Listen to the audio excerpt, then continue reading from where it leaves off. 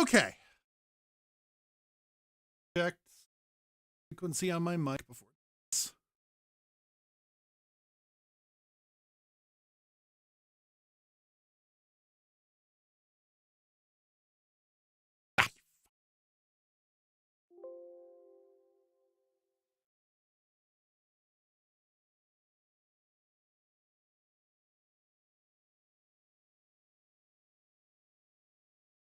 Okay. I should sound fine now. Hopefully. Howdy, that's American for hello. Aw, that's cute. Well, it's nice. It's nice to have it's nice to have representation from South Canada.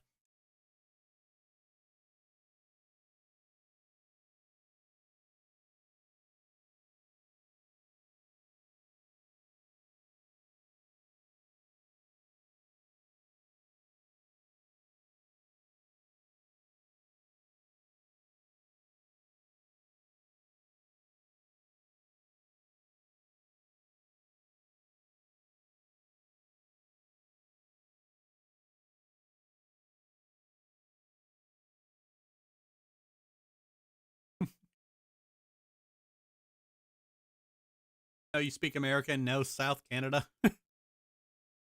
Yeah, the pre-stream was longer because it took longer to clean all the wood shavings off my desk.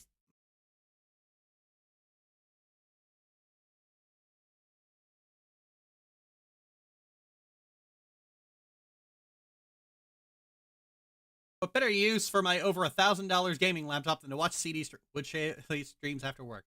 Yeah, we're your 11th province, not counting the 3 territories. Yeah, the territories don't count as the federal government doesn't count the territories as provinces because that's where the indigenous people live. Wood shavings? Yeah, I was carving.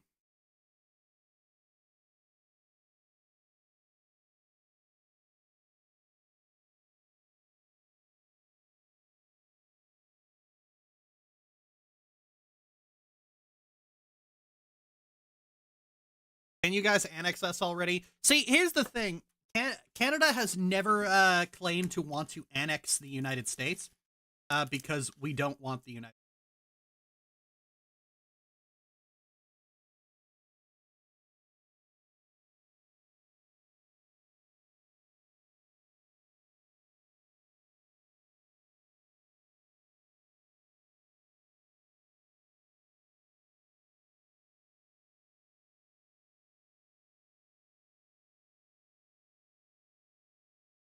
The Thai 1,000-yard stare always gets. Absolutely transfixed on the movie.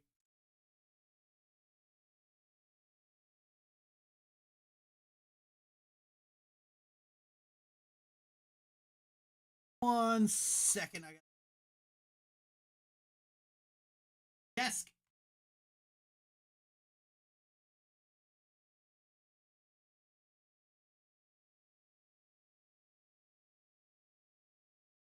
Hopefully, I don't accidentally hit the stream off button, which it is dangerously close.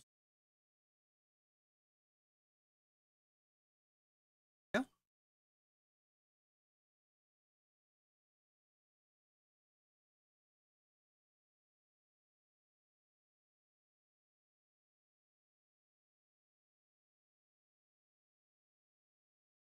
Into the bucket.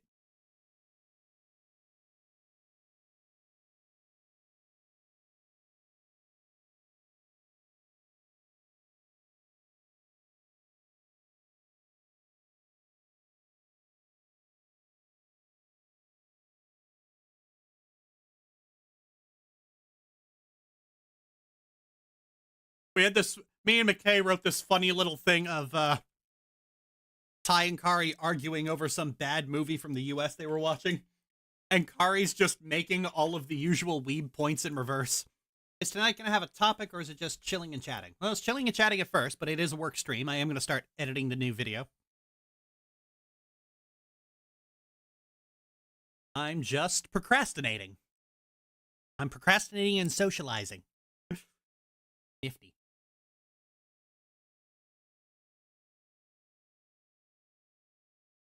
McKay was like, was just like, babe, will you write Digimon stuff with me? And I was like, sure. And she was so happy.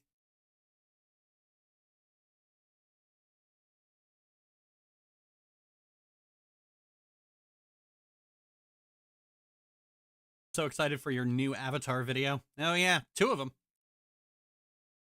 Trudeau makes us into your 11th province or at least your 4th territory. If you don't want it to go that far, it'd be understandable, please. No, we don't want the US.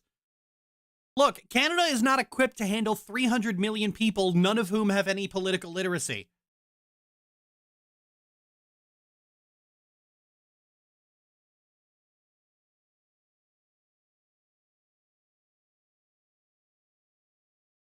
When can Trudeau just die? So why do you put Trudeau in the same boat as Trump? Okay, here's what we wrote. This was just fun to do. Besides, after you've been on TV once, it kind of loses its luster, Kari shrugged. Not like Friday nights watching terrible movies from America. Don't remind me, Ty said wryly. Last week's pick was really bad. Aw, what was wrong with it? That guy could not act. Hey, they just put a lot more emotion into it over there, Kari said. This is why you should watch the subtitle version. The Room was bad dubbed. I'm not watching it subbed, Ty scoffed. Xenophobe. Oh, bite me. That was it. That's like we put that in like some other thing we were McKay wanted to write. And she was giggling like a nutcase. Oh, the things I do to see to put a smile on her face.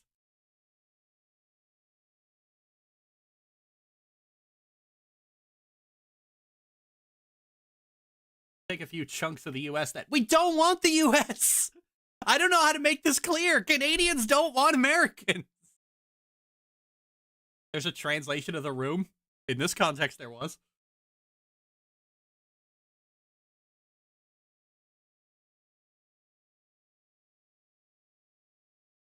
My go-to bad movie is Velocipaster. Excuse you, Velocipaster was amazing.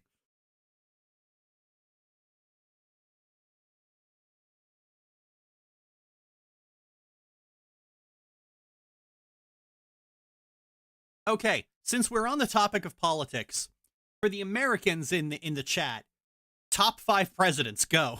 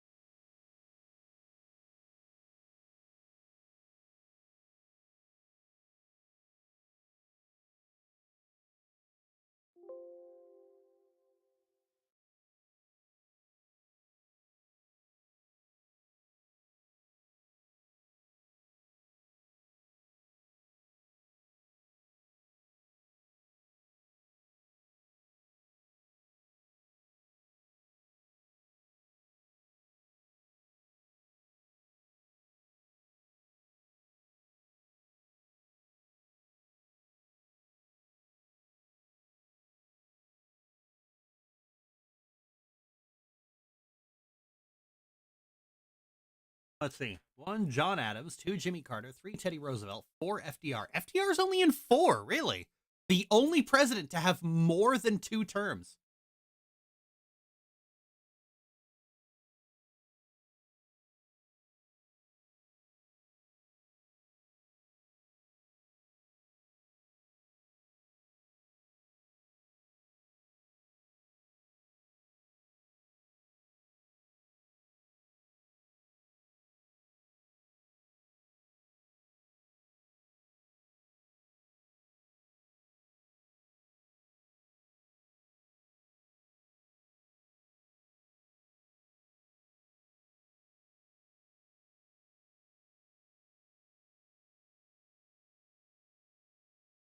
Let's see.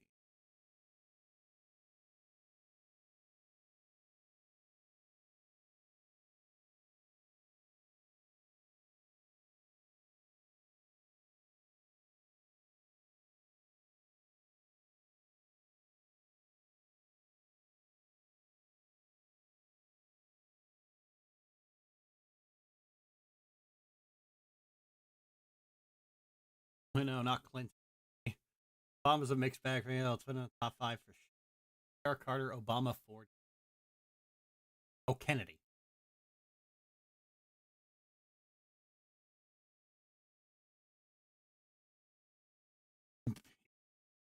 Megamind, King George the Third, the president from Monsters vs. Alien. Well, you just weren't taking this seriously at all.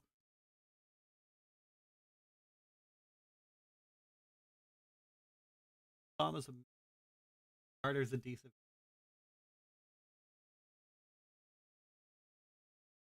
designated survivor. Kennedy, Ford, Carter. I'm saying Carter. I know nothing about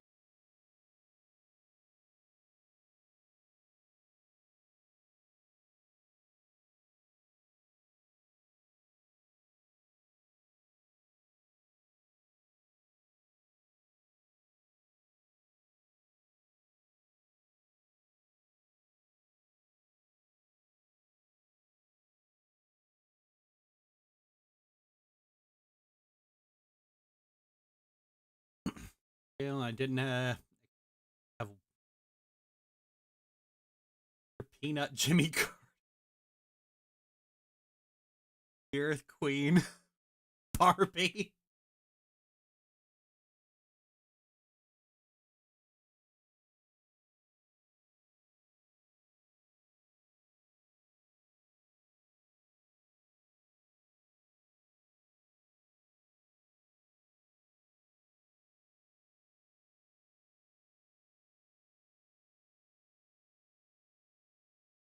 Best. There aren't really Canada doesn't really like Canadians don't really rank prime ministers because we don't elect them directly. So like we often have prime ministers having like 2 or 3 terms, but they can have wildly different governments because of just how our parliament works. The only prime minister people really view in high esteem is Pierre Trudeau.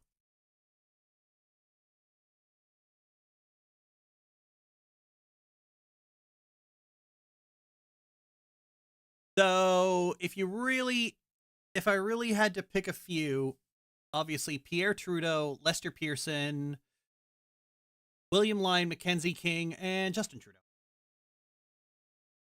I'm from people hate Pierre Trudeau with a passion. Where are you from, Linz? Pierre Trudeau is like Canada's FDR. Justin? Yeah. I mean, look, top 5 prime ministers is not really is like not really a yeah, is not really a good, is not really like a big. There aren't a lot of candidates for that. Okay, most prime ministers are kind of bad. Justin, the racist. Okay, well, if we excluded prime ministers who are racist, that would leave none of them. I said best. I didn't say.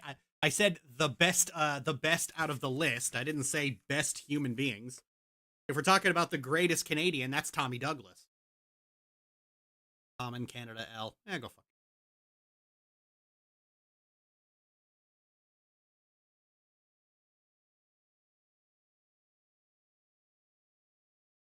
Besides, out of the current parliamentary leadership, Trudeau's like the least racist. Not saying much. I can safely say I don't know who those people are. They sound like our congressmen. I don't know. Pearson definitely a favorite. Yeah, Pearson tends to be high on a lot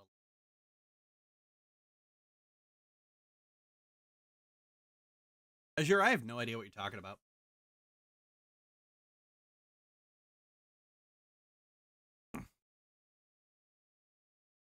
But I mean, honestly, from his 9 years in power, Trudeau's done fine.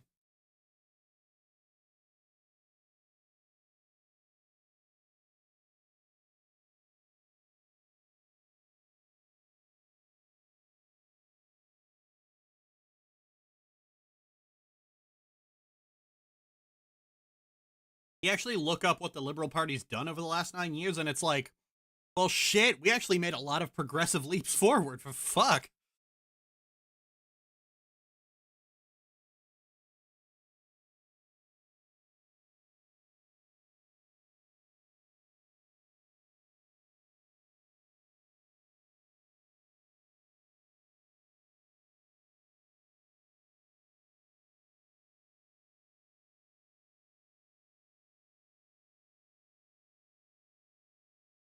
Current U.S. administration is very interested in Canadian Shield's resort. Canadian Shields nominees CD Cole, Pierre Trudeau, McKay, unless the citizenship hasn't come in yet. No. Actually, there really was a Greatest Canadian thing. Where was it? Greatest Canadian. Yeah, it was done in 2004. The winner was Tommy Douglas, which was not surprising. Tommy Douglas is the Tommy Douglas created Canada's free healthcare. He invented it. Like it was his idea. We didn't have it at first. We had like the old like 1800s American style healthcare and then Tommy Douglas made it made our healthcare system the way it is. Of course, over time, I remember hearing about this. Yeah, this was going on when I was a kid. Over time, the Conservative Party, every time they get in power, has been weakening Canada's healthcare. The Liberals have actually, over the last 9 years, the Liberals have added dental coverage to free healthcare and a drug plan. Like, those two just came in. Which are like the biggest leaps forward for Canadian healthcare since Tommy Douglas.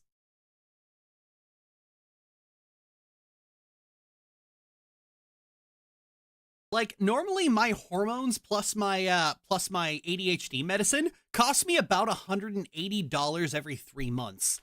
Last month it cost me $5.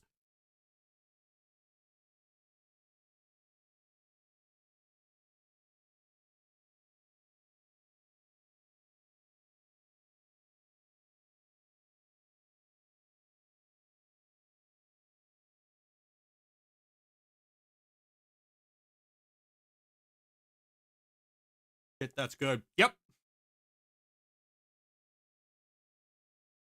We need a Tommy Douglas for the U.S. pronto. That is called literally every Democrat candidate you've ever had.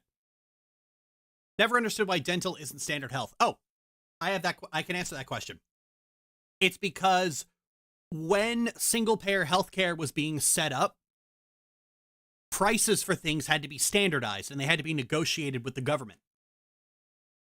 And dentists worked really fucking hard to not be in that.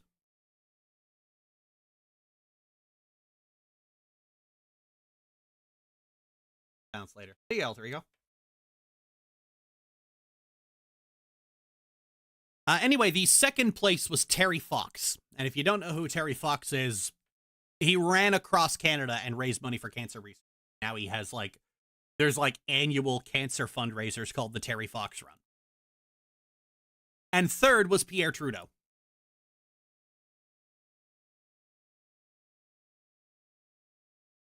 I think? No, Lester B. Pearson was on here too. And Sir John A. Macdonald. And yeah, that's it. Only 3 prime ministers were on here. Don Cherry was on here for some reason. Alexander Graham Bell. Yeah, here we go. First was Tommy Douglas. Second was Terry Fox. Third was Pierre Trudeau. Fourth was Sir Frederick Banting. He was the co-discoverer of insulin. Fifth was David Suzuki. Sixth was Lester B. Pearson. Seventh was Don Cherry. Eighth was... Don Cherry is the weirdest one. He's just a hockey commentator. Eighth was Sir John A. Macdonald. Ninth was Alexander Graham Bell. And 10th was Wayne Gretzky.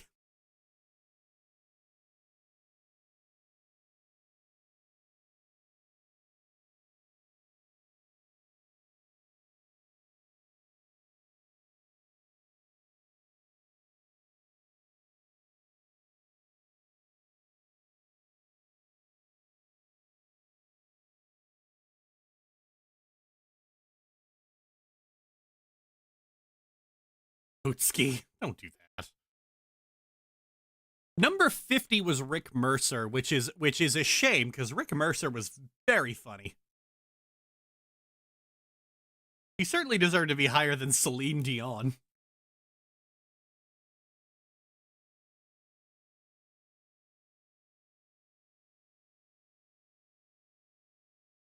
Canadians be liking their hockey, am I right? Shrivels up and down. Oh yeah. Oh yeah, Canadians will like cause a full-blown riot and throw bricks at cops if their hockey team doesn't win.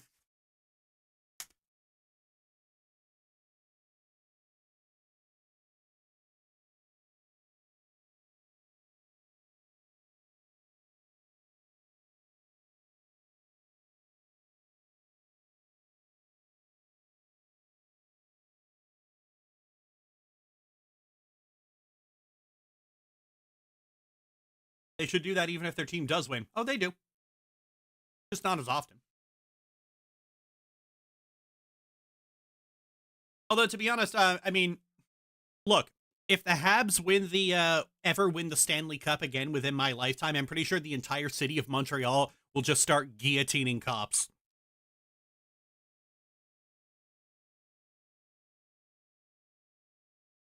So frankly, Montreal never really needs an excuse.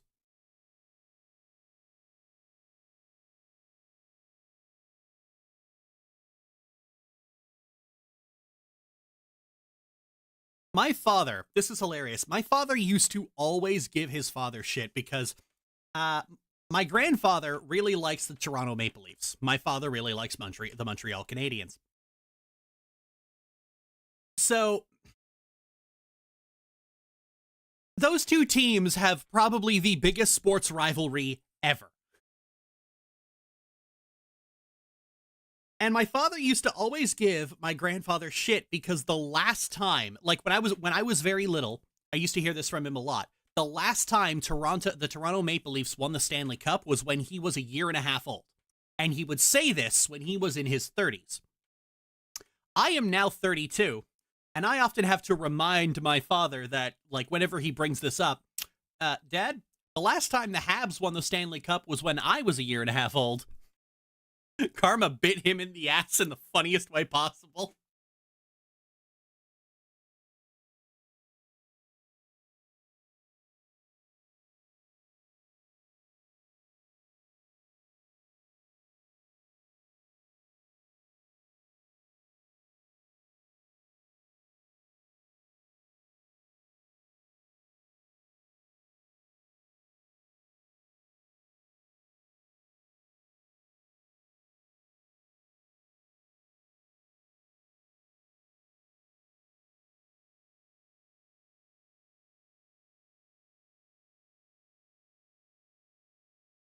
What goes around comes around. Ah, wow, wow, Snurk.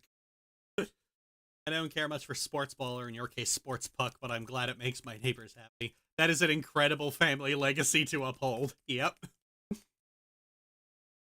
Oh, that is a fucking.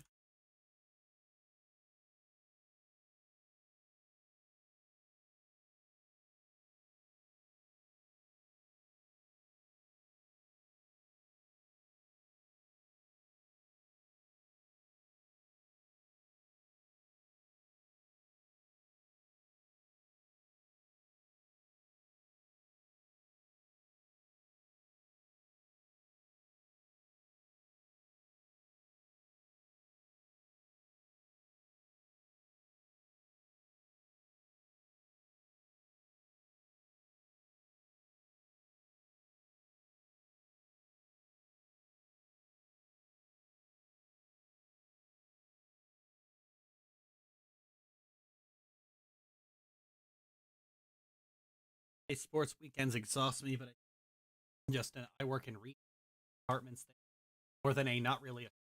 I'm not a sports person. I'm not a sports person either. I am enough of a sports person to listen to my father info dump about it, and that's about it.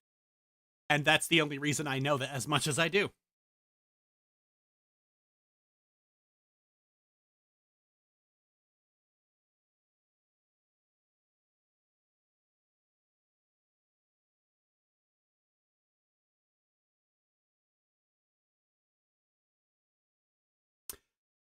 So the poll up on the channel asking, hey, do you guys want a video about Avatar Neva, really went in favor of do it. Although, that having been said, I'm wondering how many actually want to see it versus how many are voting for what they think I want them to vote for. Which does happen.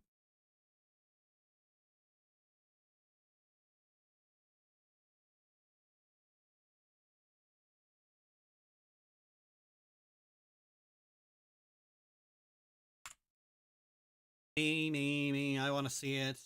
There's not even anything to say about Neva yet. Oh no, Neva's mine. Not you're thinking of Avatar Pavi. I am doing a video on Pavi. That's the next one.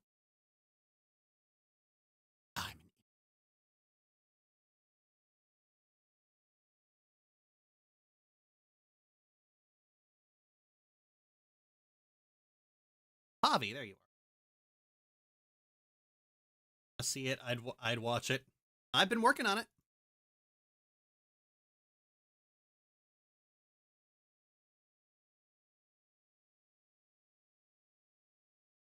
Oh,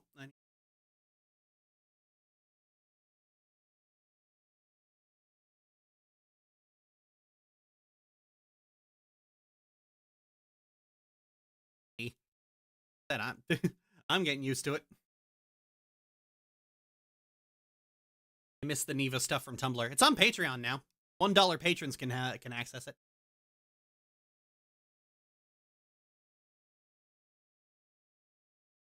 Yeah, she is.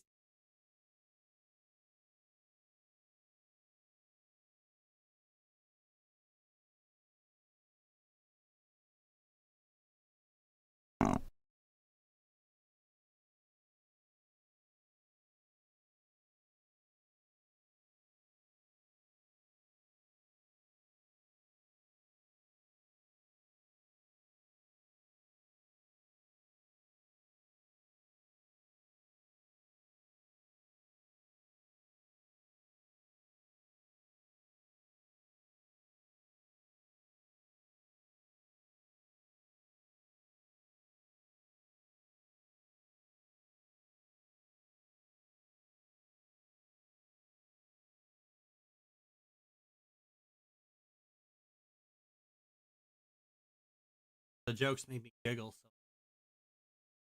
Or did it? She had a good reason. And then she was having an off day, and if she wasn't, then God forbid women do anything. Yeah, that is actually a significant aspect of like what I'm going to be talking about. Is like God forbid women do anything.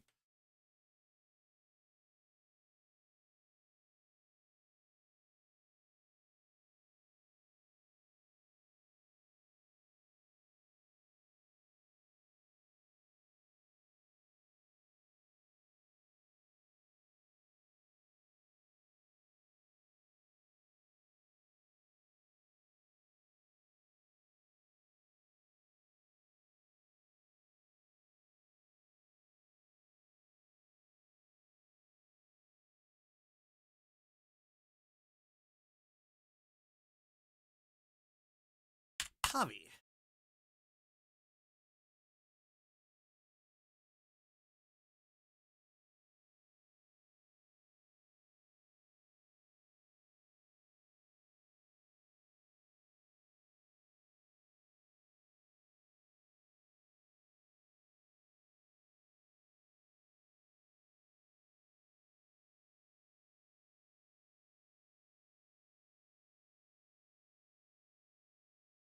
Here it is. 10. So the Neva script, I've already started working on it. 5,400 words. That's not even close to being done.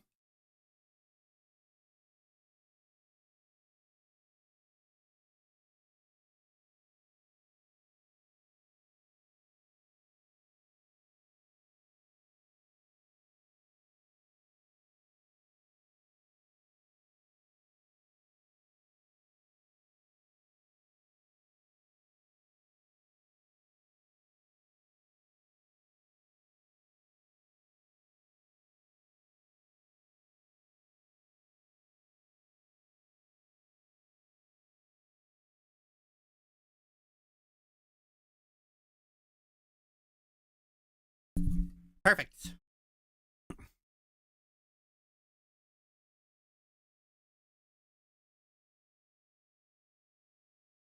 Let me open this by setting the scene of the first episode. We open at a blacksmith and see a young woman hammering away, making heads for spears. This is Lavi. She's 21. She lives in the river village and has future prospects of joining the Earth Kingdom Army. As her shift is ending, she steps outside to find a teenage girl in an oversized dress, skittishly glancing at every person who walks by. Lavi rushes in and sweeps the girl off her feet, spinning her around in a circle. The girl yelps and then hugs her and giggles. This is Neva, Lavi's little sister. She's 16 and has been something of a skittish wallflower for most of her life. As they're walking home, Lavi asks Neva how her earthbending lesson went, and Neva sighs and tells her that it went as badly as it usually does, and she can't lift a rock to save her life. Lavi wraps an arm around her and assures her that she'll get it eventually. Neva isn't so confident and says that if it weren't for her meltdowns as a kid, she'd be positive she wasn't an earthbender to begin with. Lavi smiles and assures her again, and Neva leans against her as they continue home.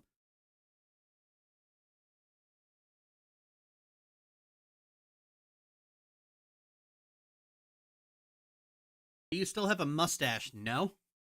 I haven't had a mustache in, like, when was the last time I actually had facial hair? 2010.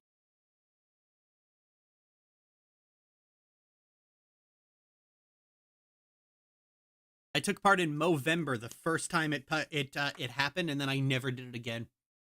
You'd rock facial hair. No, I wouldn't. No, I would not. Azure, that's actually extremely rude.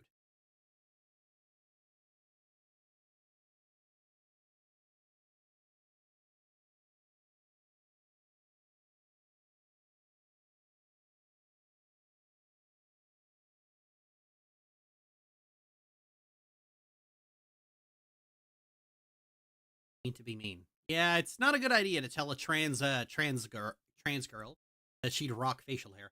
Lavi is aromantic, right? She does not quite realize it, but yes, she is.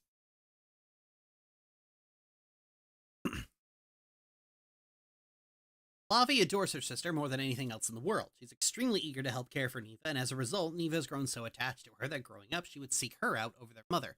Neva was not an easy child to handle. She exhibited rather explosive bouts of earthbending when she's scared or upset. This caused her to be bullied by other children, which created a vicious cycle of outbursts to bullying to more outbursts. As a result, Neva grows up skittish and cowardly, often shying away from social situations and only being close to her sister. As they arrive home, they notice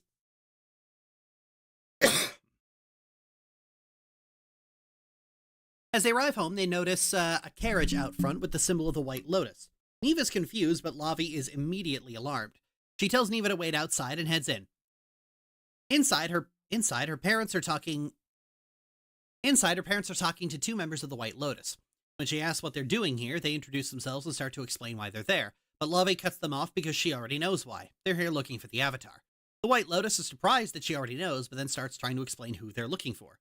Lavi surprises them again by saying she already knows who the Avatar is. This surprises the White Lotus because they've been to every house in the village asking about earthbenders who are around teenage years with no leads. Lavi says they're looking for her little sister Neva. This surprises her parents as Neva isn't exactly a prodigious earthbender. It also surprises Neva, who is outside eavesdropping. The White Lotus asks her how she knows, to which Lavi says that she's known ever since Neva was 6 when she went into the Avatar state during a meltdown. Her parents ask why she never said anything, and Lavi said it was to keep the White Lotus from taking it away. I'm gonna have a bit more explaining here, but you may be guessing by now that Neva and Lavi's relationship isn't entirely healthy, and that's because they're enmeshed. Enmeshment is a complicated concept, but the simplest...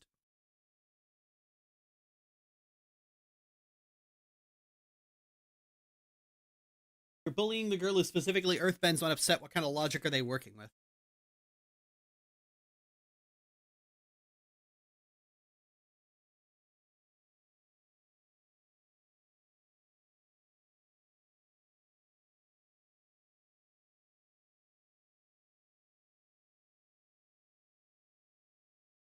Where'd it go? There it is.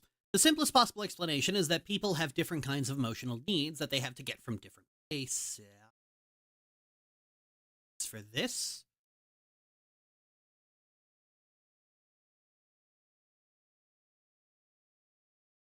That's the wrong.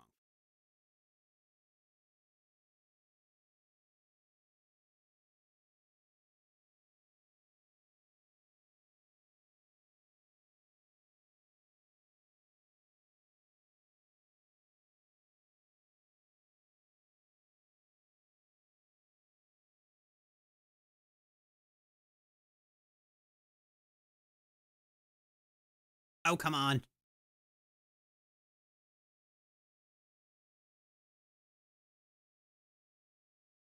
Okay. Play capture it is.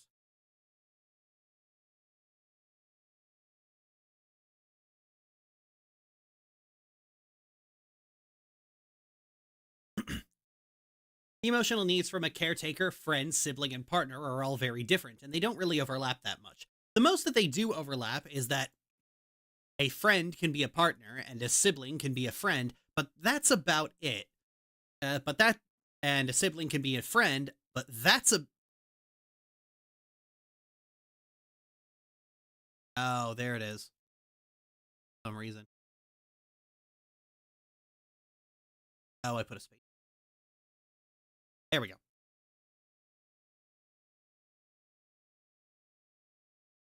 But that's about it. Enmeshment is when someone is trying to get two of their emotional needs from one incompatible place.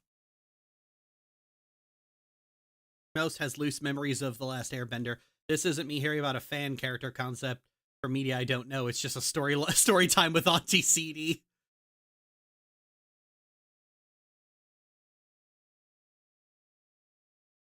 That seems like a very quick path to a bad ending for the system. Yeah, as much as these two are kind of unhealthily attached to each other, like, it's not an insurmountable problem. They can fix it, and they do. But at the same time, Lavi is correct in that Neva being taken by the White Lotus would actually be very, very bad. The most common example of this...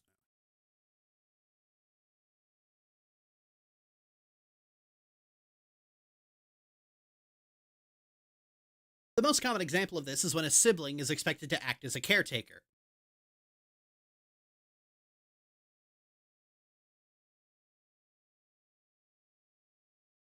But a sibling is expected to act as a caretaker. This is called This is called parentification, or eldest child syndrome. It's a subject that Avatar actually deals with multiple times with Katara and Sokka and Mako and Bolin. These two pairs of siblings have a benign form of this kind of enmeshment, as it arose by necessity because they're all orphans, mostly. Lavi is parentified as a result of her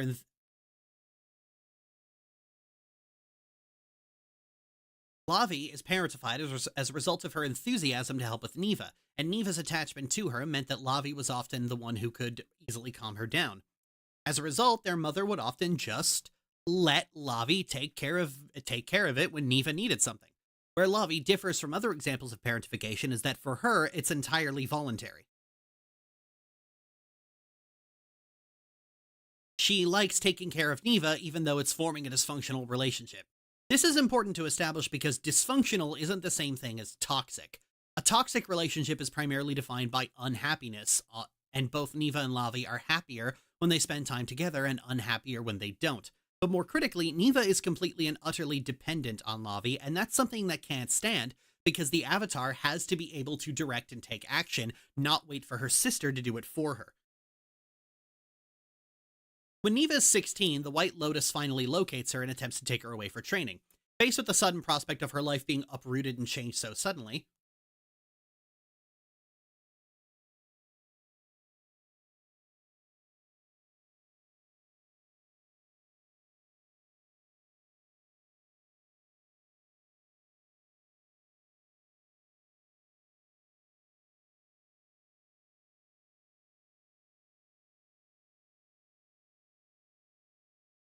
there I am. Neva freaks out and runs away. Lavi is the Mako and Bolin's relationship felt underexplored after the first season. Yeah, I imagine it's probably because they just straight up didn't know about this.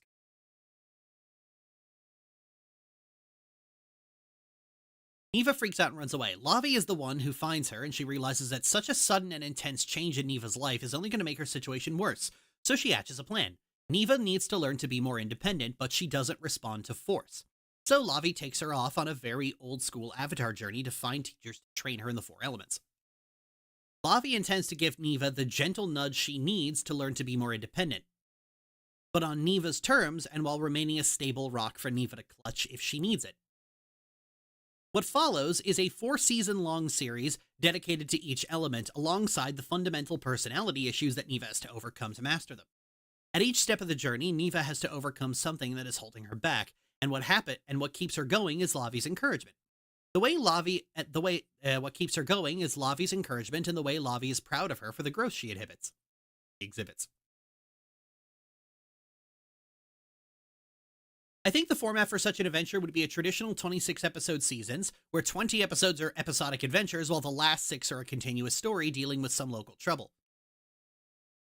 For example, the Earth Kingdom still has the Red Lotus crawling around. The Fire Nation would be dealing with the return of Sozin's Comet and the ecological disaster that arises from every firebender being given an exponential power boost. The Air Nation would be my favorite, as it would involve Neva having to protect one of the air temples from a hurricane using only airbending. The Avatar fighting a natural disaster remains the coolest thing that they can do, and it's something that Neva has to face alone because Lavi isn't a bender at all and would only be endangered by trying to help her. In the end, when Neva's training is complete, she and Lavi return home for a few months before Neva has to leave again to actually be the Avatar. At first, she thinks she should leave without Lavi.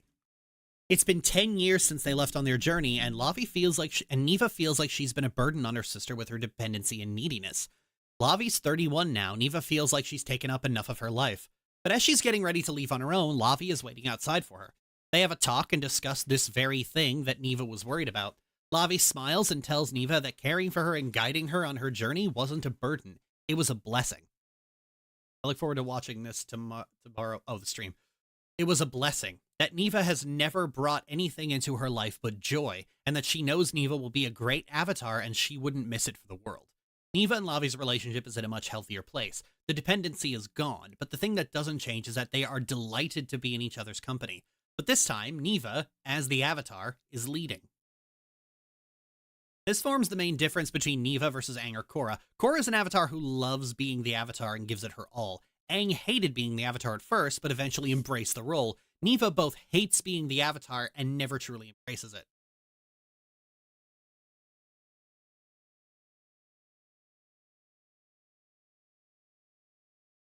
Neva does eventually rise to the challenge, improves herself as a person, and becomes more independent, but she never really embraces being the Avatar. She resents being the Avatar. Being the Avatar is an unwanted burden she is forced to carry. And the one thing about Neva that never changes is she resents and resists being forced into something.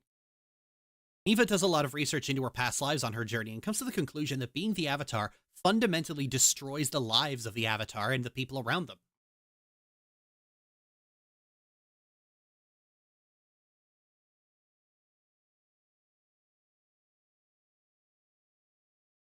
Neva does This kind of pressure and responsibility being placed on someone completely at random, regardless of their upbringing, is a contributor to the wild pendulum swings of history, how much the entire trajectory of the world can be influenced by the whims of a single person. So she just doesn't. Neva goes where she's needed, helping people stricken by famine or poverty or natural disasters, helping those who slip through the cracks of bureaucracy. She does not deal with world leaders in any way, shape, or form. Kind of funny how this, in the depiction of a more standard journey, is doing something new and different for the Avatar series. Yeah.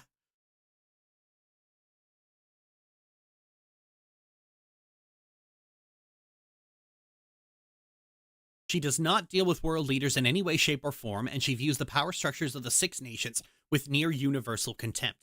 If she's going to be the Avatar, she's going to do things the way she's always done. Her way, on her terms. To that end, a very small but very cool idea hit me. See, in my draft notes, I had this idea of what if we named every episode after media that involves siblings in some way. So the first episode is called My Sister's Keeper, referencing Lavi, as until Neva finally gains her own independence, she's arguably the main character.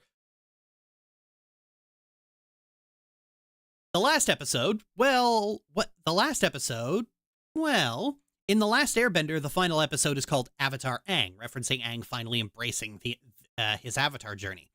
But given that Neva ultimately doesn't embrace the title of the Avatar and decides that if she must be the Avatar, she'll do so on her terms, it makes sense for the final episode to just be called Neva. I could imagine this would be foreshadowed by people who know who Neva is, calling her Avatar Neva, and Neva replying with, "Just Neva, thank you."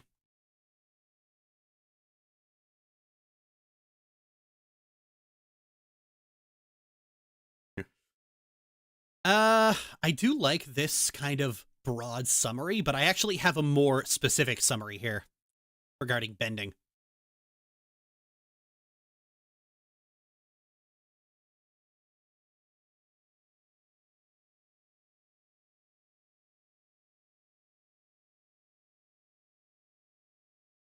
Oh, I put it in here by mistake.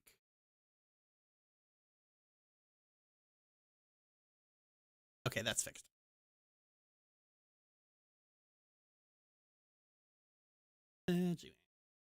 One thing that's consistent with Aang and Korra is that they struggle with the last element they learn. Aang struggles with both earthbending and firebending for philosophical and character-based reasons, respectively. Korra struggles with airbending because of her personality as well. With Neva, her character leans towards struggling a lot in the early stages and less in the later stages. As is said, every time I do a table read of a work-in-progress script, I always feel the need to, like, add the visual aids I write in here.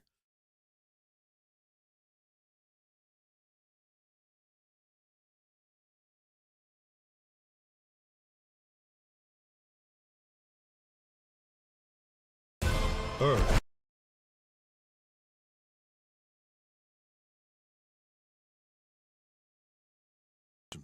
Often the element that's the most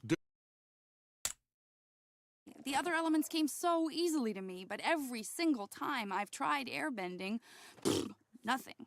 That's perfectly all right. We just need to be patient. Often the element that's the most difficult for the Avatar to master is the one most opposite to the Avatar's personality. For Aang, it was earthbending. Yeah, well, I'm about as opposite an airbender as you can get. Like the more negative, pessimistic view on being in this role. As weird as it sounds, I kind of like certain forms of cynicism in some types of situations.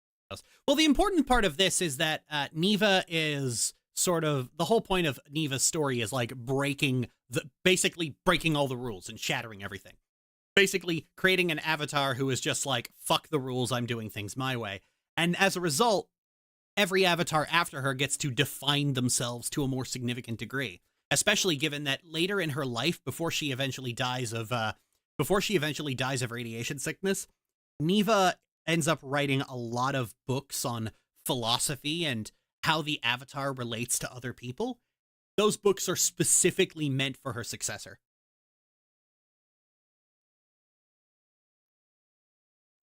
I think the idea of the Avatar struggling the most with their home element is actually quite interesting, and because it's earthbending, there's already a plethora of solutions. As much as the goal of the journey is to find teachers Neva connects with, I always like the idea of Lavi being her earthbending teacher. Lavi took a bunch of scrolls from the earthbending master in her village and attempts to give Neva lessons on the road until they find a teacher that she likes and connects with. But because Lavi has spent a lot of time poring over these scrolls and liked to fight benders in Lei Tai matches growing up, she's actually quite knowledgeable on the subject. Neva would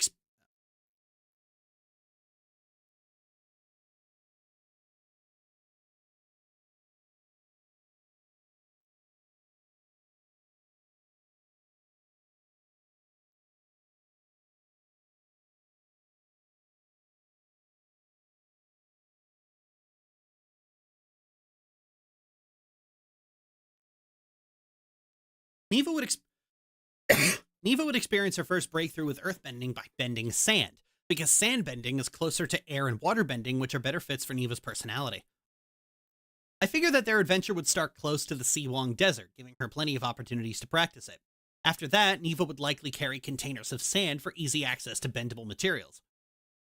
Neva is not a good bender starting out. Outside of her outbursts in the Avatar state, Neva was utterly incapable of making any progress with airbending. That she experiences a breakthrough with sandbending would give her the confidence and resolve she needs to really work at actually bending Earth properly. I'm sorry, radiation sickness. It's in my notes at the very bottom, but basically the idea is Neva okay, a brief sidebar here. Is that very late in Neva's life, like when she's like 57 or so, the United Republic tries making a fusion reactor. Or a fission reactor. And basically, Neva has to deal with the Avatar equivalent of Chernobyl.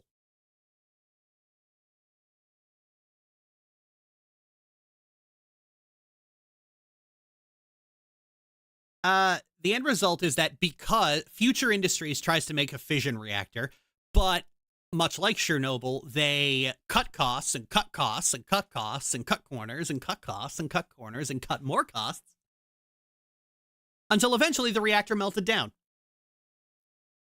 So,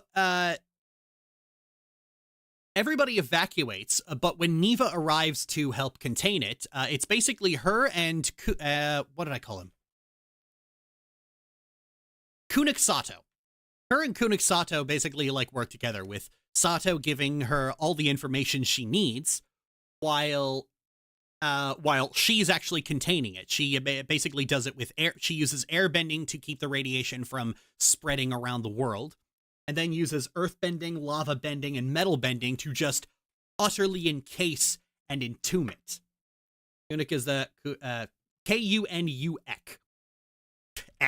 K-U-N-U-K. And that is Avatar Korra's great grandson.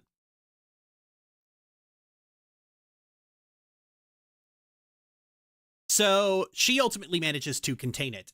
Sato perishes from radiation sickness, and Neva ends up being as irradiated as the elephant's foot.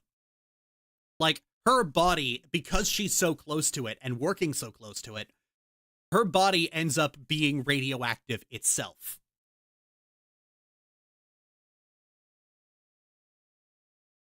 If you know about the elephant's foot, shortly after the Chernobyl disaster, the elephant's foot was putting off enough radiation to give a fatal dose just by being around it for 3 minutes.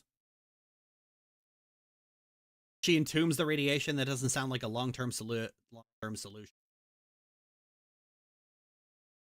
It is when you bury it deep underground in enough lava and metal and solidified rock.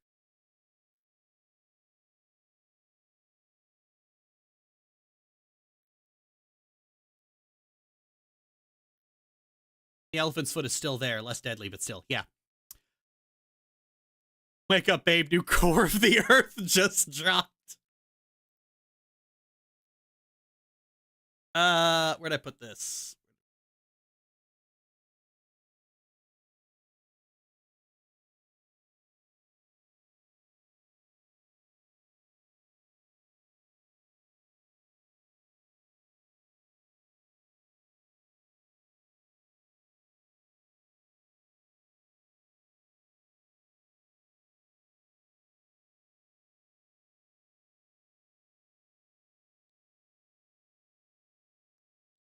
I think I sent it to McKay, didn't I? Put it in the channel.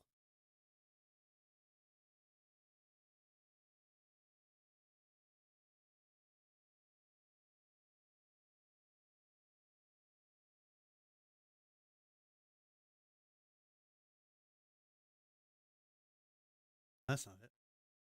I have it here somewhere.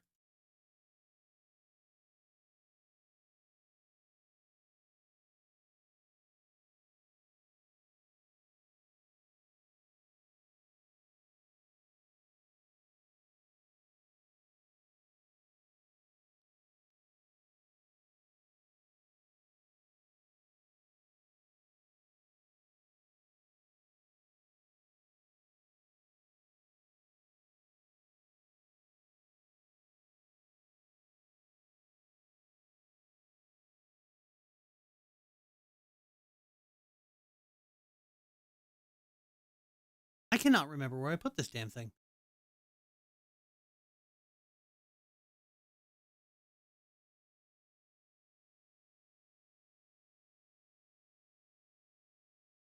Oh, that's annoying.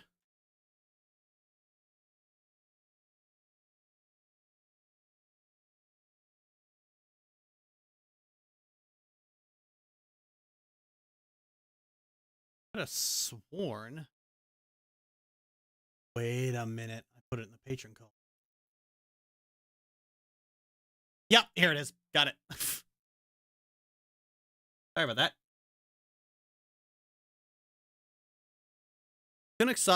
Fucking hell. Kunuk Sato was the CEO of Future Industries from 280 to 289 AG. He was the great-grandson of Avatar Korra, was a specially gifted waterbender. He was a renowned engineer who designed the Makapu fusion plant. Unbeknownst to him, the plant was sabotaged by cost-cutting measures and embezzlement by other executives and project managers, leading to the planet melting down. Sato arrived to assess the damage before realizing the danger and made plans to evacuate.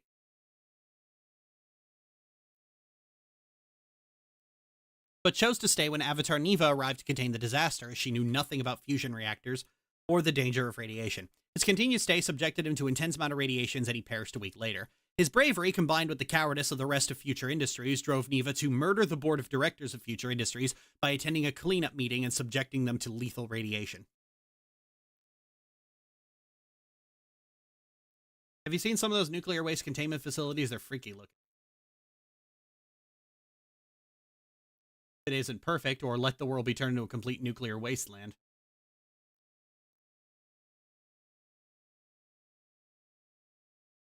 Brutal, but they deserve it. Question, but how is Kunuk the descendant of Korra? Because well, Korra had a kid, that kid had a kid, and then that kid had a kid.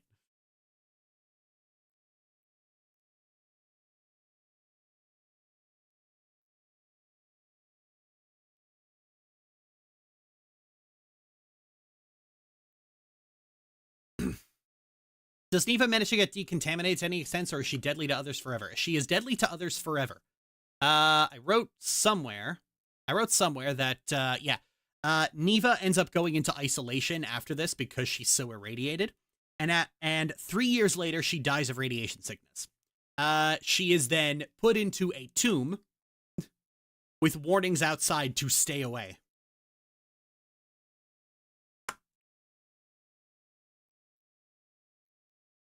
Yikes. That's not, honestly, Neva's fine with that. Like, before her death, Neva meditated, like, before Lavi has already been dead for 15 years at this point. Before her death, Lavi meditated into the spirit world. Did the book she wrote become infected? They did not. I don't think, does paper absorb radiation?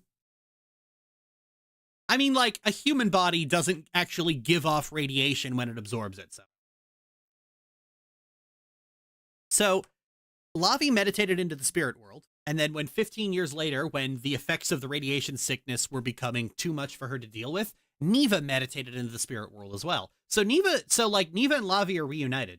So she's happy. Paper does, but only. Anyway, we're getting back to this. That's how Neva dies, like, years later, at the age of 61. Anyway. From there, I like the idea of Neva being a lava bender as well. Each of her elements is going to come with a sub-style with it. Each of her elements is going to come with a sub-style along with it, no exceptions.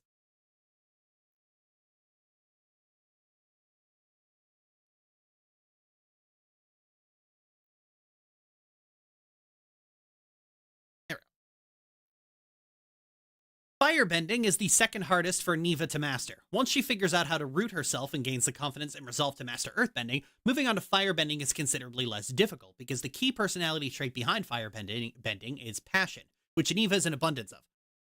I had the idea in my head that Neva and Lavi would travel across the Fire Nation looking for someone to teach her, and eventually stumble upon an elderly woman who was revealed to be over 200 years old. Her life extended drastically by living through Sozin's Comet twice.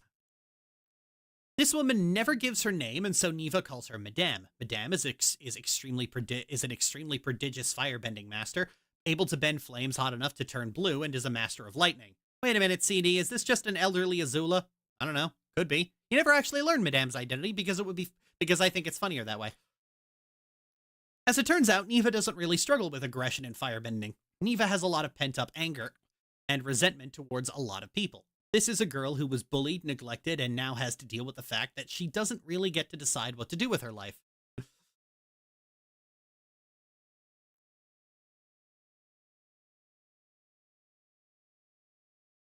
She only has one person who really understands her. Ah, it's a me. Thanks for resubbing. She only has one person who really understands her. Girl is angry. You just don't see it a lot, and once she starts letting that anger out, her firebending is extremely uncontrollable.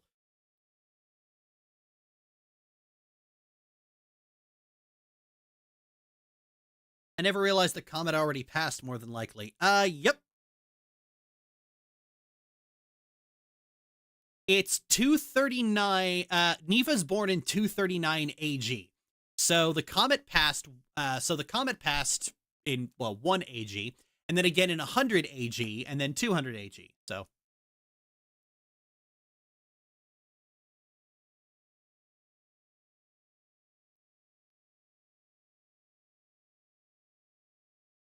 Okay, Ms. I appreciate the chemistry lesson, but we're getting a little off track, honey.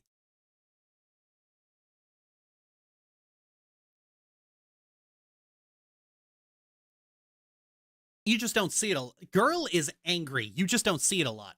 And once she starts letting that anger out, her firebending is extremely uncontrollable. Neva's biggest struggle with firebending is getting all of this pent-up anger out and processing it. Before she can learn to draw on passion, Neva's life up to this point has been so miserable, there's actually few things she is passionate about. The obvious first answer for passion is Lavi, but she knows at this point that she can't substitute her sister for everything good in life that she's lacking. It's not just unhealthy, she loves Lavi too much to put that kind of emotional burden on her. This is actually where Neva really starts to crack apart that dependency on Lavi. It's actually Madame who asks her what kind of avatar she wants to be, and Neva's never heard that kind of question before. She thought being the avatar meant something specific, and she learns from Madame that each avatar does things differently. That if she'd met Aang or Korra, she would have never thought they were both the avatar. Neva reflects on her journey across the Earth Kingdom, at the villages that were neglected by the larger cities, entire groups of people just forgotten about in the failed Industrial Revolution. She doesn't have a complete answer to the kind of question of what kind of avatar she wants to be, but she knows she wants to be something that helps those people. Second.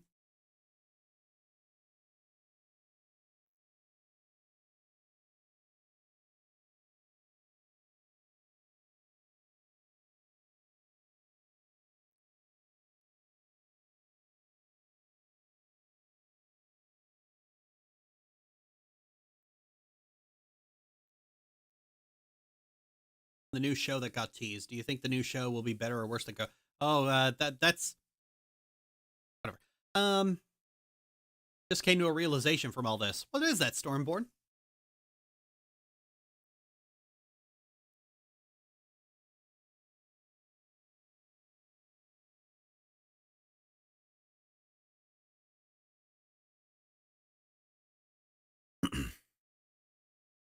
This is where she really starts to make progress with firebending, and like with how Neva favors sandbending, she ultimately comes to prefer lightning to traditional firebending.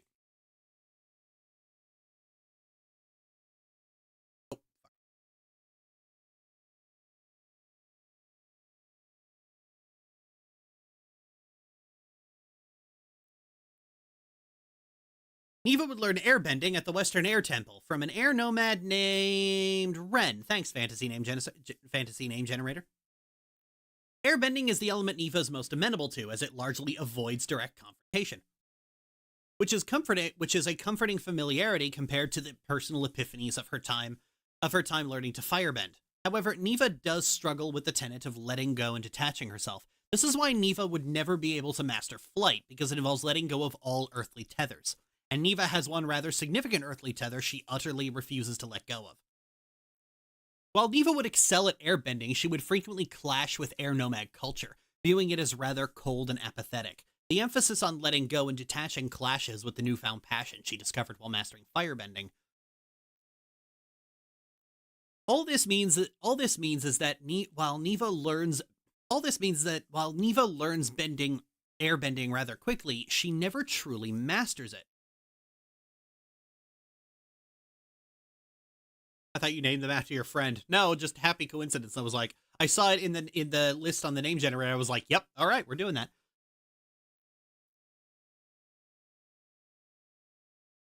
She never truly masters it, and truth be told, she doesn't really care to. This is where Neva's growth as a person manifests in her forming her own opinions about the world around her. And as a result, she doesn't absorb and accept what the monks say at face value. She clashes with them and argues with them quite a bit.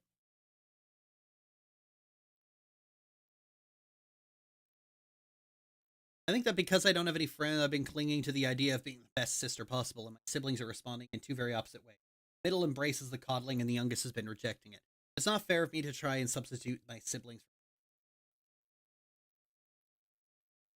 Okay, like, the kicker is that in order to be the best sibling possible, you need to be you just need to be the kind of sibling that your sibling wants.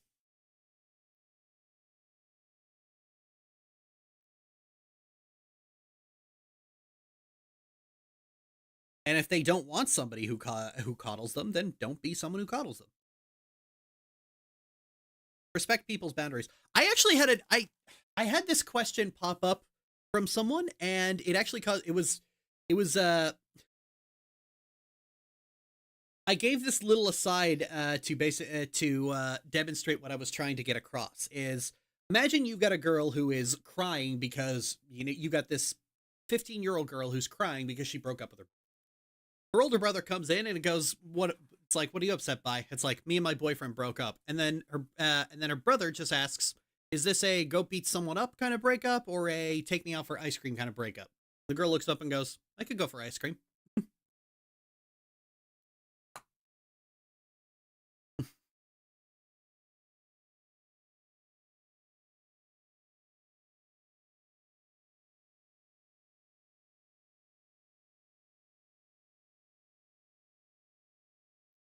Whereas a crappy sibling would either do nothing or just take the most aggressive option automatically without finding out what their sibling needs. I don't like sitting in this, but I guess I have to sit in it for a little while if I don't want to rot the relationships. Yep. Asking what the situation is does wonders for helping. Yep. That's kind of what came to mind. Is like, is this a go beat someone up breakup, or is it a take me out for ice cream kind of breakup? It's like, go for ice cream.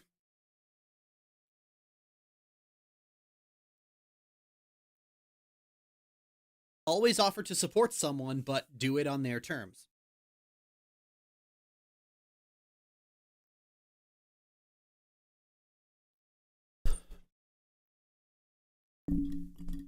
In terms of sub-techniques, there aren't a lot for her to learn. Flight's out, as I just said, so the only one left is spiritual projection.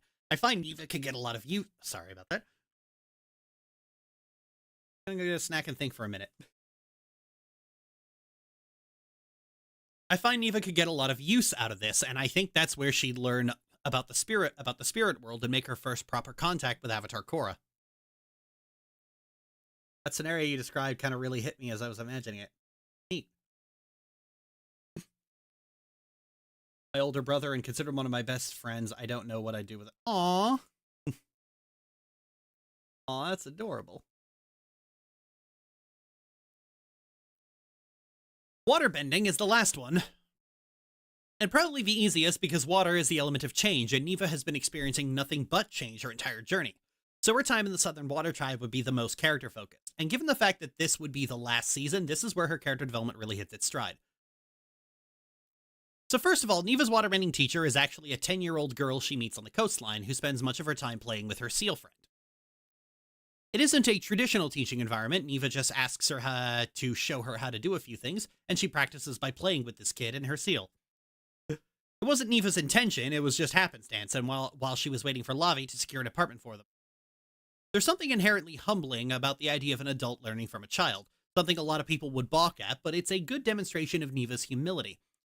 This is the element she does the most self-teaching with. As you can imagine, she's probably not talking philosophy with a child.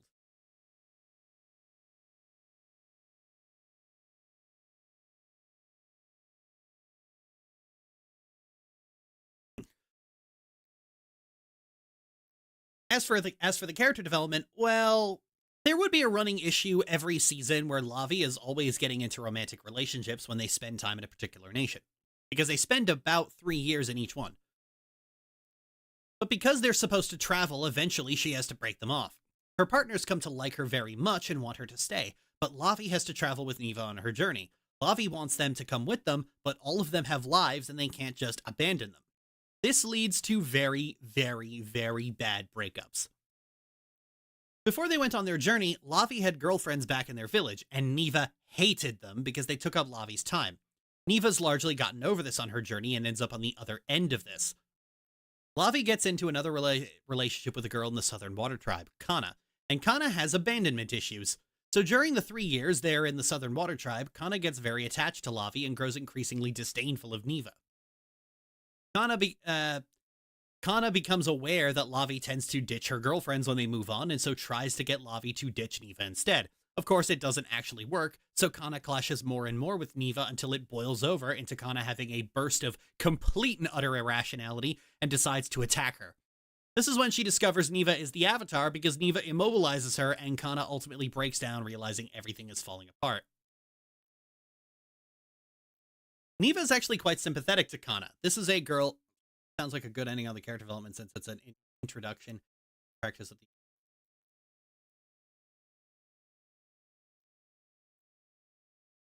This is a girl with abandonment issues who has fallen deeply in love with someone who tends to abandon her partners. Though she tells Kana that she has no choice but to tell Lavi what she's done, she ultimately lets her go with no other retribution. Then she does something that Neva pre-journey would never have done. She actually calls out her sister for how she treats the women in her life, telling her that she can't keep getting into these intense long-term relationships that she has no intention on staying in. Traveling with Neva means constantly being on the move, which means she can't keep laying roots if she's just going to rip them out again. It's not fair to the women whose feelings she's playing with. This is, to me at least, the best way to demonstrate Neva's growth. Neva's unhealthy attachment to her sister is the thing that she spends the entire series moving past. Before her journey, Neva idolized Lavi and thought she was the greatest human being on the planet. Now she's actively criticizing her for what is admittedly quite callous behavior.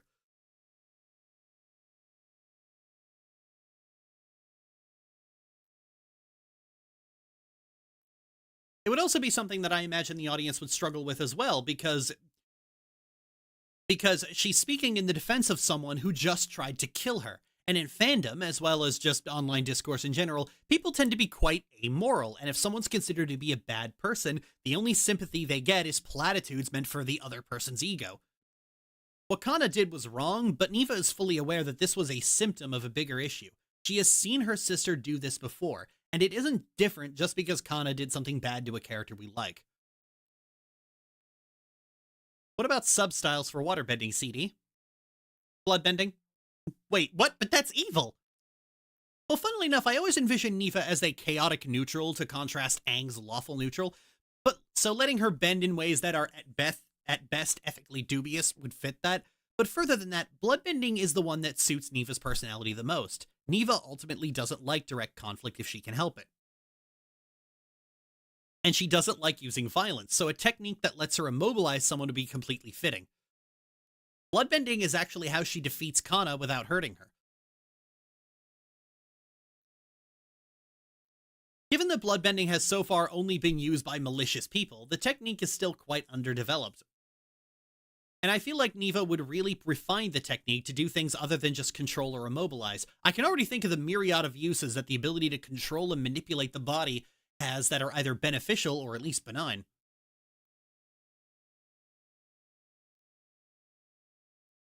The obvious reason bloodbending is a forbidden technique isn't because it's especially evil,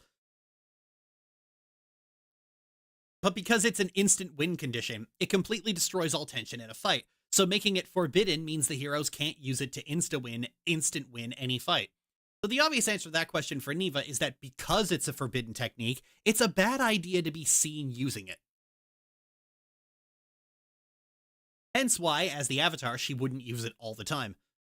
This would be a similar reason why Lavi, an exceptionally talented non-bender, never learns chi blocking. She can already fight benders on her own, and from her perspective, it's for pussies. Yeah, she's that kind of character. What about energy bending in the Avatar state? I don't really care for energy bending, but the Avatar state is interesting.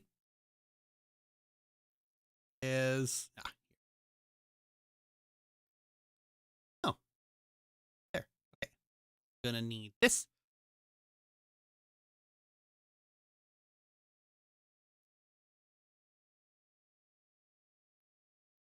So a big problem Korra always had was that the Avatar state ended up taking a nerf because it's too good and would insta-win any fight. The reason Aang doesn't use it in every fight is because he can't master it and use it at will. And when he does try to master it, it involves giving up Katara, which he doesn't want to do. Then he gets injured by Azula and his chakras are blocked until the final battle.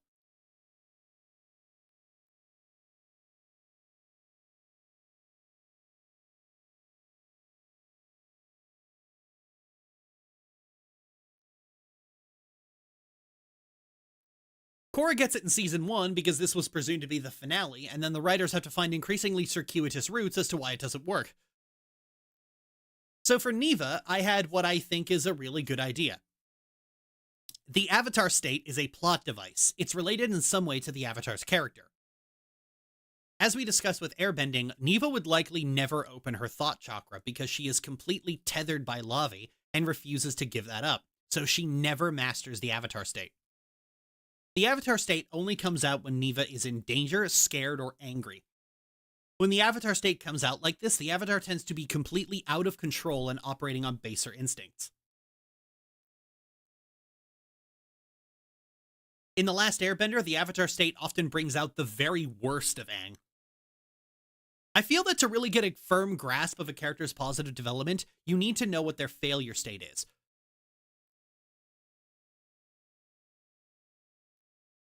Neva's entire what is the worst possible version of themselves that they need to be constantly moving away from? Neva's entire character arc is about her independence and breaking the enmeshment with Lavi, and developing a healthier, more equal relationship with her. She needs to do this in order to be a good Avatar.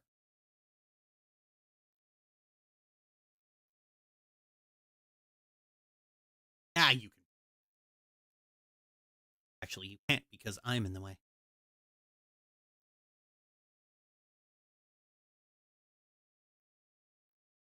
She needs to do this in order to be a good Avatar, in order to be kind and caring for other people and take her responsibility seriously.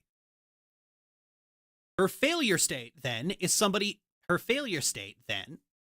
So would her firebending be set to the max during the Avatar? I don't know. Her failure state, then, is somebody who rejects all of these things, not only digging deeper into that dependency, but who resents being the Avatar so completely, she pivots in the opposite direction. Effectively saying, if I'm the Avatar, why do I have to be beholden to anyone? Why do I have to do any of this? If I want to take my sister and go back home and ignore the entire world, who's going to fucking stop me? This is the side of Neva that comes out in an uncontrolled Avatar state, a Neva who is angry at the world for disrupting her life and making demands of her, who rejects these fucking city rats telling her what to do. Someone who would rip Rava out of her body and destroy it if she had the capacity to do so.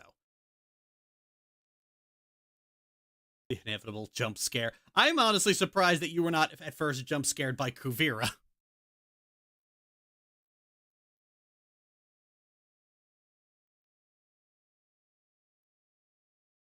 The rest of the world be damned. Someone who is utterly apathetic to the fate of any human being on this godforsaken planet save one. An utterly detestable wretch of a person, and Neva in this state has to be as utterly unlikable in the least fun way possible. It can't be entertaining, and it can't be cool. It can't be fun to watch in any way, because the Avatar state is bad. You should hate that she keeps using it. You should want her to get out of it. First, when you were describing it, I thought she was going to tomb herself.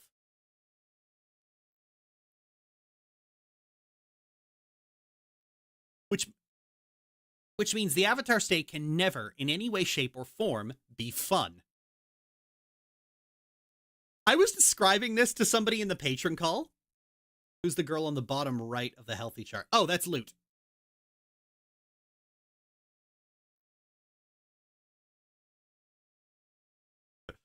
I was describing this to...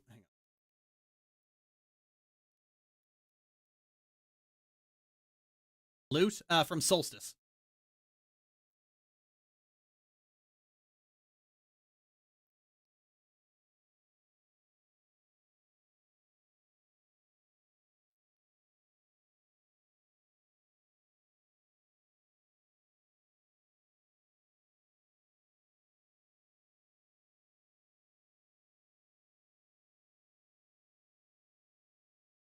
I was describing this to someone at the patron call, and they were like, fucking hell, Lily, this is intense. And I said, thanks, I stole it from somewhere.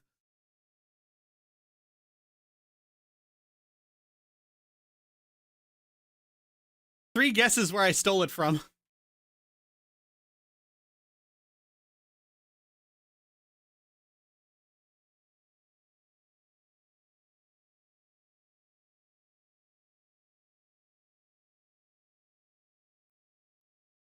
Movie Bob? Nope.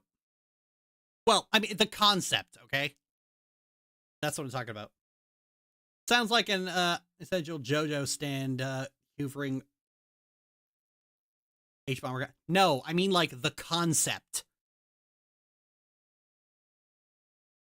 Like the idea of like Neva in the Avatar state is utterly detestable and unlikable in the least fun way possible, so that you will want her to not use the Avatar state anymore.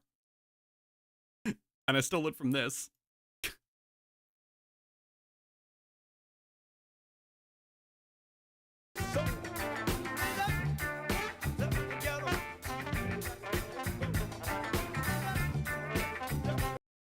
Well, that's the thing, isn't it? Like, you know, in Spider-Man 3, when Peter has the symbiote, when he's wearing the black suit, he is one of the cringiest motherfuckers on the goddamn planet. What do you think these four are here?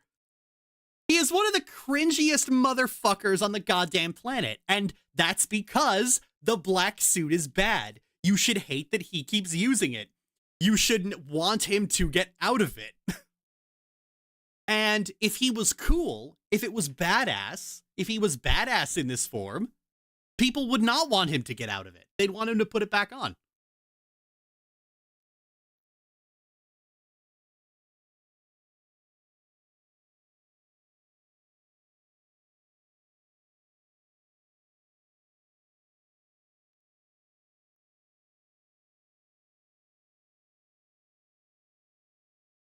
I was dreading something far worse with those four as a theoretical blueprint. Well, I mean, like, Kuvir is in here, all right? I've already hit the bottom of the barrel.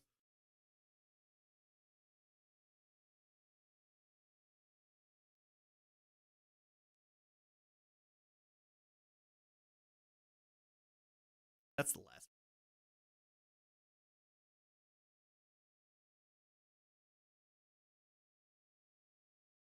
As a child, whenever Neva went into the Avatar state, her outbursts always led to Lavi being seriously injured. When she fled from the White Lotus, she broke Lavi's arm in the process because she was clutching it when she knocked everyone away. Lavi starts their journey in a sling. In her training, every time the Avatar state comes out, it comes with Neva's hatred of her role as the Avatar, and the anger she keeps bottled up at everyone who tells her what to do. Now how she doesn't want to step out of Lavi's shadow because it's safe there. After becoming a fully realized Avatar, Neva never uses the Avatar state ever again. This is a rather simple difference that builds on the things already present in the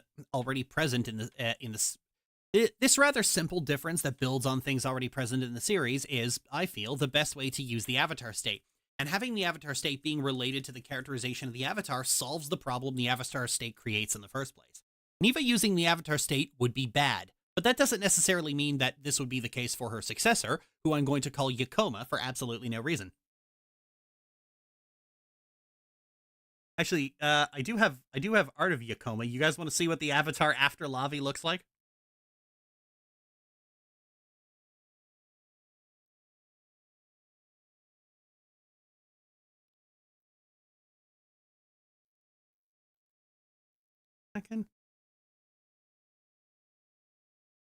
Okay, so first of all, this is Neva and Lavi.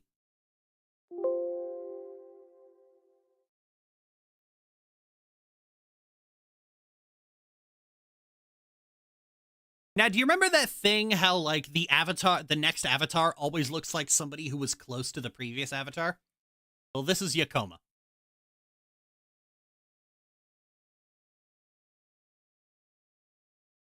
Oh, come on.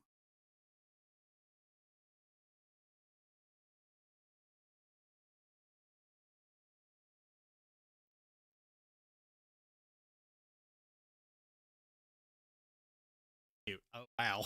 Yep. Looks cool, doesn't she?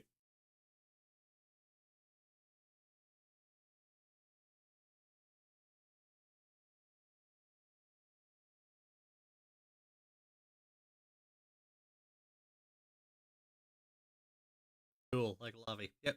Here she is in casual wear.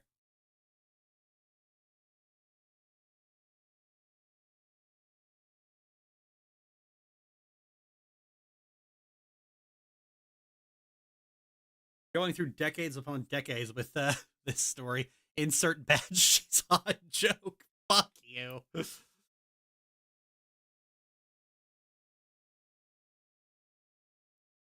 Bad eyes.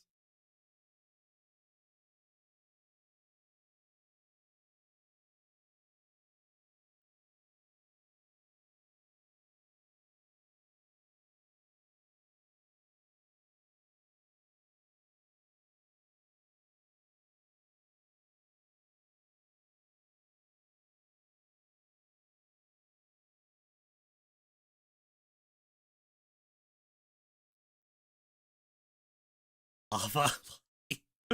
Ah. Decades upon decades. Yeah, I figured it would take place over. Like, it's episodic, so you can just skip a couple of years if you wanted to. And since I'm showing you, since I'm showing you cute art of these characters, I would sacrifice myself for you without a moment's hesitation. Why would you do that? Come on, Neva, don't turn your sister into a sad blob.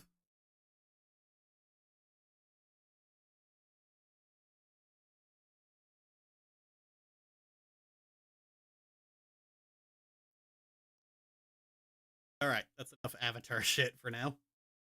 Which is ironic, because later in the stream, I'm going to be editing the Avatar video. Poor Lavi. Oh yeah, Lavi is under a lot of stress. Pretty fun thing to do, just with a sudden jump with no explanation. This is the series now. Well, yeah, they spend about 2.5 to 3 years in every.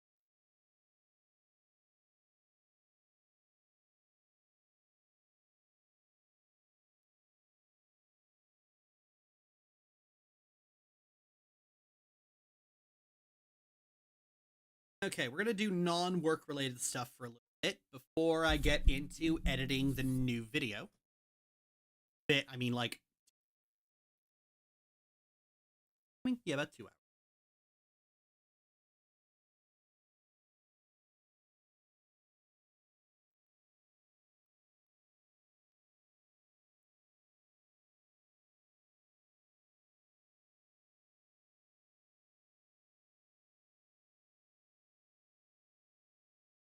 If anything, the fandom will go gaga with all the free space to ruminate. Oh yeah, yeah, most definitely.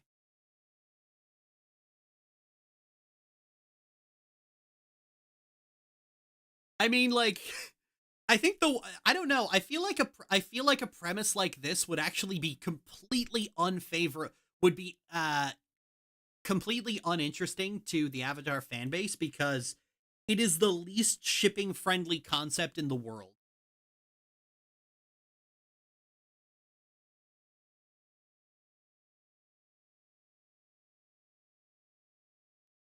Like, really think about this for a second. There's no Team Avatar. The only Neva's only significant supporting character is Lavi. All of Lavi's romantic relationships just go completely upend because of Lavi is the reason they do. And Neva's teachers are Lavi, an elderly woman, an air nomad who I have yet to decide what phase of life she's in, and a 10-year-old. Like, I have gone to extreme degrees to make it almost impossible to I have gone to extreme degrees to make it impossible for, like, the average person to be distracted by shipping. I could see people spite shipping Lavi's exes. I think the only thing you'd really get, I think the only hook any of them would ever have, aside from just the inevitable people who just ship Neva and Lavi, is Kana and Neva. Specifically because Neva chose Kana an extreme amount of kindness.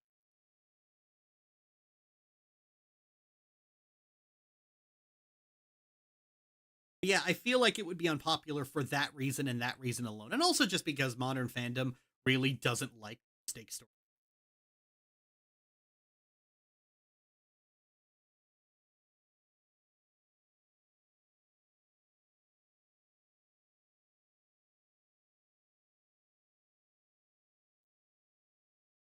Whoa, never mind. That complicates things.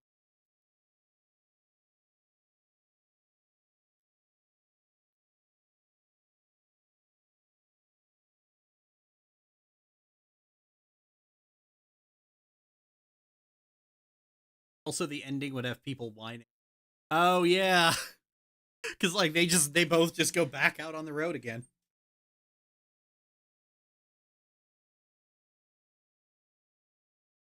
CD, if they're not blowing up the earth every 5 minutes, how's the audience supposed to pay attention?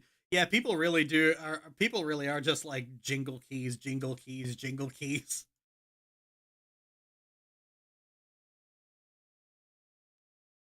Fluffy Java cake. Don't do that.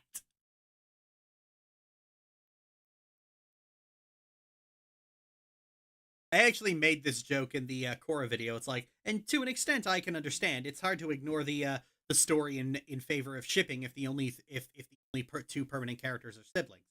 Possible, but not everything needs to have a romance. Yeah, like the only reason it doesn't is because I'm just not interested. I'm not really interested in romance at all. My interest in romance is kind of.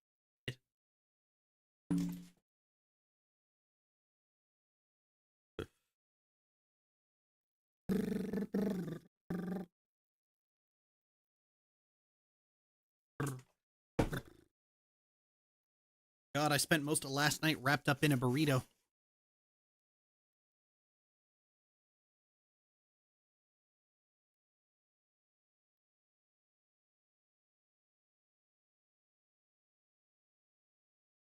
I'm curious, while we're taking a work break, what's everyone's feelings on the new announcement? Like, anybody interested in Avatar Pavi?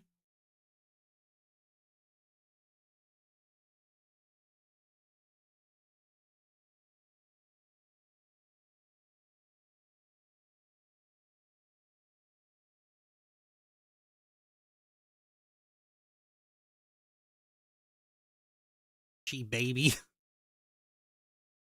Headcanon of Neva and Lavi just cuddling may be in order from at least one or two people. Oh, there's plenty of art of them just cuddling.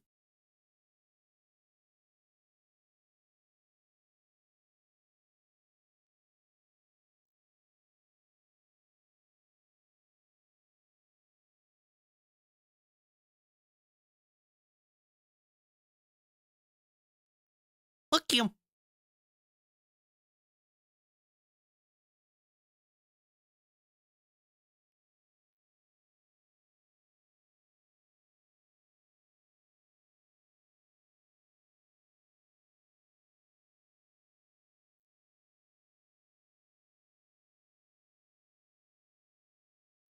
As well as all of today is sleep. As for Pavi, I'm not about to hold my breath on it. I'll see how people react. I feel like I said, well, it's kind of a cop-out to just say this could be interesting, but the fact that they have specifically cleared the board, thrown away all the old world building, I feel like this is the opportunity to do something really interesting with Avatar that they probably wouldn't have been able to do before. However, it is Bright, so anytime they do make a setup that is actually really interesting, they do tend to just chase the action high, so I don't know.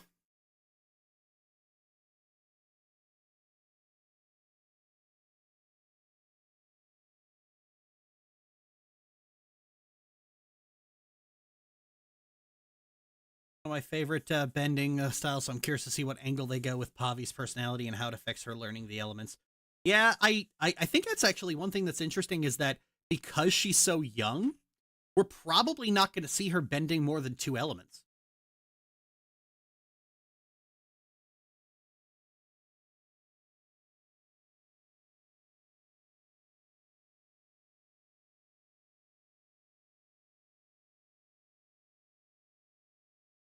Reich and writing women, probably one of the most dangerous combos. Oh, yep.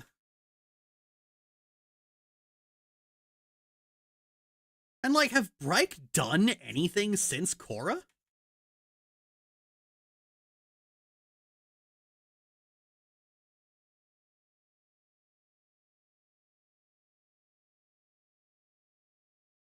I don't think they have.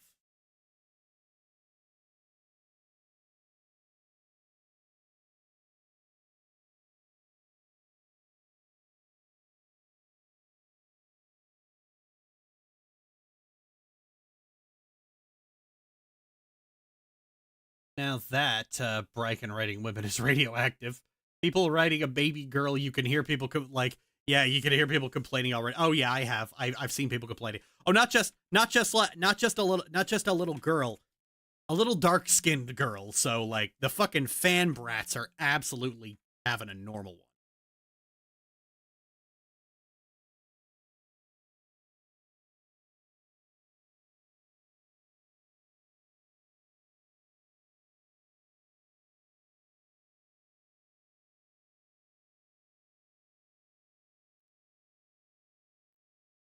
He's whiny and it's a 10-year-old crying about losing her home. Oh yeah. The Dragon Prince? The Dragon Prince wasn't done by Breik. It was done by 2 other writers. 2 writers who did work on Avatar, but they were not Breik. Is this character an irredeemable monster, or is she a young girl? Oh yeah, this character is so horrible. She's irredeemable. Oh really? What did she do? The most irredeemable thing she could have ever done. Be born female.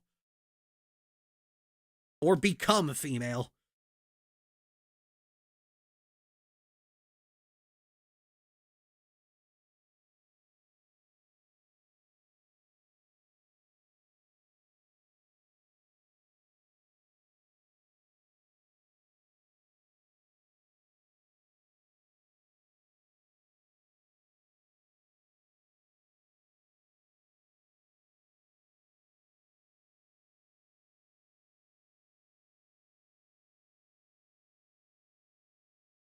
Remember when said a girl who misses her dad was the villain? Oh yeah, I remember that.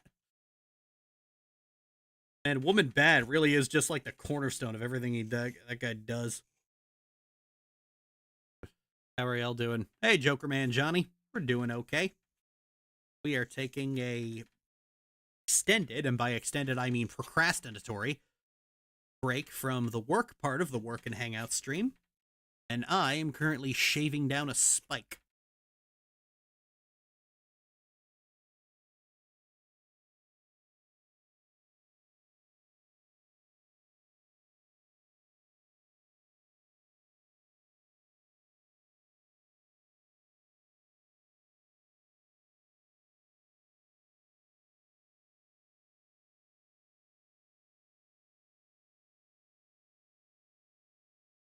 Neat. Every CD deserves a spike.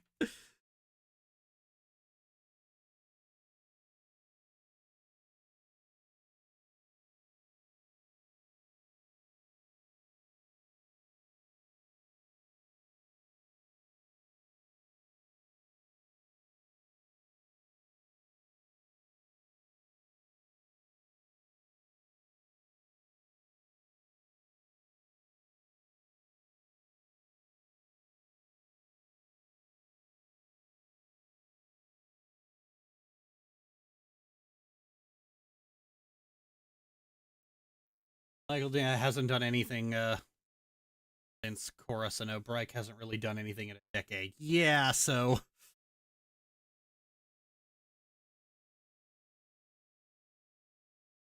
I guess we'll see. I mean, at the end of the day, I'm gonna come in here like, all right, let's see what you got. I'm gonna let you cook until I see you reaching for the mayonnaise again.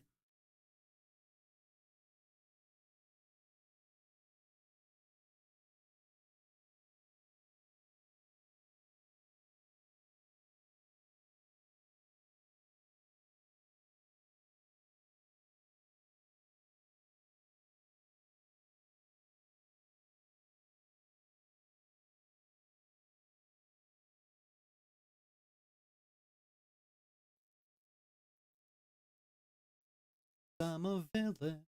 Thank for your every breath. Like the Zen Master says, we'll see. Yep. Every fandom has the problem. I mostly notice it with warrior cats. Female leads will suffer everything and get skewered by the fandom for freaking out, while male characters can be assholes to everyone, and around them be treated as uwu beans. Damn. And you know that doesn't really have this, and you know nobody can really use the horny defense because that's just a cat. Like, what the fuck is warrior cats? Because, like, from what I've heard about it, it just sounds like Watership Down, but it's cats.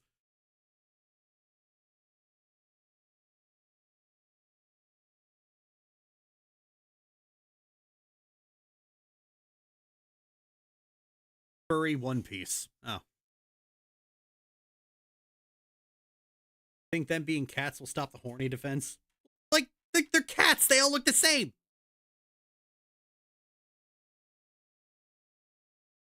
Also, they're just cats. They're just feral cats.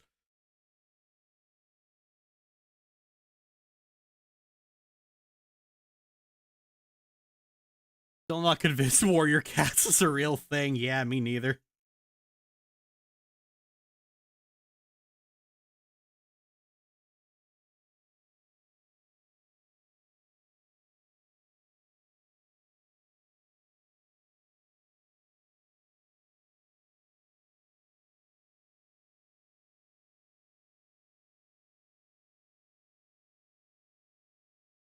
That's the YouTuber Negative Legend. It's their current obsession. Yeah, I don't think I will. Warrior cats is one of those things that I only ever hear about in passing.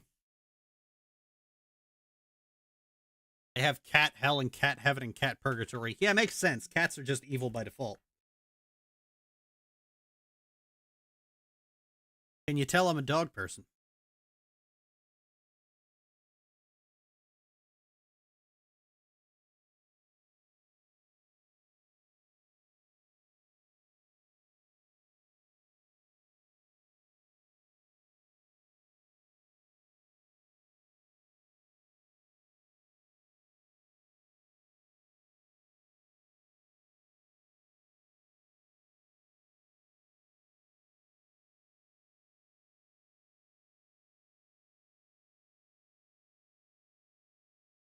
How do our chats always devolve like this? Because that's how a Hangout stream works.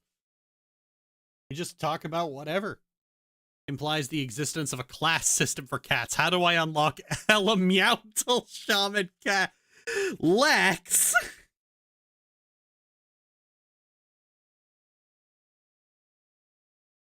Warrior cats implies the existence of rogue mage and priest cats.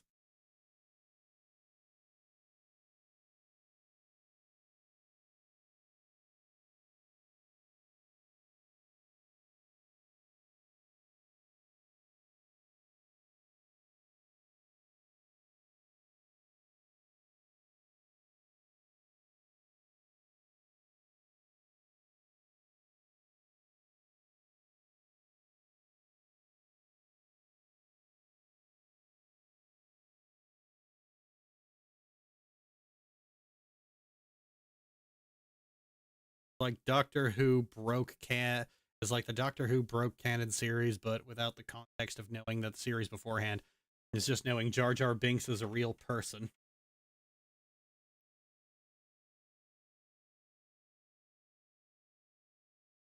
Real person and Seven's fucking hell.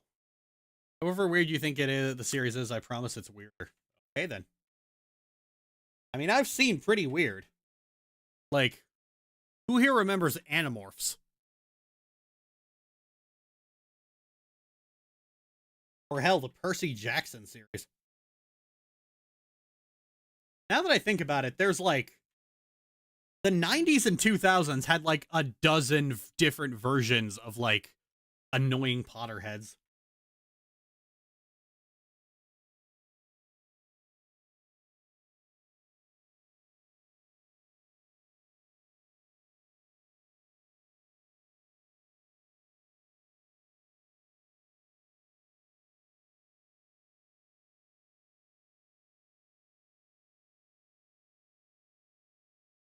Mm-hmm.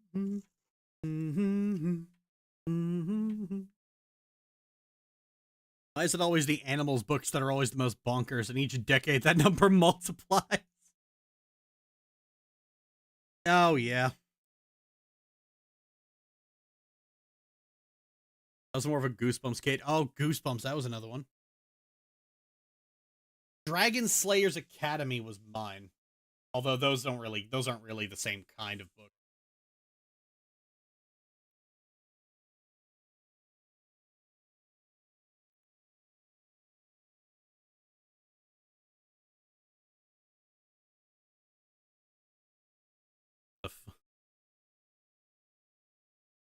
My obscure 2000s book series was into was Zack Power, a Spy Kids knockoff. Oh, that actually sounds fun. Where did I put the... Where did the cover for the knife go? Uh-oh. That's not good.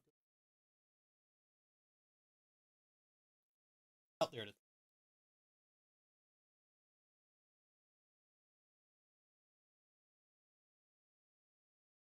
Knives too sharp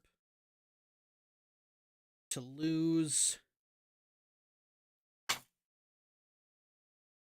You got to travel to a new dimension to enter cause some history changing, even like allowing the famous blimp to get burned down. Ugh.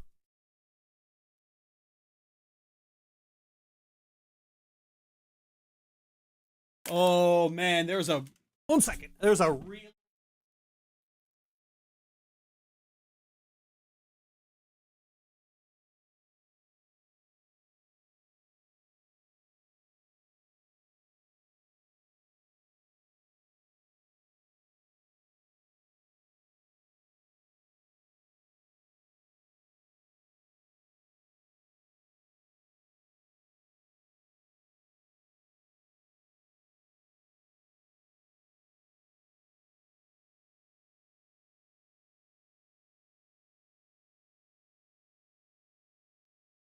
oh, see, you gotta do. Yeah, there was a version of that WoW tried to get away with, and that was during Dragonflight. They had a series of daily quests where Chromie sends you back in time somewhere because the infinite Dragonflight was messing with the timeline, and they're like, you've got to go back and make sure things happen as they're supposed to. And then one of them was, hey, someone stole the Dragon Soul. You have to get from the Dragon Maw clan. You have to go and get it and put it back so that Alex Straza doesn't escape the Second War rape dungeon too early. And everyone on the PTR was like, are you fucking kidding me? And even at the end of the quest, Alex, like when you go to, like people who did the quest on the PTR went to turn it back in. And Alex Straza's there, and when you talk to her, it's like, she goes, I understand the duty that the Bronze Dragonflight has to the timeline. That does not mean I have to like it. And she just storms off. She is pissed. And of course, like, that's horrible for a number of reasons. One, us, as the hero, is being deputized by Chromie, also a hero, to go and make sure another character gets tortured for longer, when we could just not do that. But second of all, it's not that Alex Straza is just some fucking cosmic figure. At this point in the story, Alex Straza is our friend. We have gone on a lot of adventures with Alex Straza throughout the last 20 years. Like, this is our friend we're doing this to. So they changed it, and this was pretty ingenious. They changed it like this. So Alex Straza getting free was the subject of a book involving Ronan and Verisa. So what you do is somebody put Ronan and Verisa off course. So what you end up doing is you put a red dragon egg in the new place that they are to tell them, hey, Alex Straza's in this region. And so they'll go looking for Alex Straza. And as a result, so basically now you make sure Alex Straza actually escapes. And of course, when you get back, Alex Straza knows you've done this and just thanks you because, you know, without you, she never would have gotten out of that place.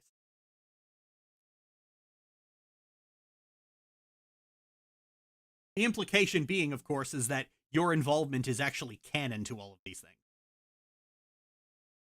And it's like, okay, good change. Very good change. Never do this shit again.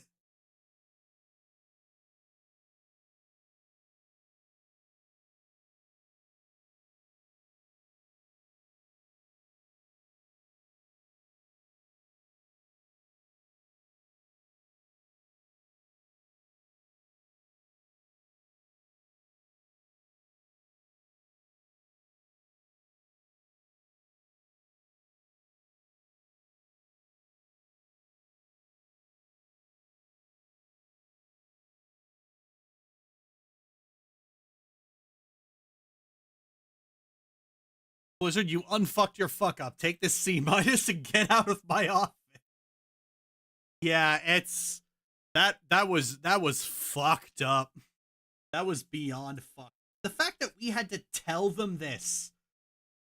Like, my dude, it's only been a year since your since your fucking company-wide misogyny scandal.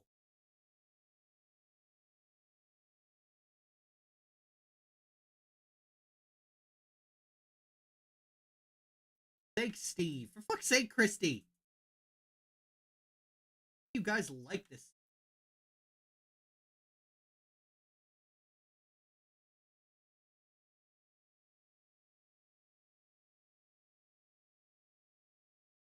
C- and a recommendation to a good therapist. Yep, damn right.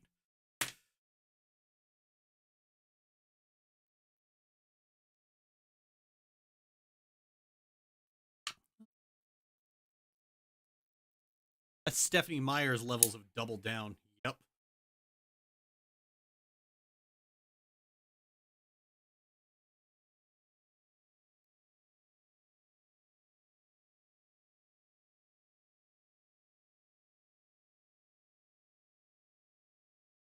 Oh, fuck.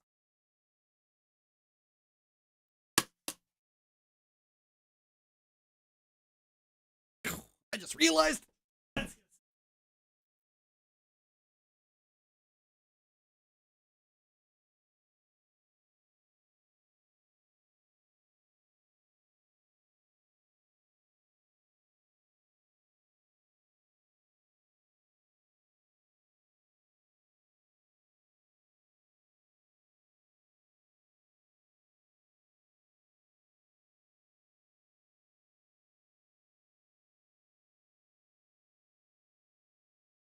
What point does the audacity become impressive in a horrible way?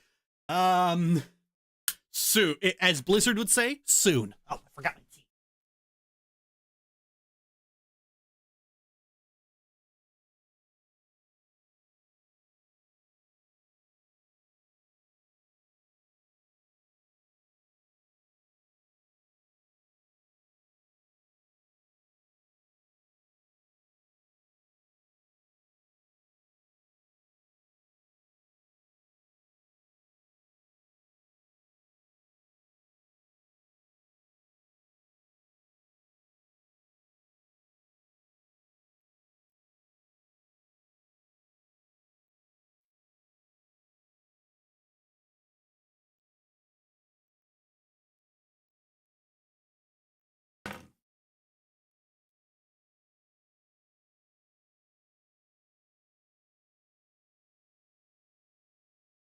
Eating some popcorn while on this couch here in the vibe zone. Yeah, I'm about to open up Breath of the Wild in a second because I want to show you guys most of the armor sets in the Zelda mod for Tears of the Kingdom are taken from Zelda's Ballad for Breath of the Wild. But in Zelda's Ballad, they're actually complete, as some of the dye sets actually change like the complete look of the armor. Give me a second. I light another.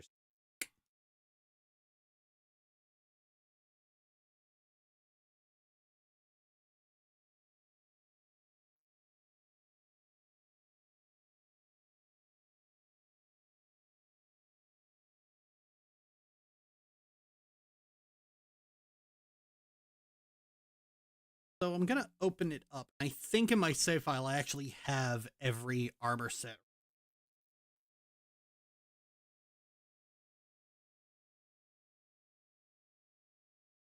Because, like, Zelda's Ballad is just straight up complete.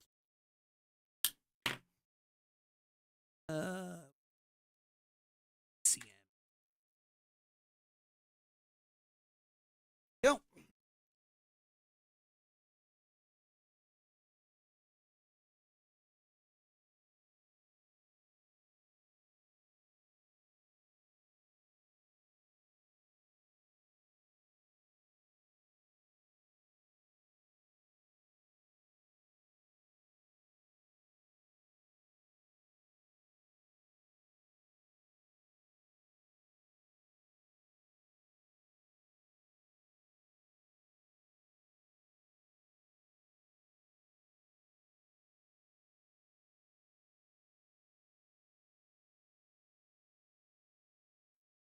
Okay.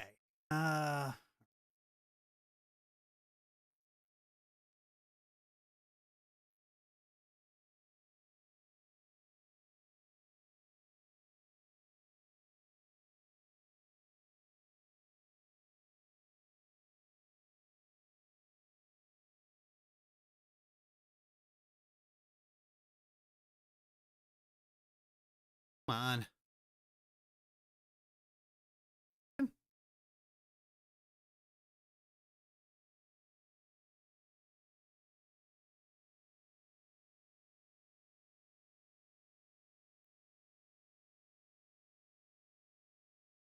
Oh, something's spinning up. CD, what would you recommend for helping oneself get in the zone for writing for some time? Focusing for long enough is one of the greatest challenges to me. It kind of depends on what you're writing. I have generally found if you are really struggling at getting in the zone for a particular for a project, that kind of tells me you don't actually like it. I have found a lot of people tend to force themselves to write certain kinds of stories because they feel like it's what they should write. Fantasy adventure stories tends to be the big one.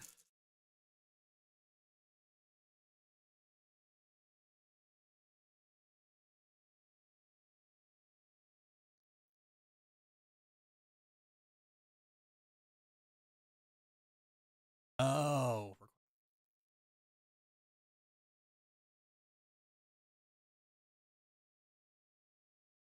administrator there.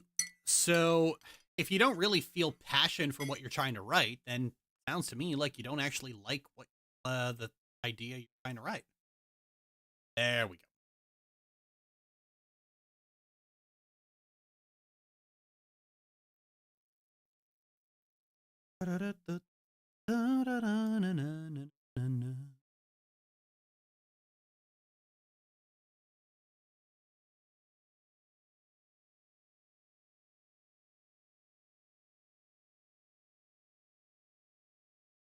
When leisure writing is the only thing your story should be.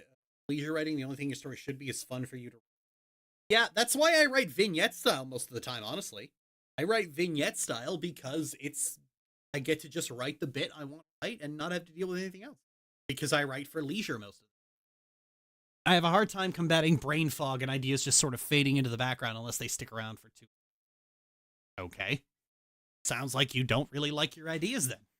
Like, to me, that's the obvious symptom. If you're struggling to write something, you don't actually like it.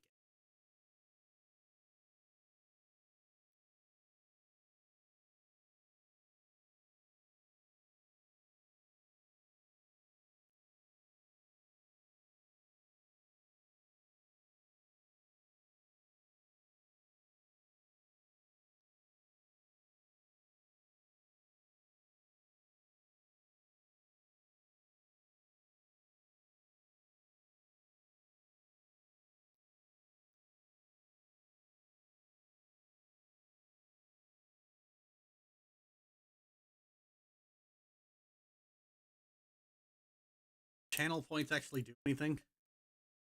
I think you could spend them. I think you can spend them on things, but I haven't set up anything to spend them on. Viewer reward, power ups, and channel points. Oh, here we go. Channel points based on activity in your channel. Redeem them for reward. Manage power.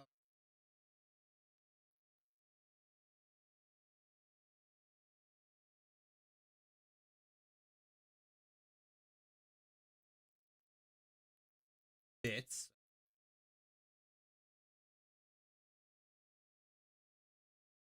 Oh yeah, you could redeem channel points to highlight a message, unlock a random sub emote, send a message in sub only, use an emote to unlock. Okay, yeah, so you could, yeah, there are stuff you could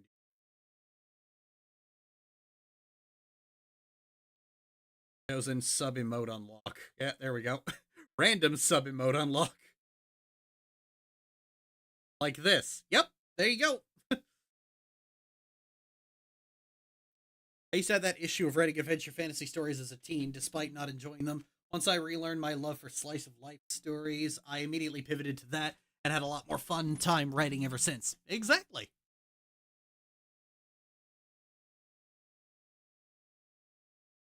Here's something I kind of learned very early on. The kind of stories you like to watch and the kind of stories you like to write may only overlap slightly. Just because you enjoyed watching it doesn't necessarily mean you'll enjoy writing it.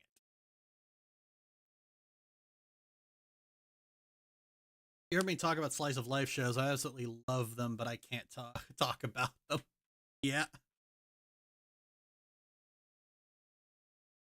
There are a lot of different kinds of shows I like. My media diet is extremely diverse. It's small, but it's diverse. And I just, but there are certain kinds of stories I really like writing, and I like writing character-focused drama.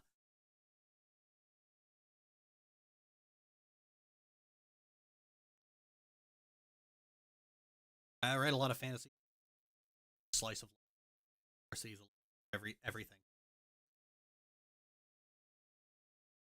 All my tastes in media clash hardcore, and I love that. Yeah, okay, this is going to be compiling shader. I'm going to pop open my letterbox.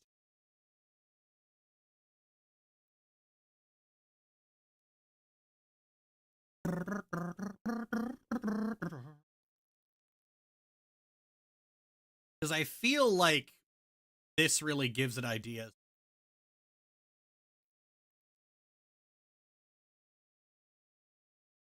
Sign in via email is disabled. Why?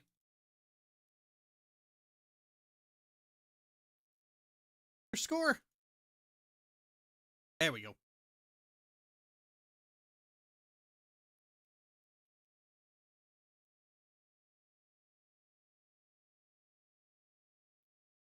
Go.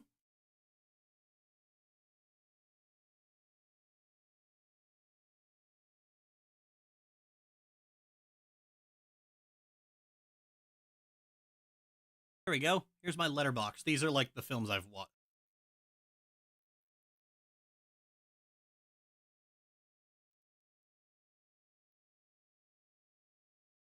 Is that it? Yeah, that's it.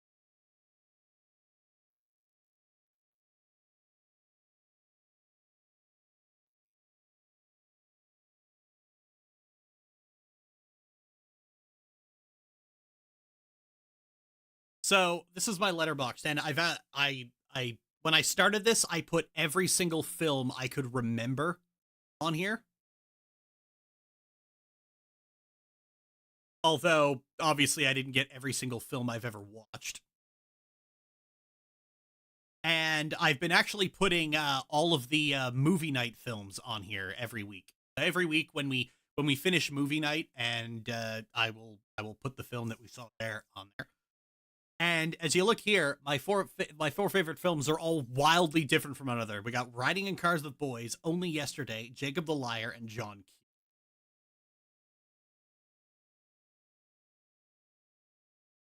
None of these movies are in any way similar toward each other. Maybe Only Yesterday and Riding in Cars with Boys. Human Centipede. Well, Human Centipede is at the very bottom. Oh yeah, these are arranged from like highest rated to lowest rated. The Cat in the Hat is on there. Fear. Oh yeah.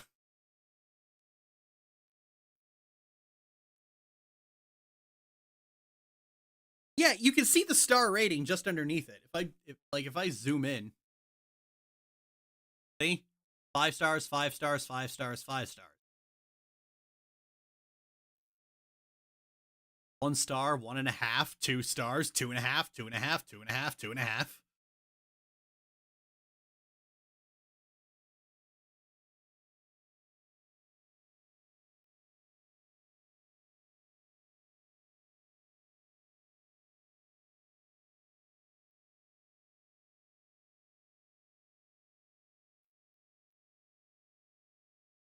Yeah, there we go.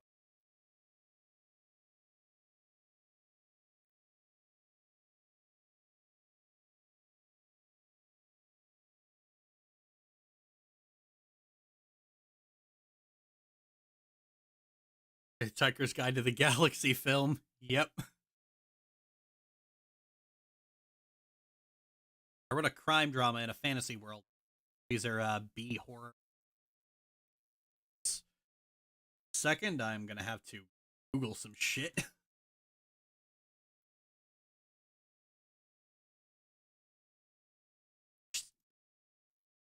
Living a subgenre of slice of life, portraying characters living out peaceful lives in calming environments. Tended to have a healing effect. Ooh. Oh yeah, I think somebody recommended one of these to me. Laid back camping.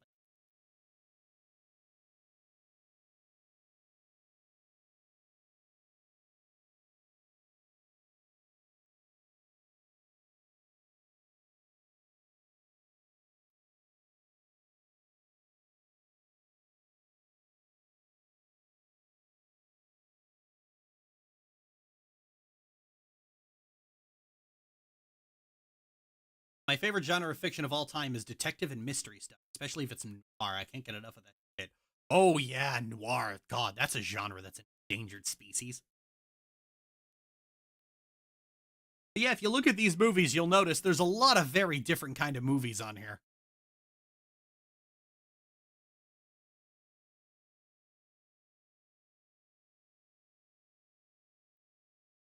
Princess Bride is high on the list, I agree. Suck at figuring them out. Where did I put Princess? Oh yeah, 4 stars. And of course, this is just like off the top of my these are like the movie night films and off the top of my head. I have watched way more films than just this. They're just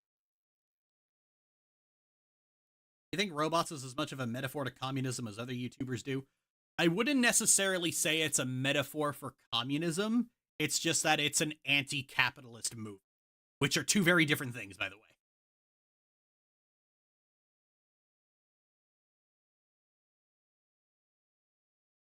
Cat in the Hat is scarier than the Human Centipede. Oh god, the humans. Oh fuck. I first saw the Human Centipede when I was a teenager,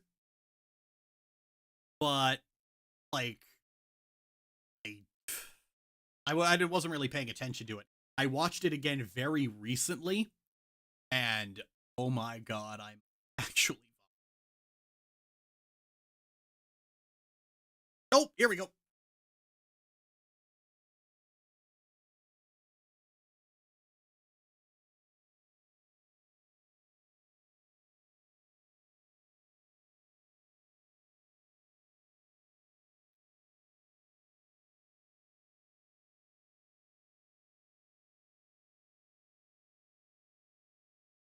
2nd option.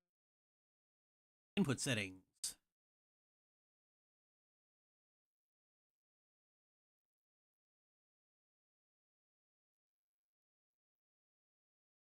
Input.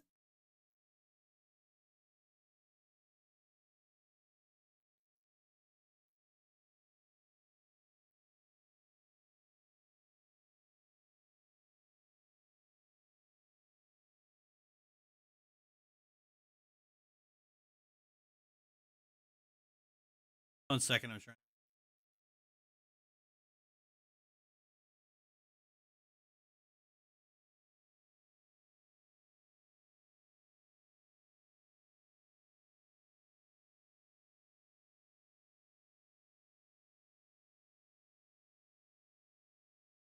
Ah, here we go. Ah, stop.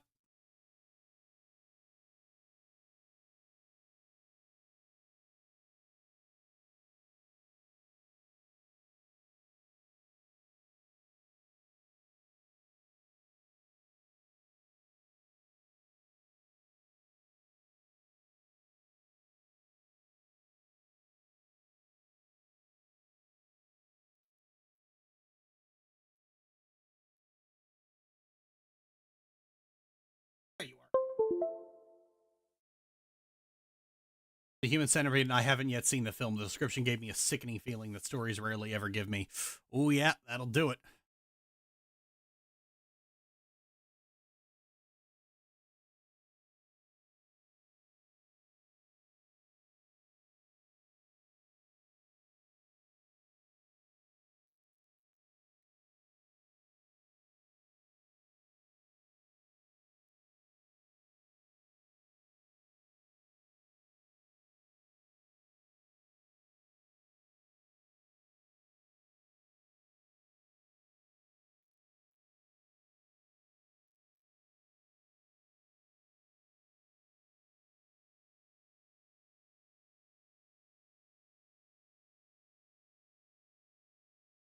All right, sorry about that.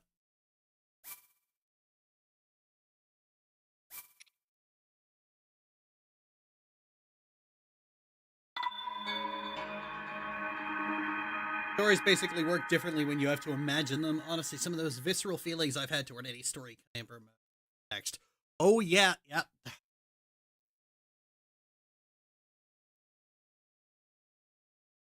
Honestly, it wasn't until, like, the very end that, like, that it got me.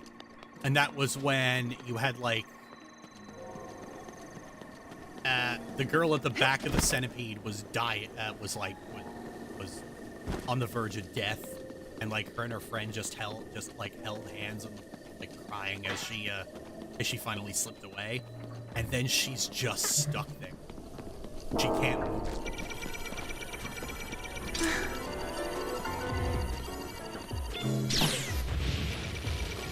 Come on.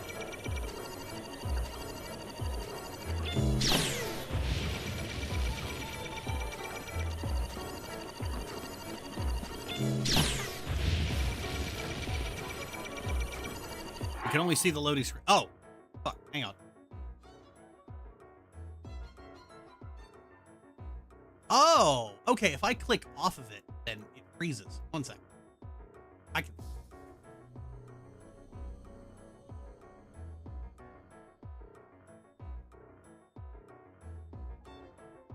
Come on. All right, fuck it. Display capture it is. Oh, are you fucking kidding me?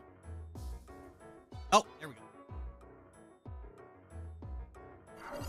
There we are.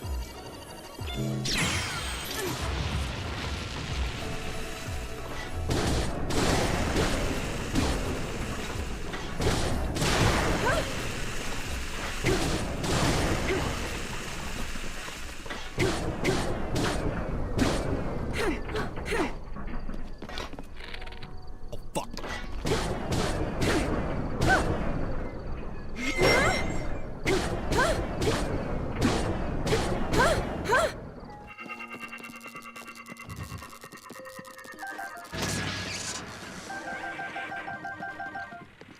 There we go.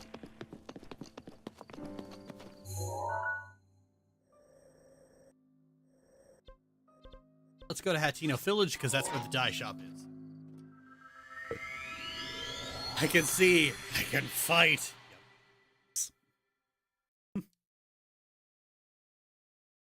PC was bugging out. Glad it wasn't the case. Yeah, no, some things are just like that. I don't know why.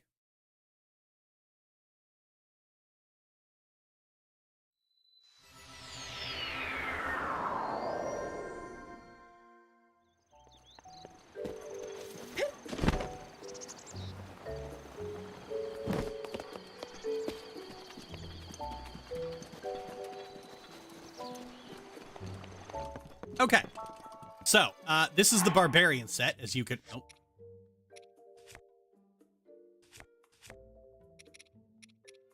As you can see, this is the Barbarian set.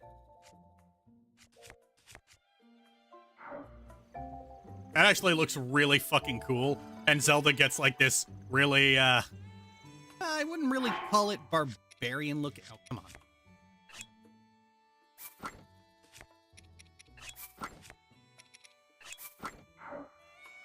Really look, like I said, with every set, Zelda just gets a new hairstyle instead of a helmet, which I think is really fucking cool.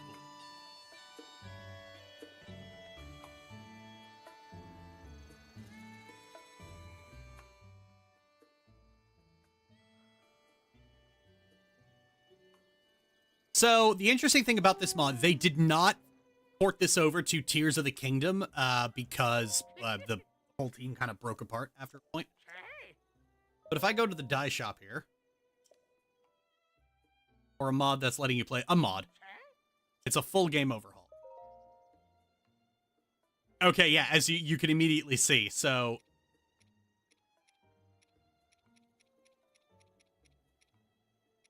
changing the color, for the most part, changing the color tends to just change the both the color and the design. You can see that the sash on the belt changes slightly. But the last one here gives an alternate version. So instead of the drapery and the wraps and the skull helmet, you just get the alternate hair.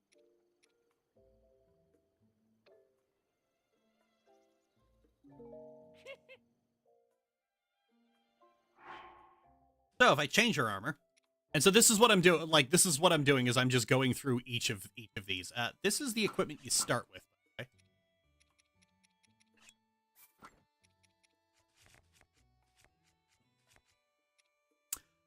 So we get the Hylian set here. I think this might be a little different because there is actually a mod pulling the hood down and giving her the Tears of the Kingdom haircut.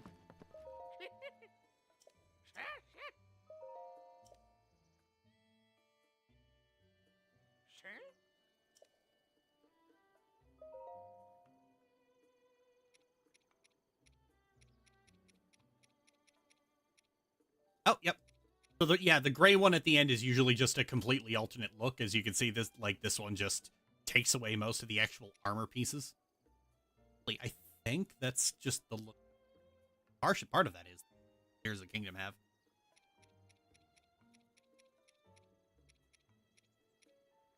But yeah, the last one is usually just a straight up alternate model. Also removes the cloak entirely.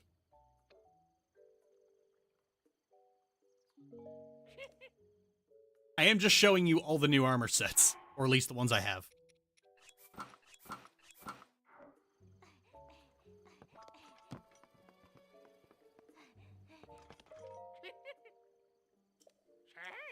Pigment.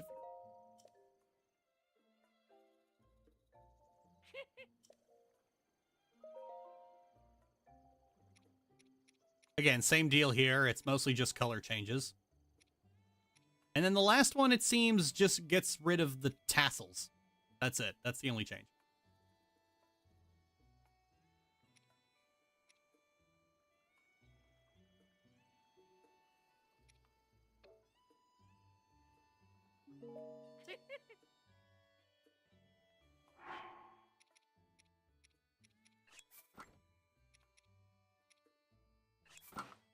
Oh yeah, the warm waistcoat the warm waistcoat comes with a cape.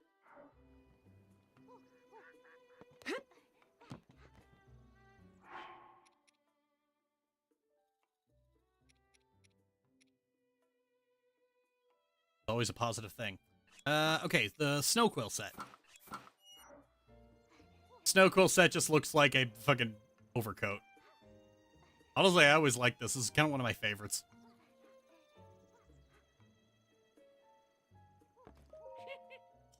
Like I said, they really went all out with this. Like, they do things in here that, like, even the base game doesn't do.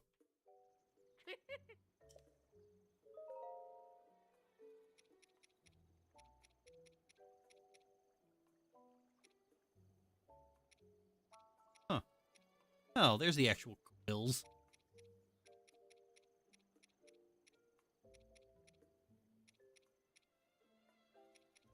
Okay, so there's okay, so there's 3 models in total. All right, one sec. So you got You just got, like, the coat.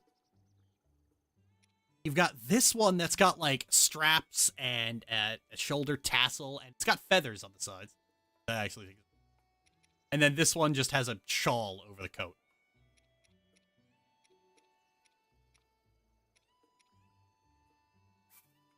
They do that one.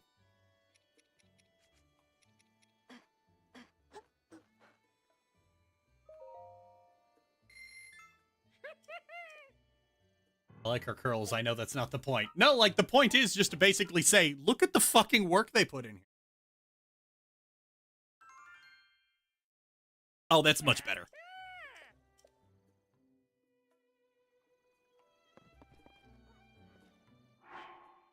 Hey, I play WoW. I'm all about the transmog. This is the Gerudo set that you get from talking to the lady on top of the inn, the desert.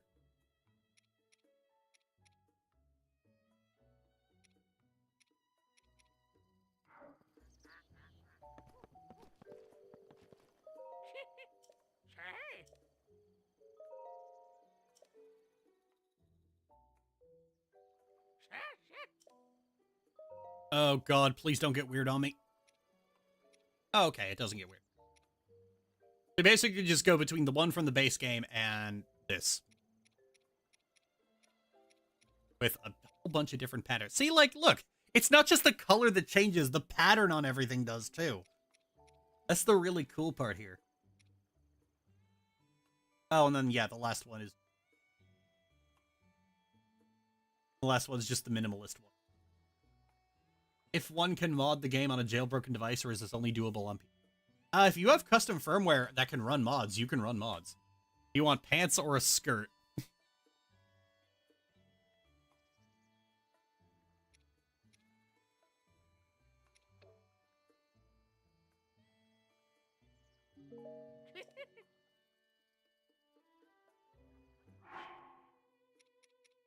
The Flamebreaker set. There we go. The Flamebreaker set in the base game, like, I feel like this is a loss. This one's kind of a disappointment, because the Flamebreaker set in the base game is just straight up, like, a fucking hazard suit, whereas this is just a coat. A coat and a hood.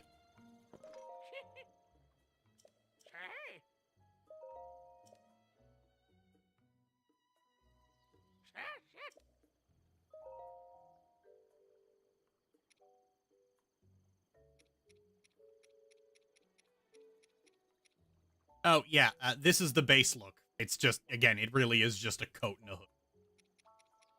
And then you do this one to put stripes on it. Obviously, why would you not put the stripes on?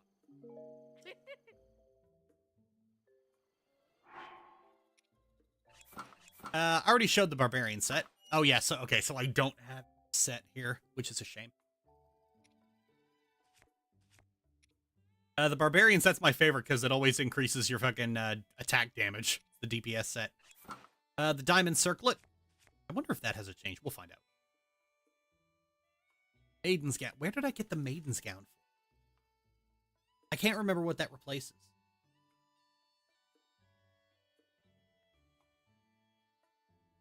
I want to say the blue tunic you get for doing the...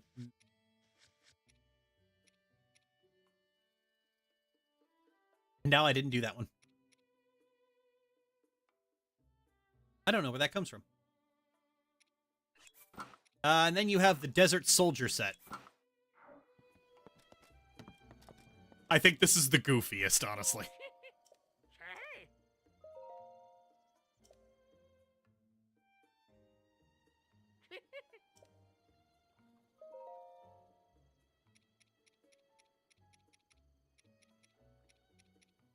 One doesn't change much, and let's see what the last one is oh, it just removes the shoulder plate. That's it.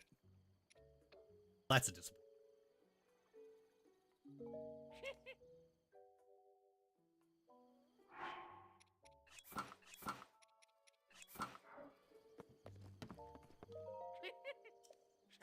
Alright, let's see if the circlet actually does anything. That is the most normal outfit ever in Zelda.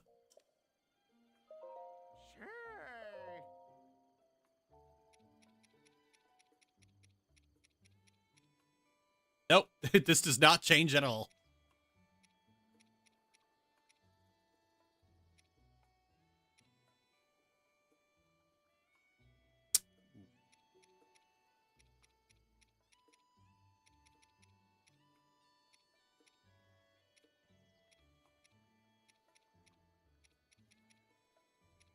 Kind of want to put the drapery back on.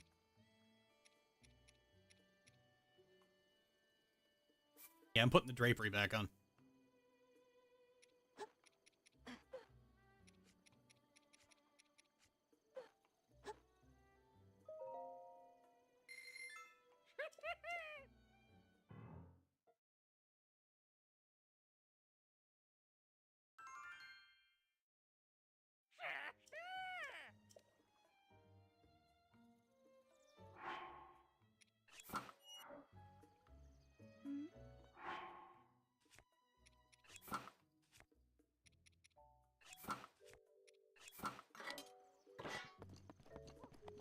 There we go. Now this is a woman who runs through the forest cutting up monsters.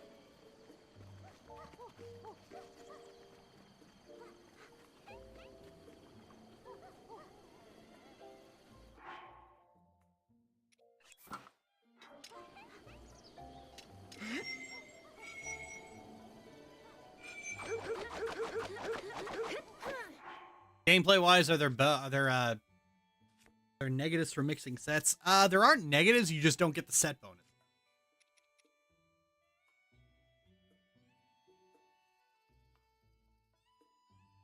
So each piece gives me attack damage up, and then the set bonus is charge attack stamina up. So if I put on the Snow Quill set bonus is unfreezable. The Hylian set doesn't have one, does it? This one... Yeah, this one's set bonus is just having much higher defense than everything.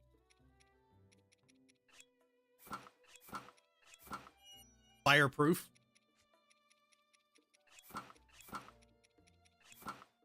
Oh, right, that's not upgraded. I don't have the,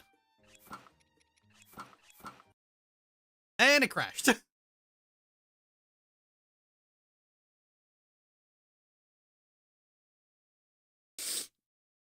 I think the other save file has, like, every armor set. And if not, I can easily add them. Zelda in the base game. Link, help me defeat the big bad guy and save me. Zelda is the main character. Fuck around and find out. Yep. Oh, shit! 1 second! 1 second, 1 second, 1 second, 1 second, 1 second.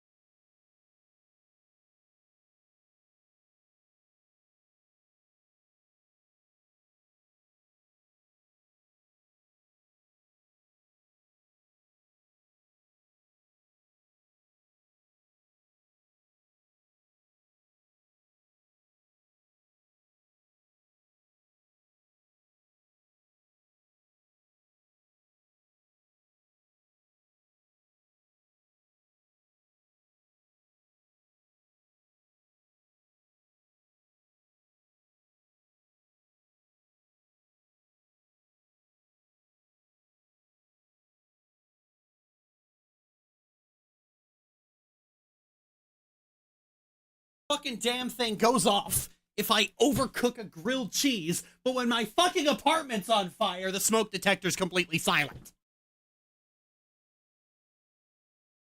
Are you okay? Yeah, all right, hang on. All right, everybody. I kind of noticed, because I lit sage, so the presence of some smoke in my room didn't really, like, click anything. Didn't make anything click. And then I just noticed that, hey, I'm having a hard time blinking. I look around. Oh, the smoke in here is really thick. I look outside. Fucking stove's on fire.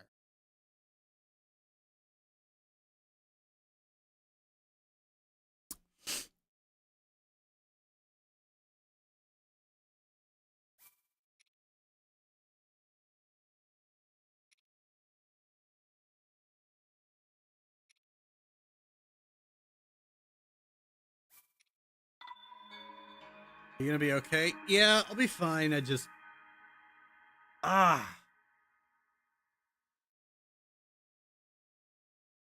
got it. I put it out.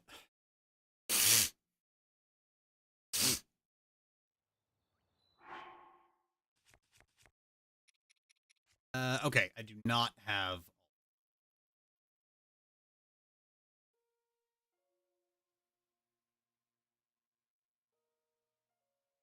options.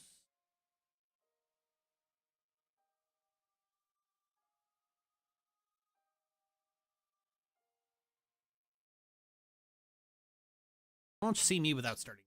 There we go. Save directory. There we are. Fire's as scary as hell. Yeah. Glad you're all right. Yeah, I'm okay.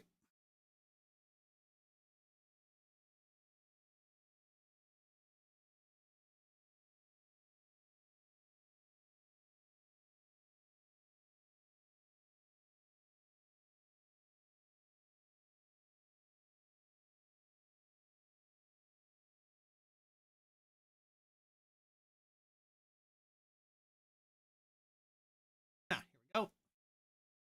Okay. Breath of the Wild save.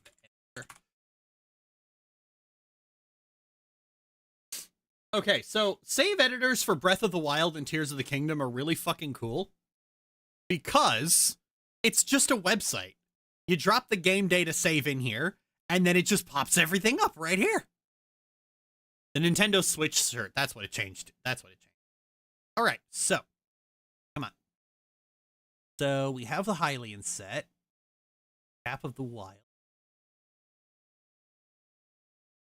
Tunic of the Wild. Trousers of the Wild. Zora Helm. Zora Armor. Zora Greaves. Desert Voe, we have that. Desert Voe. Snowquill, we have that. Flamebreaker, we have that. Stealth Mask. I'm adding all the armor sets so I can show off all of the armor sets.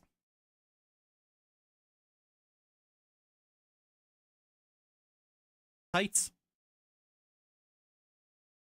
Where's bandana? Climbing gear. Boots. Radiant mask. Radiant shirt. Radiant tights. Oh, fuck.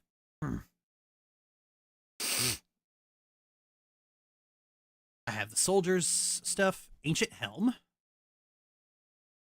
Ancient cuirass. Ancient greaves. Let's see. Goblin mask, old shirt, warm doublet, moblin mask. Rubber helm. Rubber armor. Rubber tights. Varian helm, I already have. Grudo Veil, Grudo Tights. Serval, Lizolfo. Thunder helm. Diamond circlet. Circlet. I have the diamond circlet. Yep, diamond. Circlet. Sapphire circlet. Has earrings. Opal. Amber earring. Champion's tunic. There we go.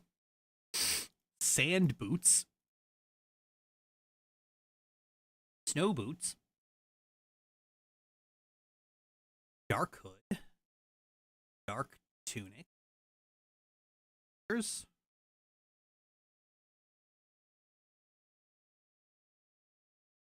Cap of time. Tunic of time.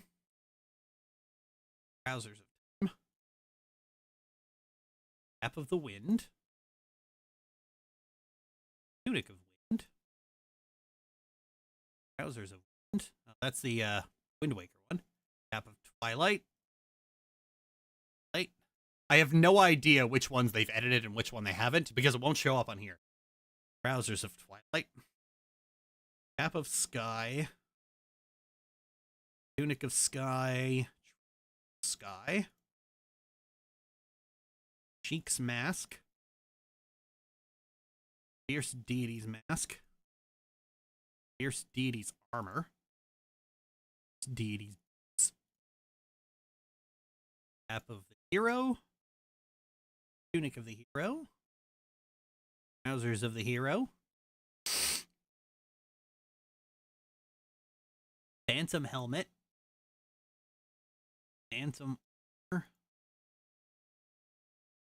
I have version is this?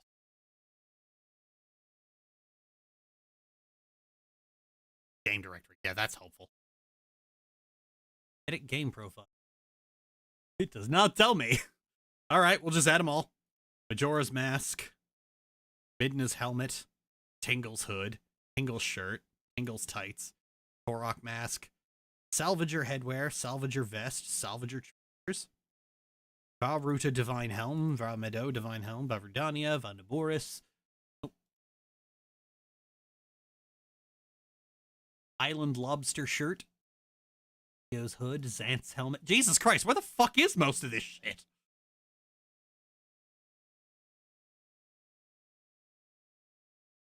Oh, okay. Went right back up to the top again. 0. All right, save changes.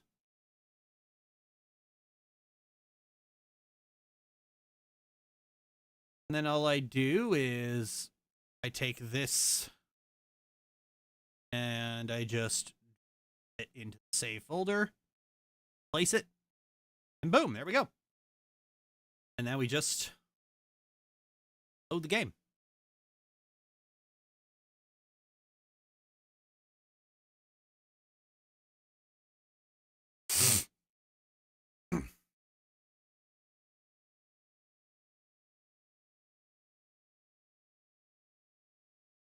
Random nothing chests. Oh.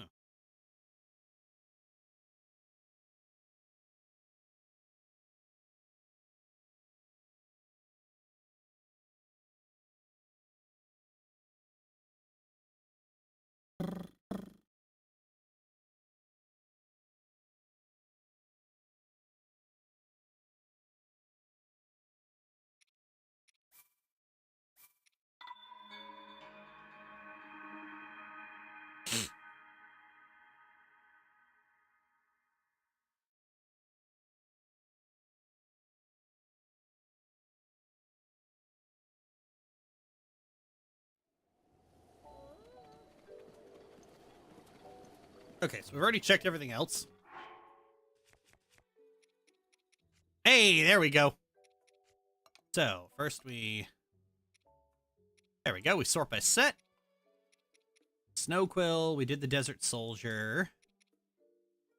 Topaz hair clip. Oh, there we go. Yeah, all of the circlets and earrings are now changed to hair clips, so they just change your...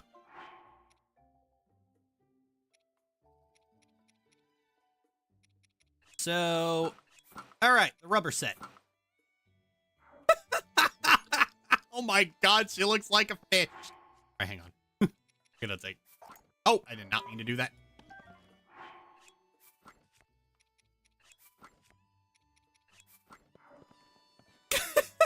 Okay, we gotta see what this...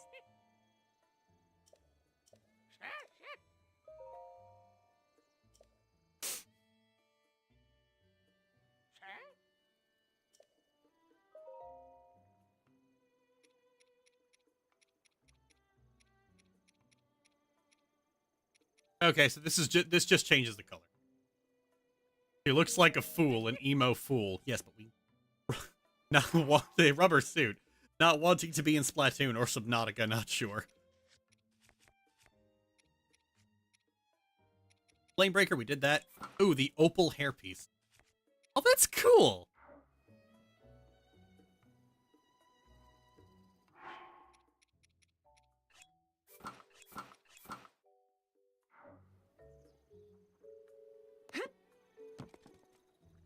Zelda's in her best Mifa cosplay.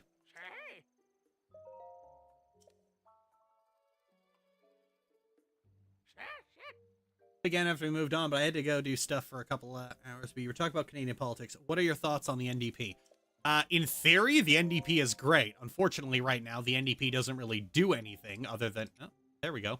Now it's Mifa cosplay. Unfortunately, the NDP doesn't really do anything other than basically just snipe at the Liberals over everything. And look, I've noticed a lot of instances where the NDP has just straight up lied to people.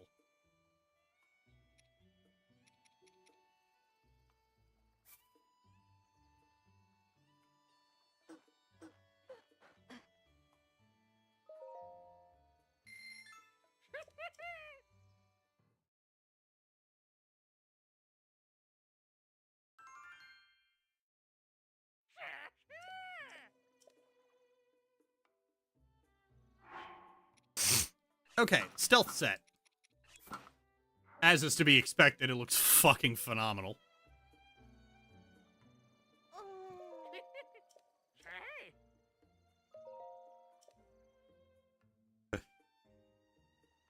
Alright, let's see how this one changes. Ooh! Oh, that's cool!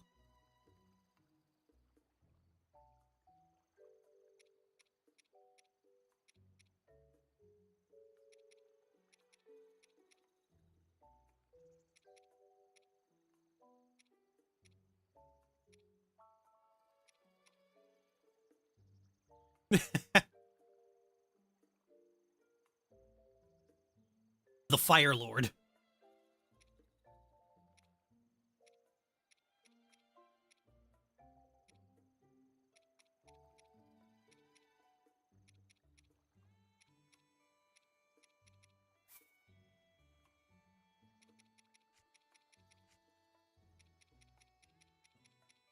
It's a good thing I have all these.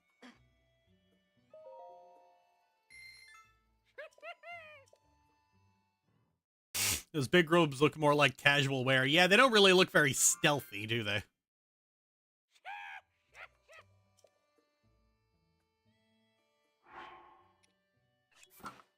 Beast mask. Understandable, that doesn't change. Oh, this thing has a veil on it. Oh, well. Okay, it did in here. I thought it did.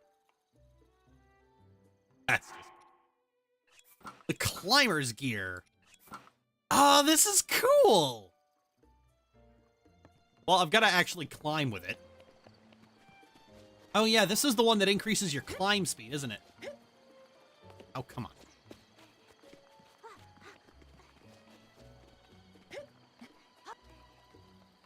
Oh, geez, that increases your climbing by a lot.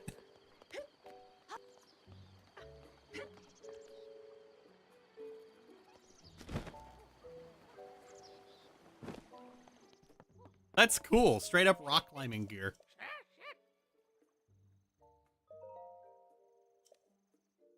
Neum. Yeah, just... Wow, it was a mistake not going for the climbing gear. Okay. Oh, okay, here we go.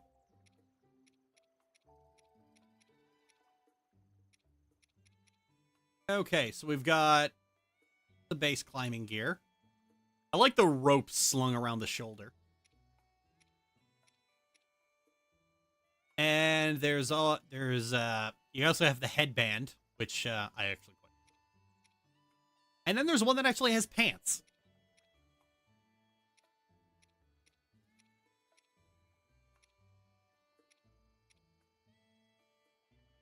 Oh, I think... Oh, I thought...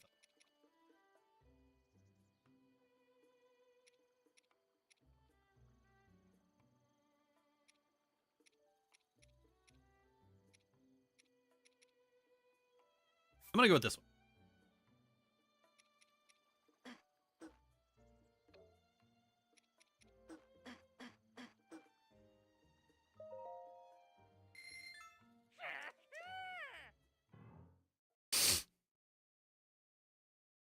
There we go. Now that's a climbing set.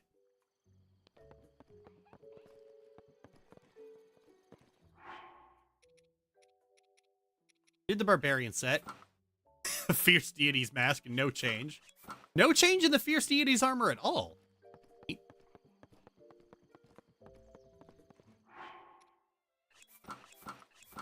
Oh. Oh, fuck, it crashed again. God damn it.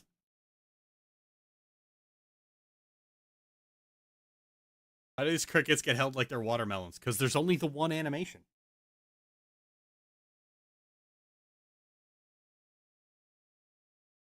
I gotta figure out what's crashing this.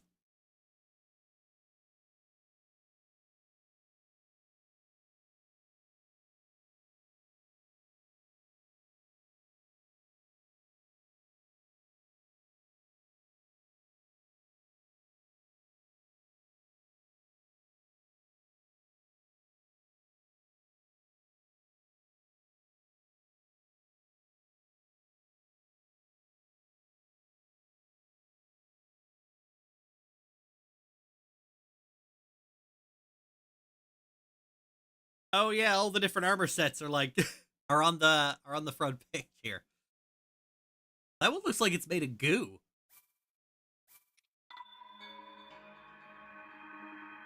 Probably just the usual of scuff code. Oh yeah, one of the mods is doing this. There is a mod in here. It's probably, I want to say the...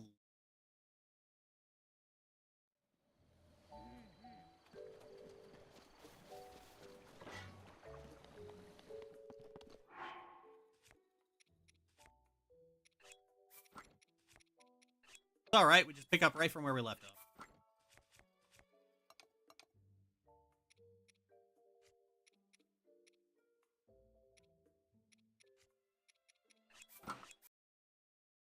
Oh! Okay, did it again. I think it might be the Radiant armor.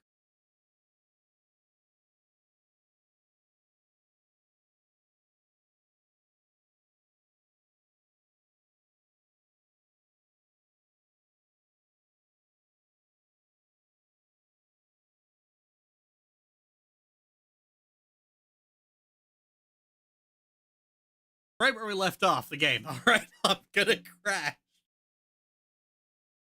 Yep.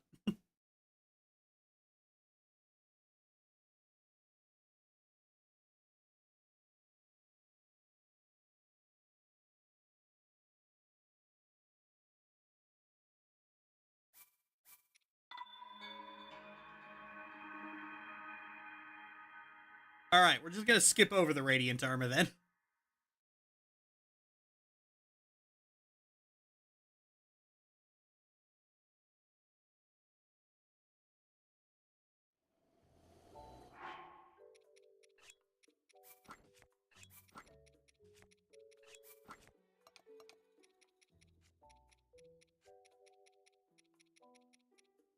Diamond circlet, we did that. Ooh, the ancient armor looks pretty cool. I like that instead of that helmet, it's just goggles.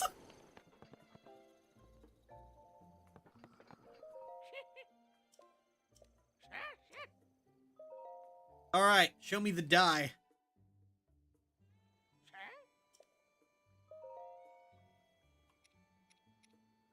Okay, so it mostly changes the under. Oh. Oh, it's okay, it's pink. Never.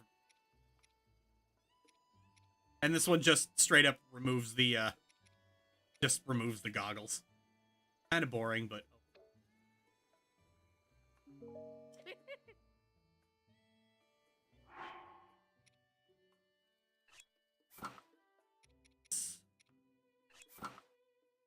Oh, snow speed and sand speed. Okay. Okay, the dark set. Night speed.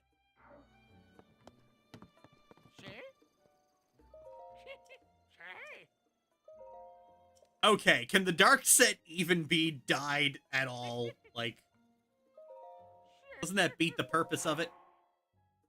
Oh, yeah, nope, it can't be. Can't dye those clothes. Okay, yeah, they can't dye it. I will teach you restraint.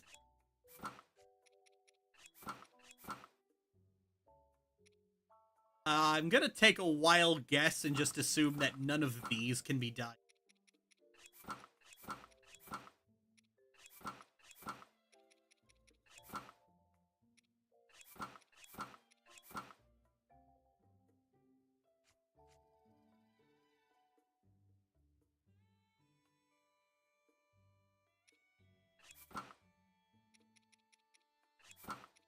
Gown. And oh yeah, this is from the. Oh.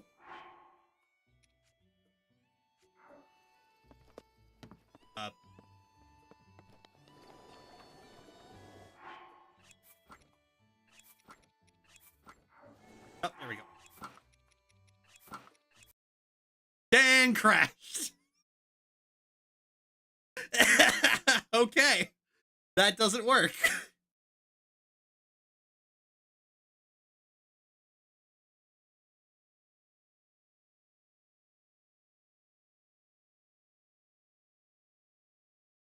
Scuff coat strikes back. Yeah.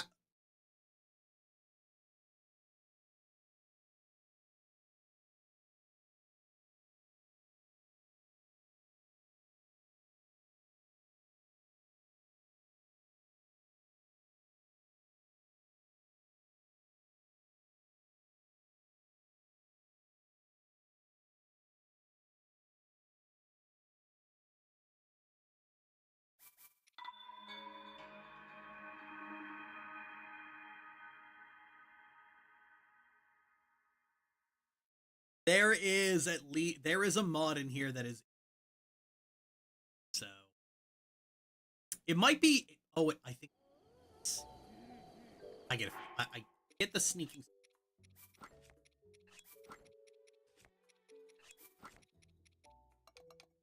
Okay, so that did not work. Ingles. Oh my god, it's Linkle. Tinkleson is replaced with Linkle.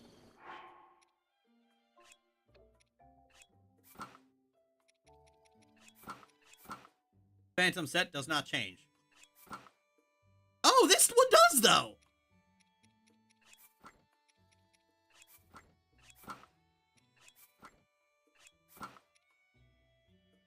Oh, that's cool. I think that might be Arl's dress. Let me check.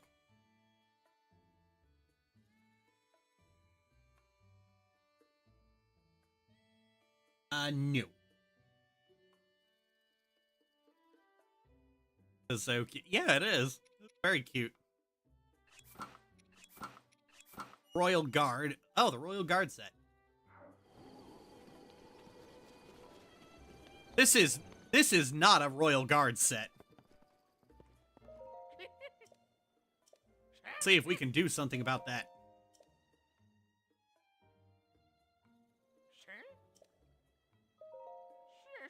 We can't dye those clothes. Fabric thing. Okay.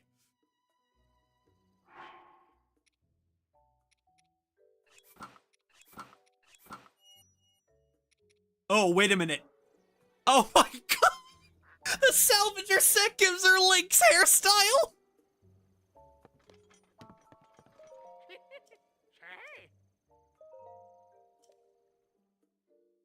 Oh, please let me dye this. Ah, god damn it.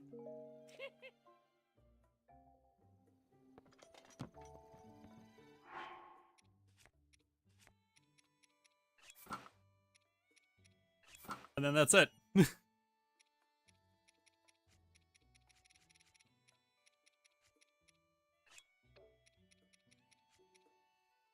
Where'd the barbarian set go?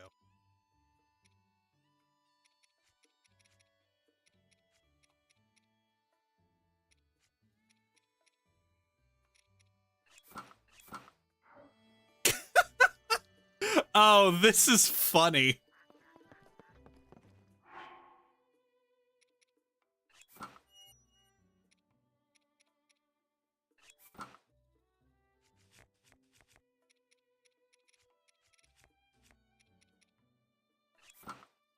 Oh, there's the sapphires. That's what the sapphires are. Oh, ruby circlet. Oh, there we go. Oh, that's cool.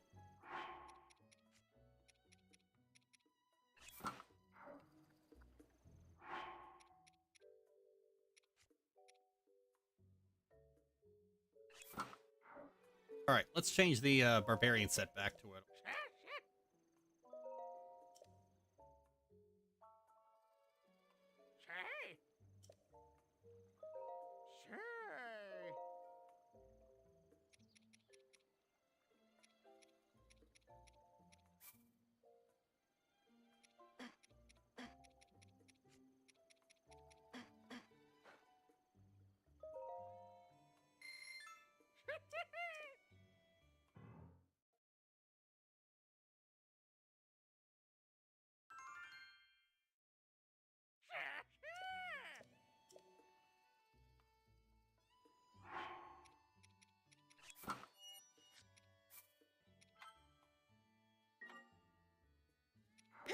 There we go. I won't have to do that again.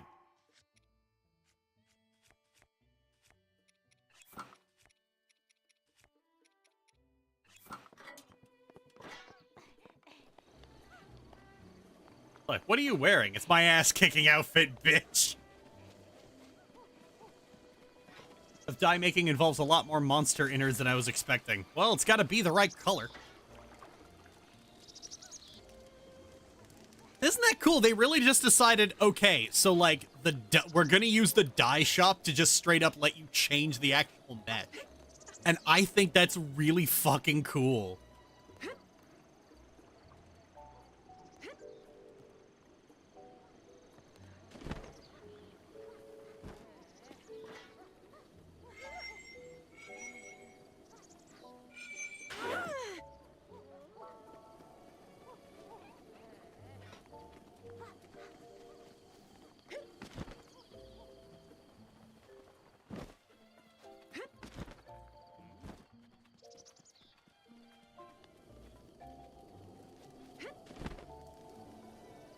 Like I said, this is one of the coolest sets of mods I've ever seen for a video game.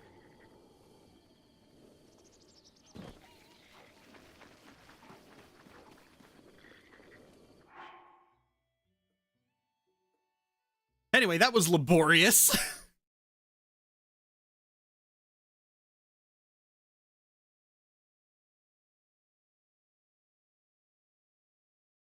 Okay, most of the smoke is gone.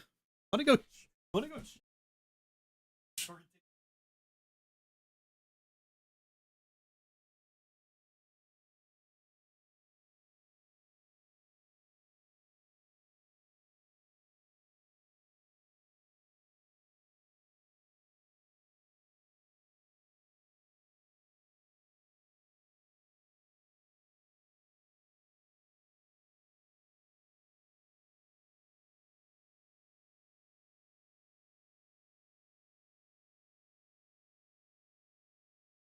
Hasn't. Zelda, could you not swing your sword in the village? No, I cannot. She's the princess. We can tell her what.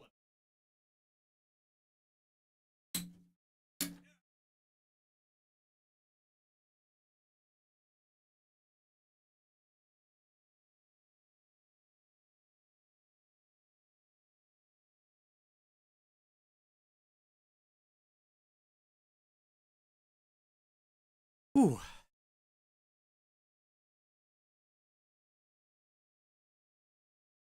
I'm the princess, you gotta deal with it. Yeah, pretty much. Yeah, pretty much. Ooh.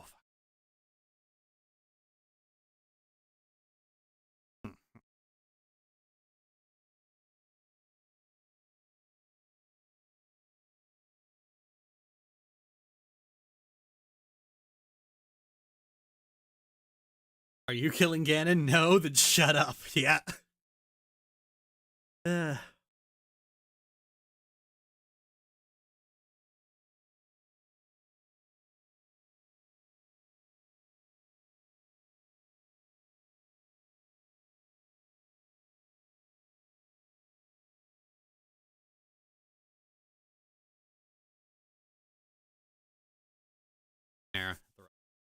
Hey, Thero.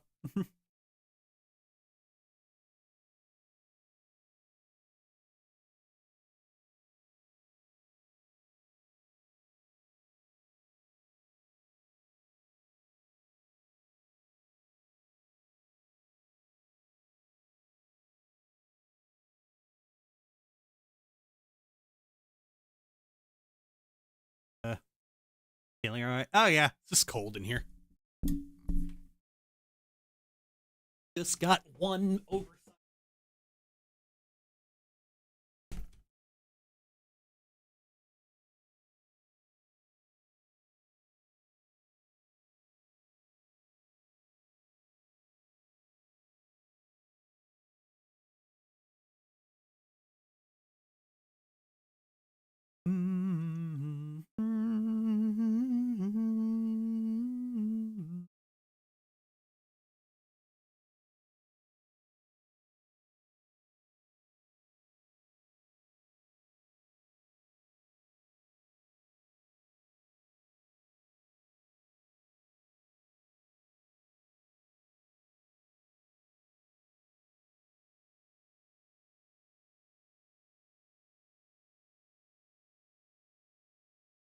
That's cool. Save it to my phone later. Why do I have a nagging feeling I should run it through an AI detector?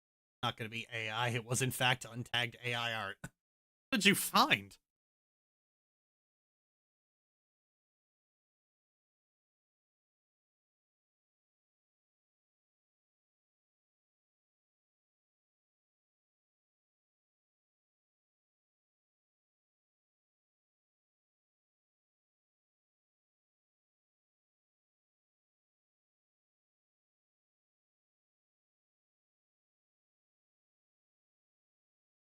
It was a Yu-Gi-Oh monster card recolor.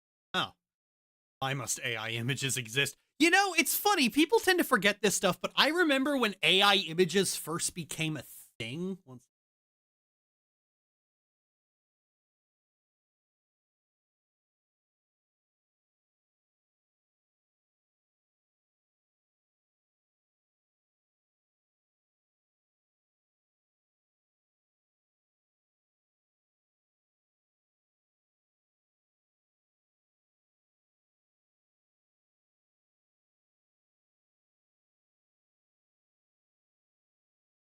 Okay, yeah.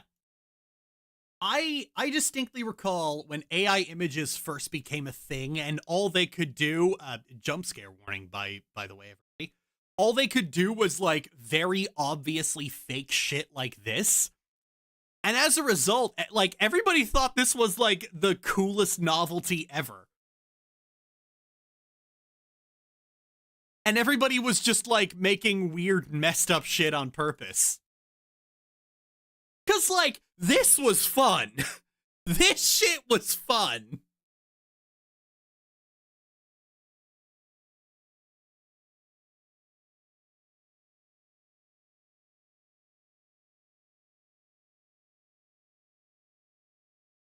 Even dislike AI art, just when it was so obviously fake and obviously computer generated, like it was a fun, silly, goofy little novelty. But now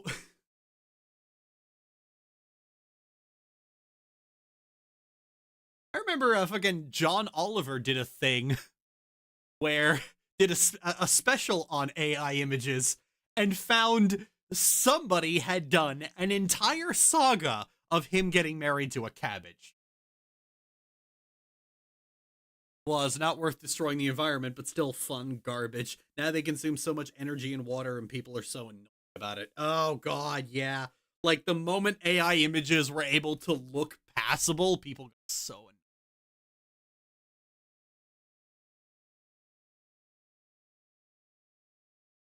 And it's like, we had a silly shit post generator, and then you got annoying with it.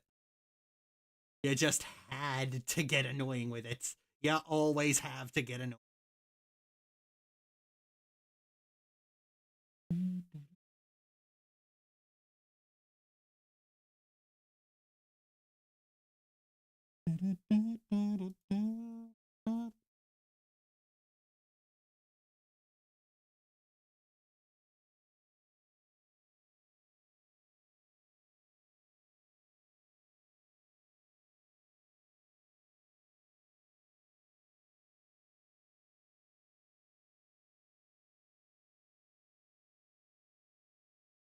That is rude. Explain this in KH terms. Sora turned evil and killed Riku. Ah.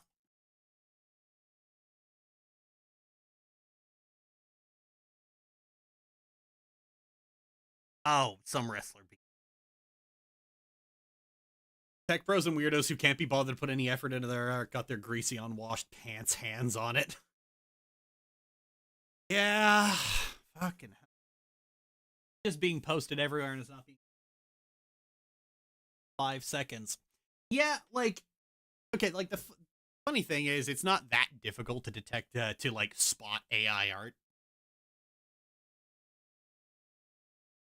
There's little tells, but in particular, like, everybody tries to post a lot of all these, like, here's all these little tells where you can see that somebody has made AI art. But in my experience, I have seen people post AI art, and there's always a gloss to it. Everything's a little too shiny, and that's how you tell.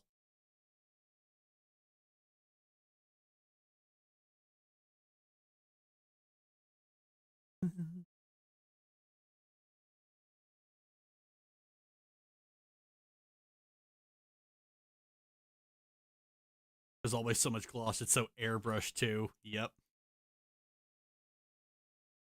Michaela showed me a like somebody's art, art in air quotes of Korra, and it was like, oh god, somebody whitewashed Korra. And I looked at it, it's like, McKay, this is AI generated. How could you tell? It's glossy.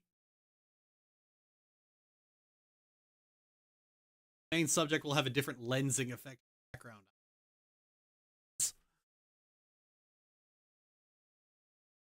See, here's the kicker. Like, I know we say, like, tech bros who can't be bothered to put any effort into their art get their, like, hands on it. But the kicker is, the thing about AI art and, like, AI writing is that the people making it, they don't want to create. They want to consume.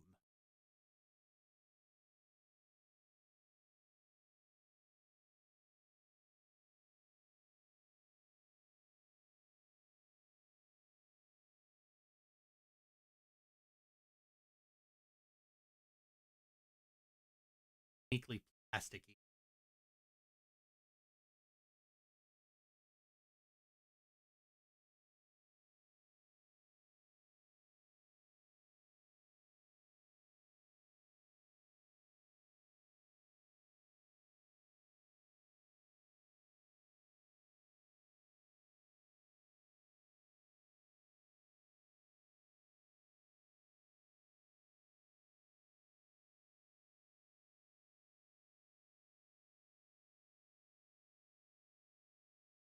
Especially when, like, Dragon scales and sharper than.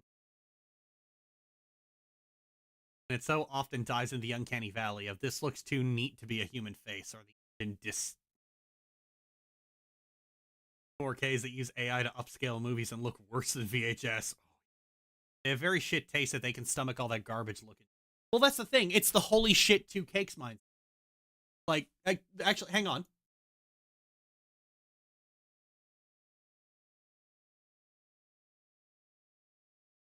It's literally this mindset. Like, this is how AI art continues to be spammed everywhere.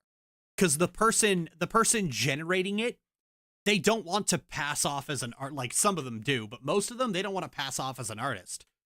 What they want is a machine that easily spits out things for them to consume.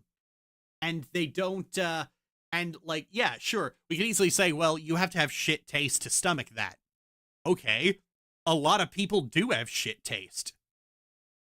Like,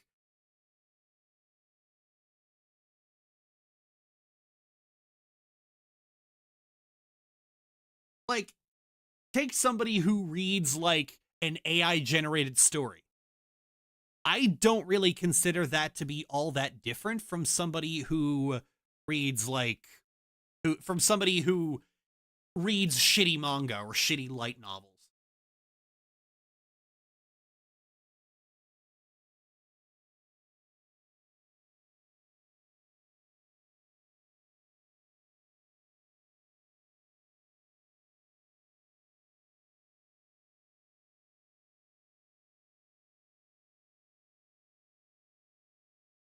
Oh, that makes so much sense now. Yeah, you see, you get the idea now. They want their specific taste catered to, and they don't care how bad it is. Yep.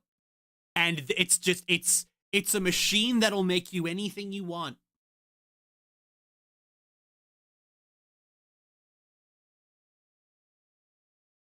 People can watch Free-Run, they must love AI stories. I liked Free-Run, actually. If people can watch ReZero, they must like AI stories. But actually, funnily enough, I wasn't even mentioning shows here. Like, there's a shitload of light novels that don't get made into crappy anime, mercifully. But, like, it's the same content mill, though. Yeah, it's the same content mill. It's just, it's churning shit out for people who will watch anything.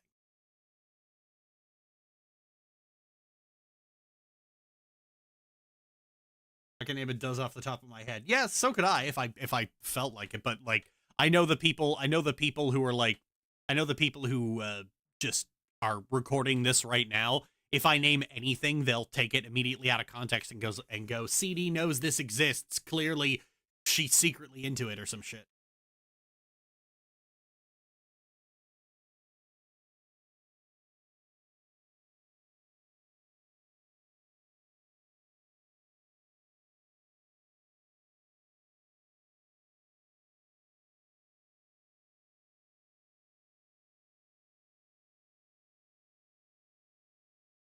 The fact that it's so omnipresent, it's so hard to filter. Yeah, unfortunately, you're not going to find a button that just removes all the AI images from your search results. Well, actually, no, sorry. That's not true.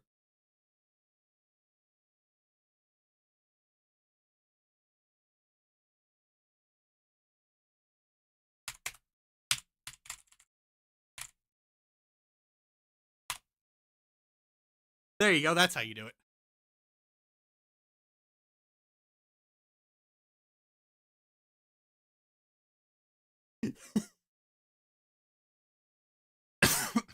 I wonder how much inspiration they had from Star Trek's Replicator. Probably none. Star Trek's Replicator is more akin to a 3D printer.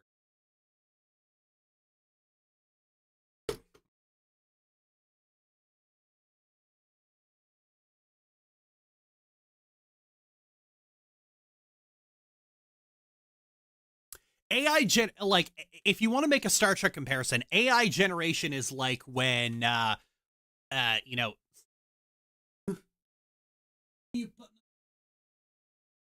AI generation is like when somebody on Star Trek goes into the holodeck and says, like, computer, extrapolate this species appearance based on new parameters. Actually, fuck. No, I'm sorry. AI generation is like photons be free. On Voyager, the Doctor, an EMH, an artificial intelligence, wrote a holo novel, and it was extremely derivative of Voyager.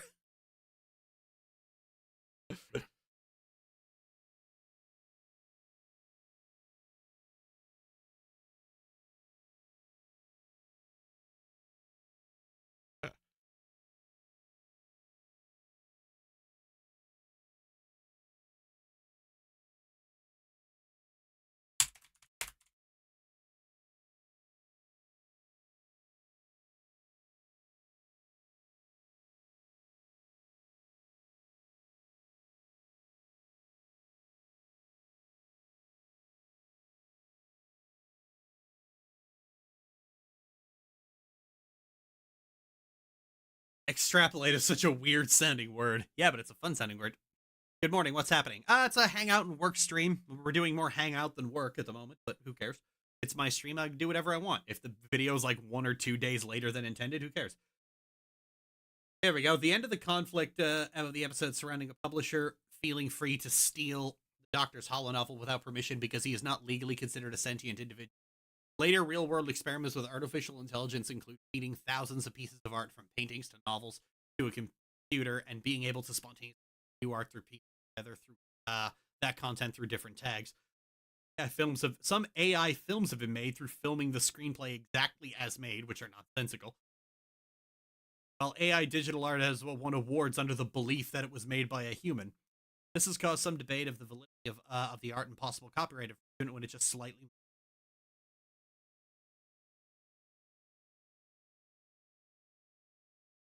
Yeah, it's funny. Voyager just straight up predicted all that happening. Wasn't there a law that said AI art can't be copyrighted, right? Yep.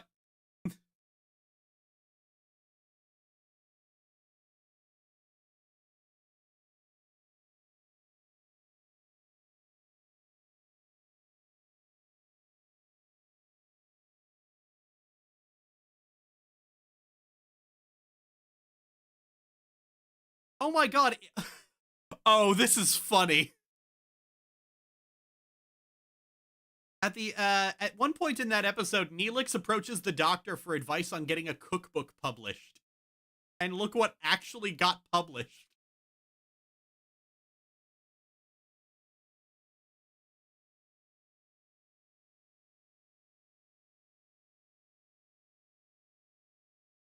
Neelix got his cookbook.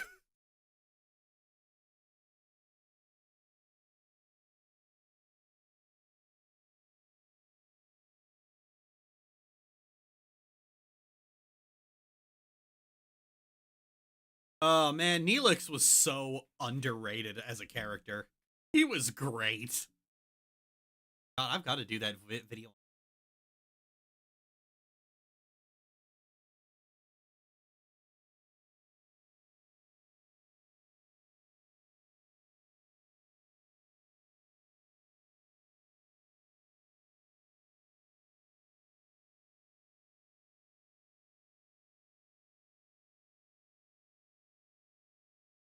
I don't fully understand the humor. Oh, it's just there was a joke in the episode about Neelix trying to get a cookbook published, and then they published a Star Trek cookbook with Neelix on the cover. It was great. I had a nickel for the amount of sci-fi series with a cookbook with grounds in canon in some way, etc., etc. Yeah.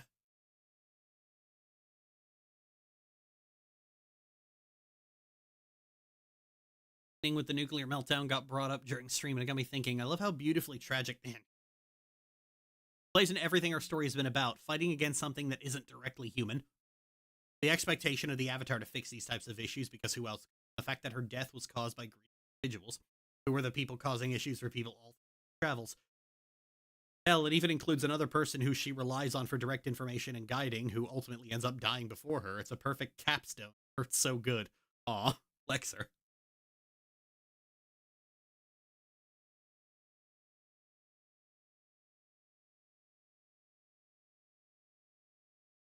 Mostly just wrote the idea of, like, Neva perishing from, like, the Avatar equivalent of Chernobyl.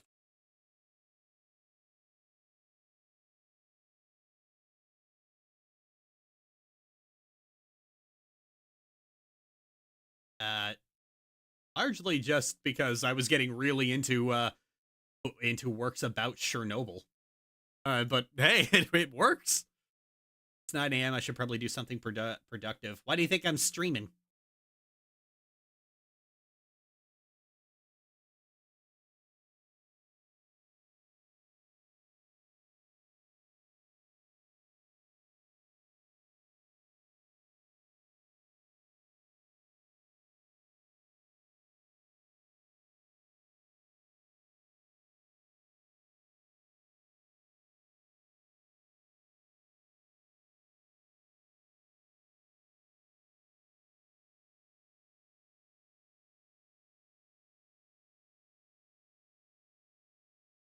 Avatar series is decent. I don't even want good or okay, just decent. I don't even want good or okay, I just want interesting.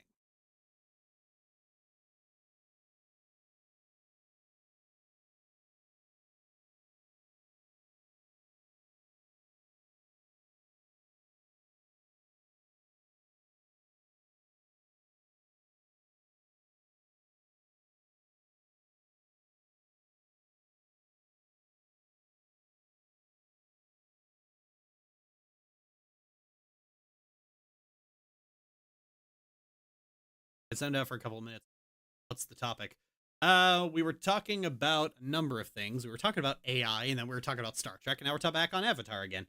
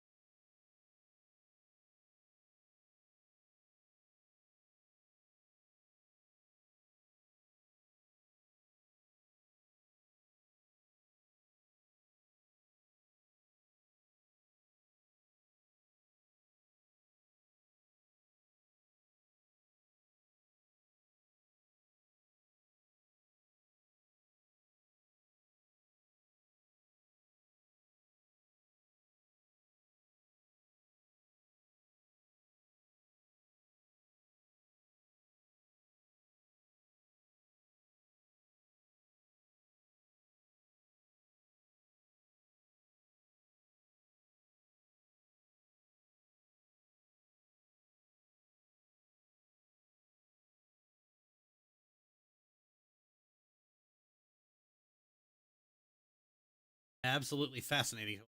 Season 2, of course, should have just been the journey to close the Southern Pole's portal.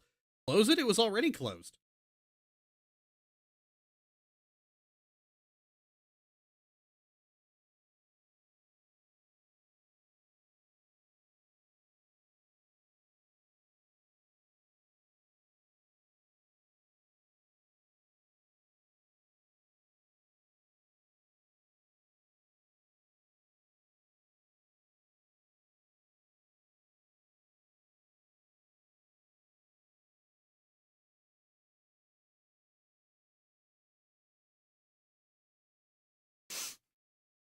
Wait, were they purifying it? It's been a while. No, they were opening them.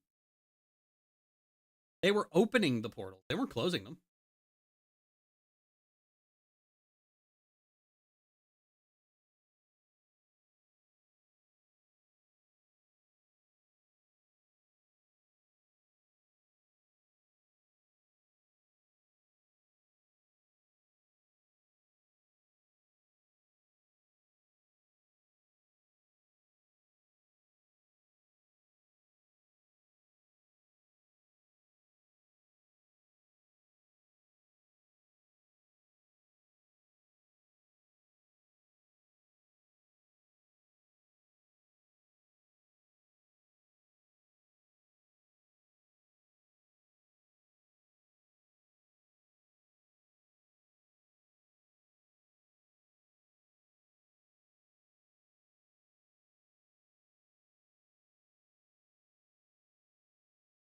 With the portals to begin with, among other things, and made the spirit world, among other things, made the spirit world IDK approachable.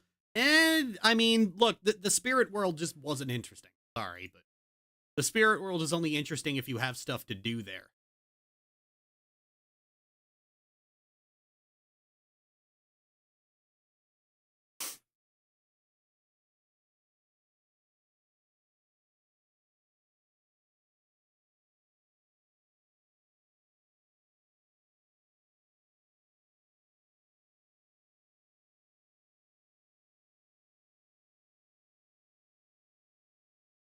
I would have loved for Korra to focus more on lateral progression. Korra already has the technicals of bending down, so having her learn the nuances of her bending and the substyles would be more interesting. And then a giant death laser.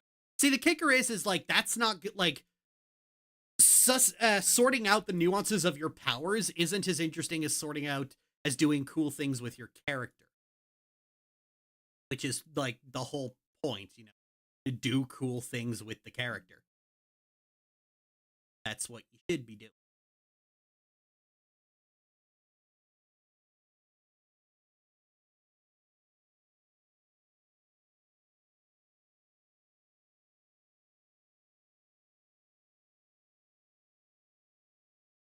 There.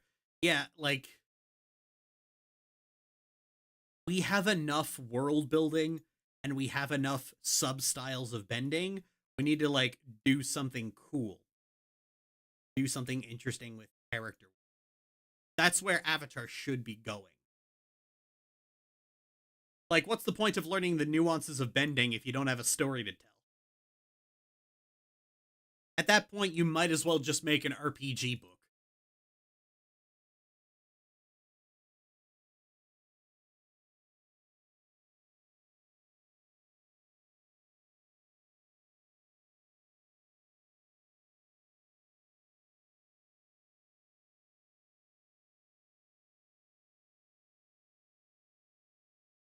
A lot of Winx recently, that's probably influencing it. Yeah. Like, see, the reason a lot of people tend to go for inventing new powers and figuring out new things to do with powers is because from a writing standpoint, all of that is it's really easy. That's why world building. That's why people get into the weeds of world building because it's easier. It's easier than writing a story.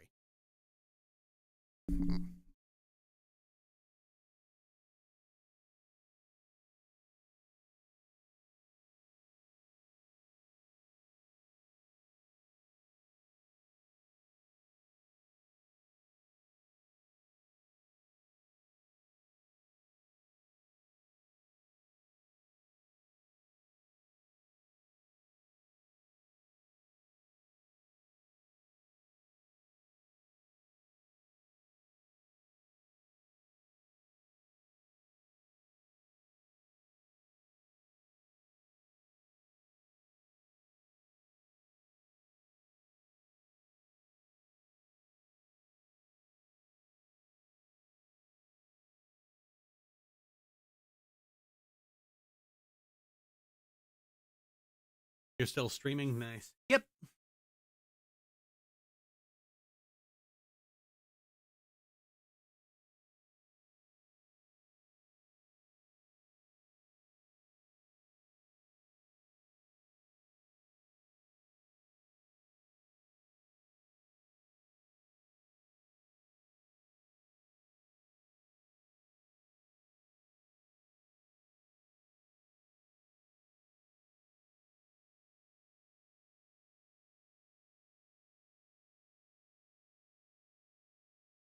It's weird that Korra gets blamed for things that the adults in her life do in her that actively screw her over. And by weird, I mean infuriating. It's just fandom misogyny, as it always is.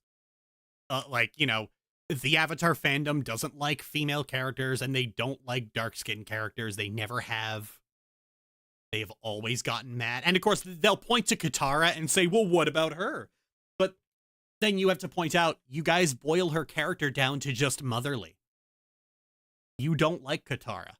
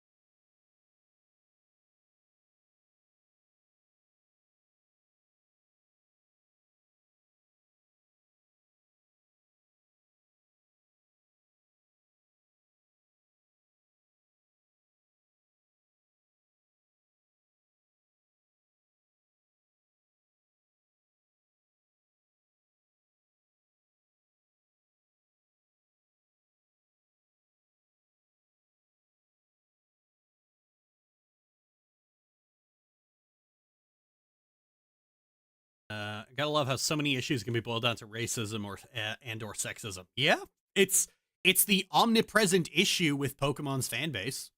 Always has been. Like, we're never really gonna move. Like, I don't think fandom's ever really gonna move past that.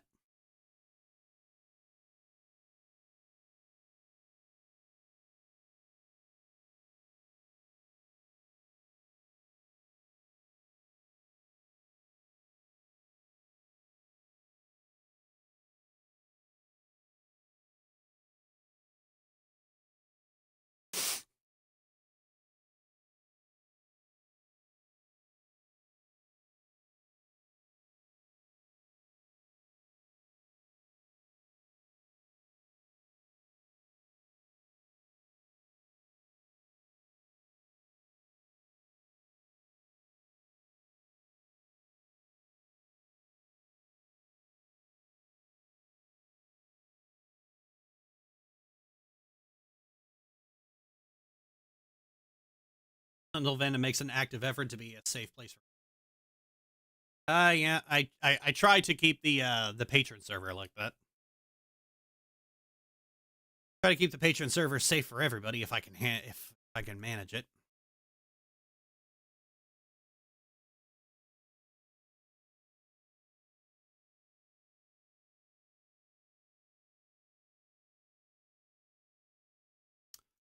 Fuck did that go?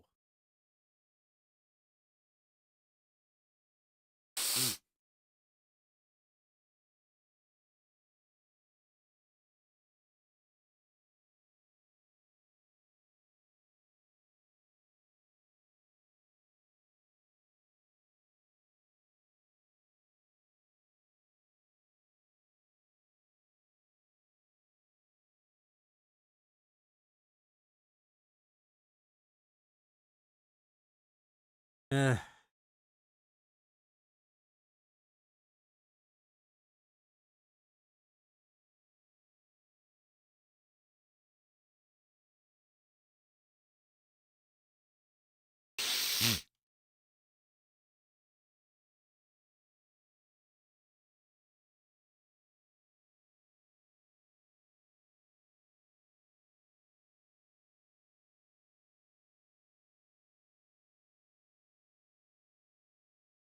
Over on Space Battle, someone pointed out an issue with Korra's writing that I also agree with, and I don't think it's notice, is that Korra didn't work since she didn't have a Zuko. I don't mean a rival or a villain, but rather someone going on a separate yet still deeply tied journey who makes Korra question her. I don't necessarily think you need a Zuko, but like, really what that complaint is, Korra doesn't work because it's overly focused on the villains. That's really what you're saying there.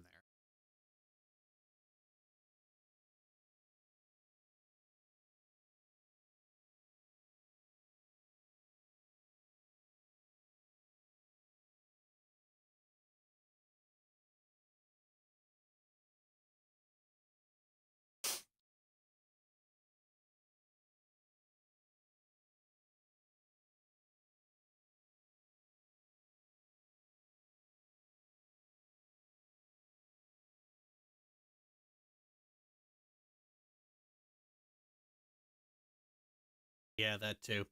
Ended up heading out early while it was being discussed. What changes happened with the Digimon rewrite? That's a lot to go into. It depends on where you left.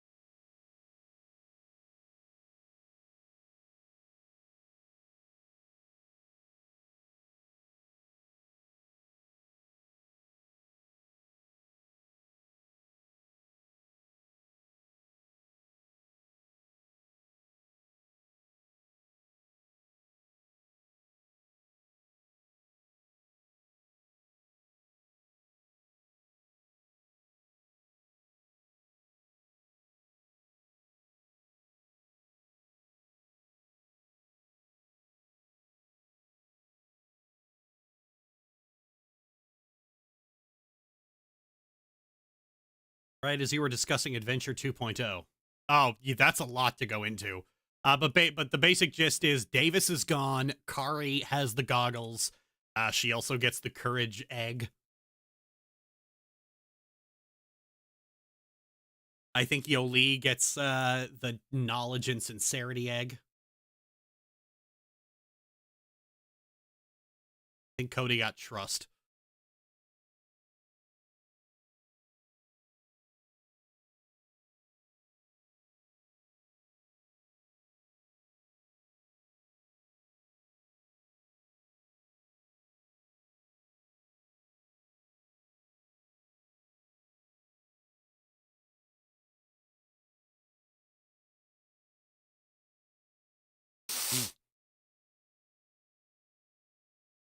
Oh, I found a document like buried in one of my external drives, and it's basically just like all the comic ideas we had for Madhouse, um, that ended up not coming about as a result of just me getting kicked off Tumblr.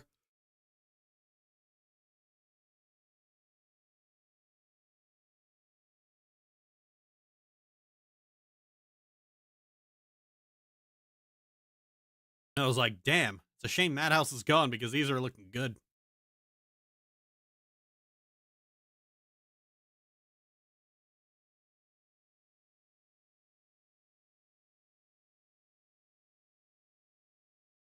Oh.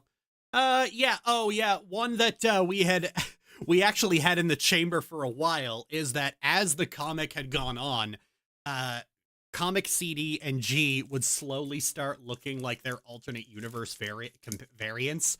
And that's when they realize, oh, that wasn't an alternate universe. That was us from the future. It's like, oh. And that's when Comic Lily just like reaches into her jewelry drawer, pulls out a costume ring, and goes, "Want to pull a horribly cruel prank?"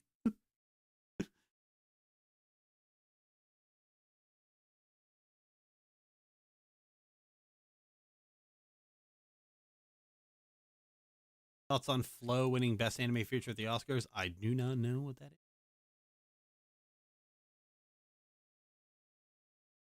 Oh, that's evil. I love it. Oh, that's terrible.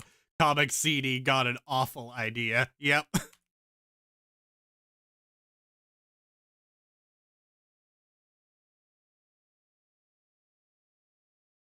Oh yeah, there was a Christmas one. We were gonna make a Christmas one out of that mistletoe post.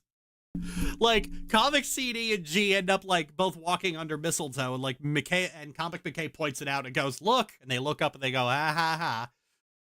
And goes, "No, no, look closer." They look up again and it's like, "Oh, it's mistletoe." And G goes, "What's mistletoe?" "Oh, well, it's when it's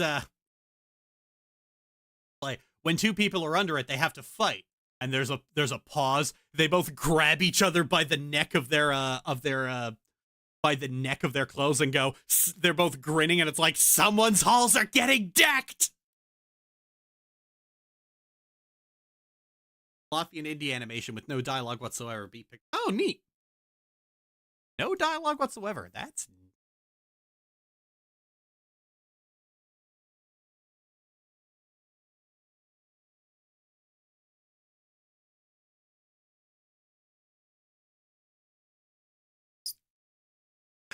there'd be a bonus panel where it's just there's just like sound and like visual effects of a fight going on in the background as it cuts to like Comic McKay and it cuts to Comic McKay and Maggie. And Comic McKay is just like, wow, they've been siblings for only 6 months and they've already got it down perfectly.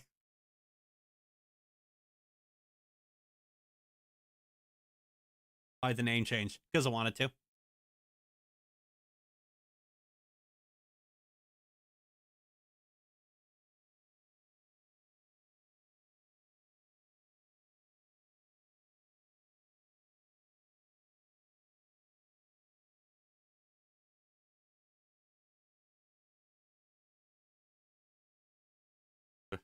What's Bonnie doing? Cheering both of you out at the same time? Oh no, Bonnie does not want either of them to fight.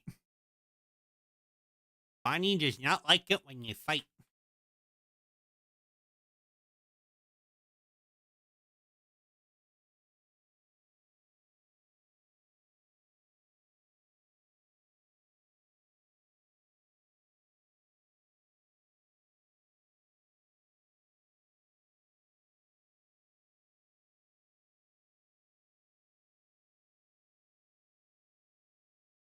What does the new name mean? Doesn't mean anything.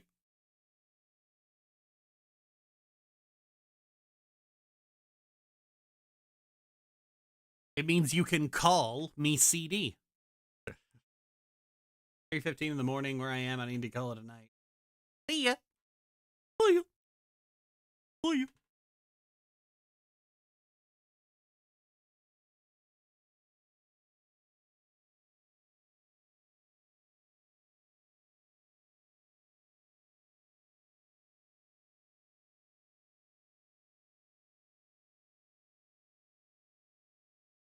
CD means anything that starts with both a C and D. We had a whole thing about it. Oh, yeah.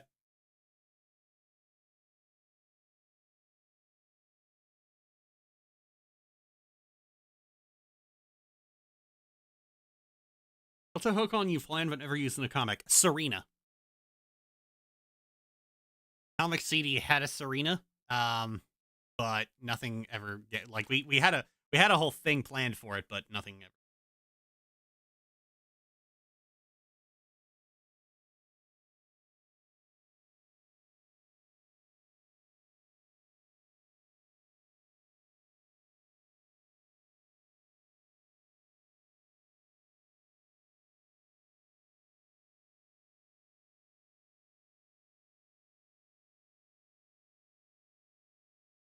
Taking time to rest. Taking time is an act of self. Is for lazy losers. No.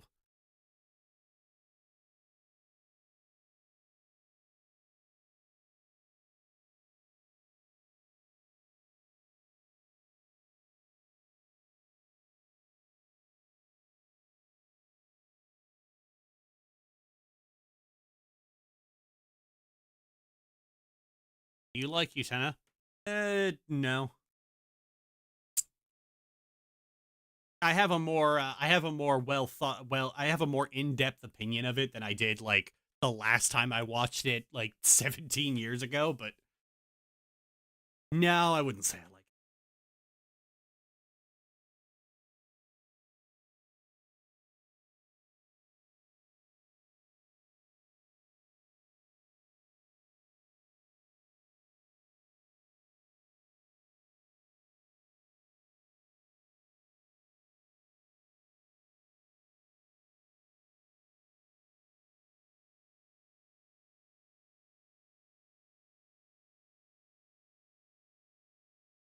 Avi, you're down here somewhere. There you are.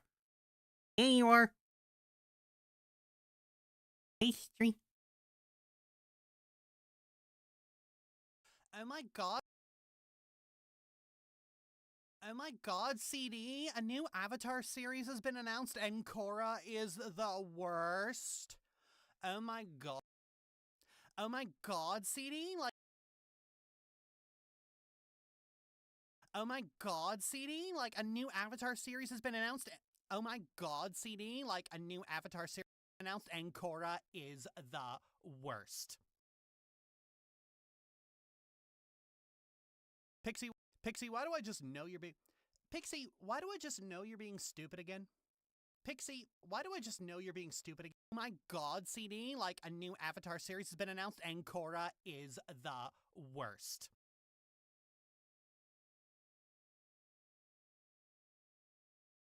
Oh my god, CD, like a new Avatar series.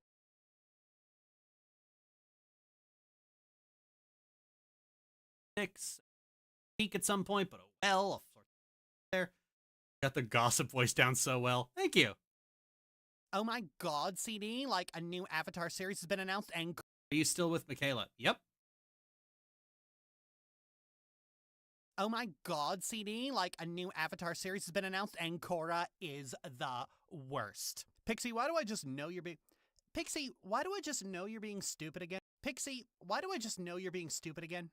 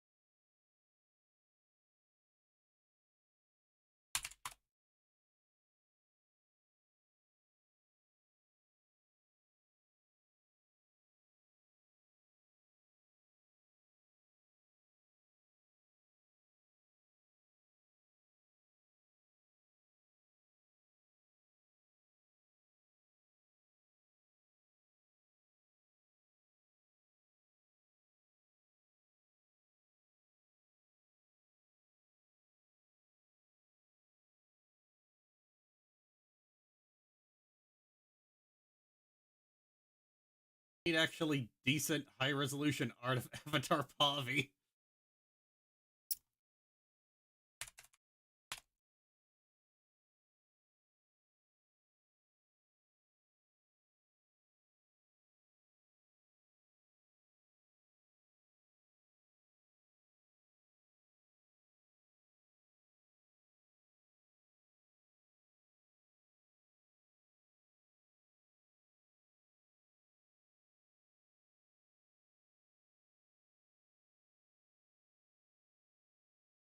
Okay, I'm gonna have to.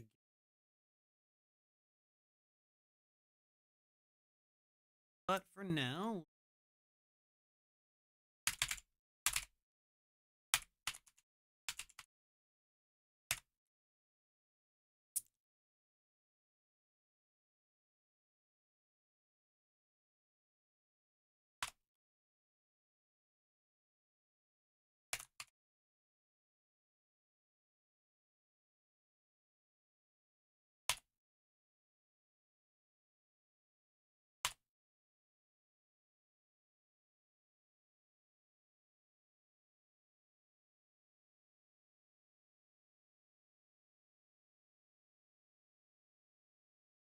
I can ask about like, are you Halo? Why wouldn't I still be?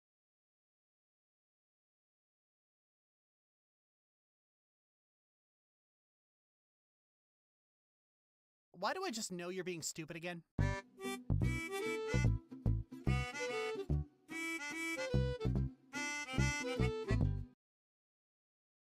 So, a new Avatar series has just been announced following the Earth Kingdom Avatar after Korra. A post-apocalyptic story where all the... I just know you're being stupid again.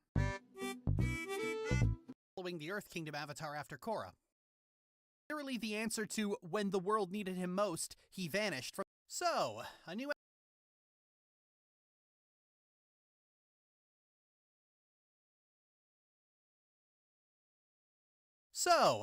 Avatar series is Already.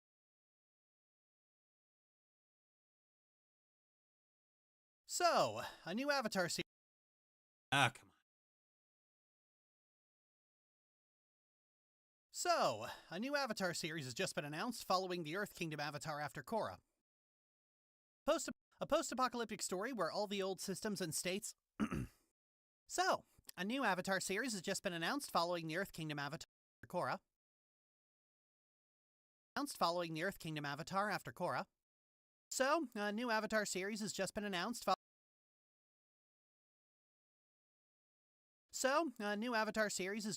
Oh. Switch the thing over. A new Avatar series has just been announced following the Earth Kingdom Avatar after Korra. A post-apocalyptic story where all the old systems and states have been traded down to just 7 havens, and concerns the new Avatar and her relationship with her sister during a time where the stature of the Avatar has been severely damaged. The information on this actually leaked months ago, and more than a few people talked.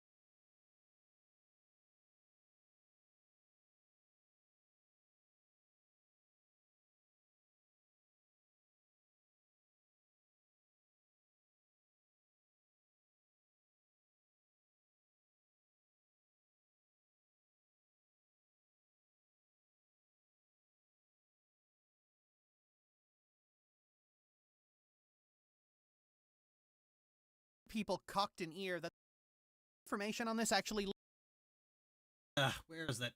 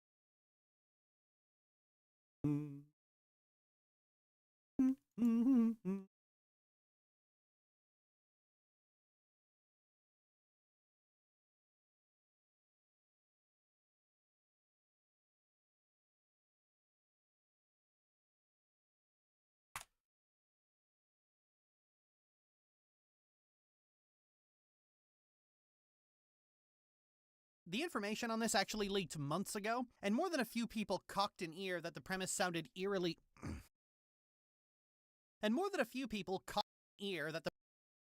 cocked an ear that the premise sounded eerily similar to the one I pitched myself last year about an earthbending avatar named Neva, primarily adventuring with her non-bending older sister named Lavi, and whose central premise was tearing down the older sister named Lavi. Similar to the one I pitched myself last year about an earthbending avatar named Neva, primarily adventuring with her non-bending older sister named Lavi, and whose central premise was tearing down the established rules of what it means to be an avatar story.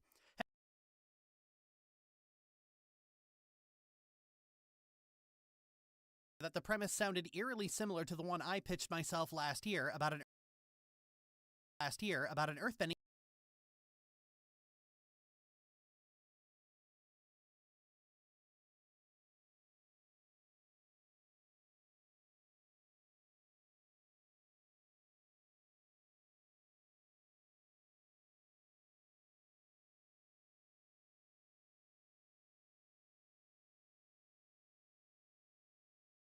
Oh, what other good image? Oh, you know what? Let's just.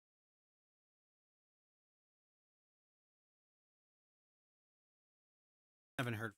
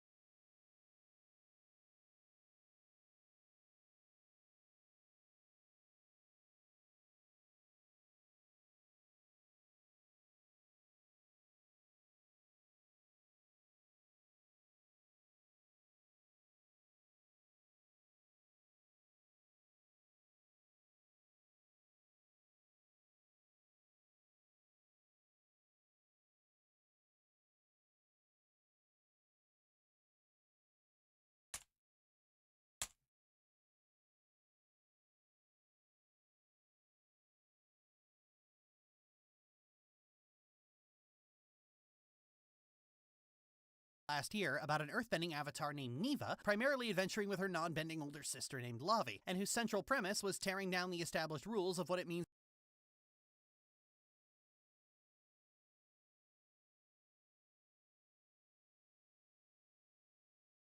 And whose central premise was tearing down the established rules of what it means to be an avatar story. Hell, according to the leaks, their names are Pavi and Nisha. Hell, according to the leaks, their names are Pavi. Either I am weird.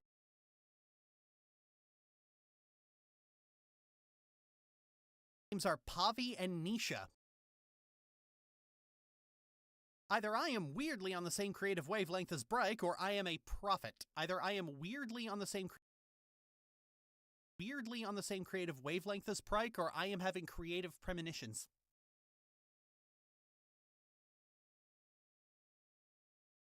The announcement comes alongside continuing buzz that a film about the original gang is in production, though strangely enough, no actual art or visuals have been released. That's likely because there aren't any. The film is slated for a 2026 release date, meaning it's likely still being animated as we speak. As for the series, it doesn't have a release date, and those leaks are true. There is no way. Well, all the other leaks have been true. The only thing we don't know is, like, the names of the new of the two sisters. So, like, it could be Pavi and Nisha. And if it is, I am never going to stop harping on that.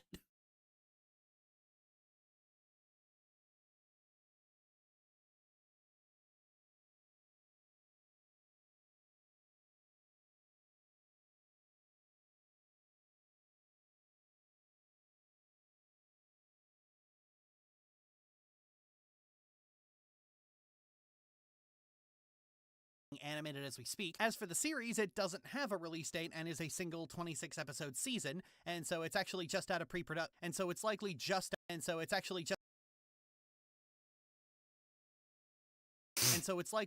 out of pre-production with a finalized script. Actually, Lily, it's like 2 13-episode seasons. Actually, Lily, it's like 2 13-episode seasons.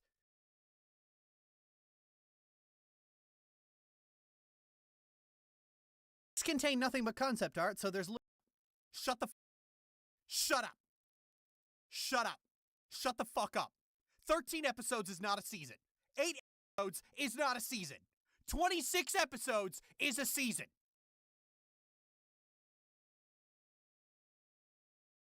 Release date and is a single show. I'm not sure they'd be all that willing to show it anyway, because 6-episode season, and so it's likely just out of pre-production with a finalized script. Shut up. And so it's likely just out of pre-production. Actually, Lily,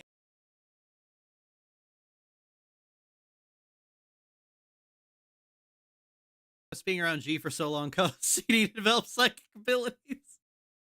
Actually, Lily, it's like 2 13 episodes. Actually, Lily, it's like 2 13-episode seasons. Shut up. Shut the fuck up. Shut up. Shut the fuck up.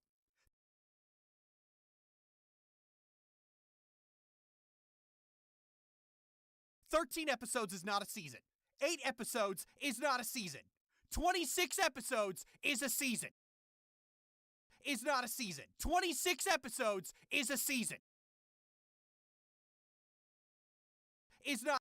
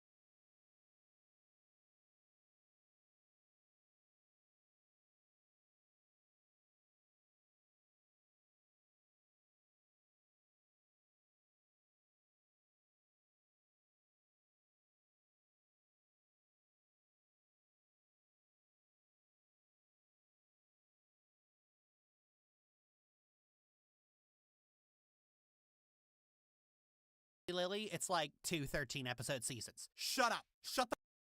Shut up. Shut the.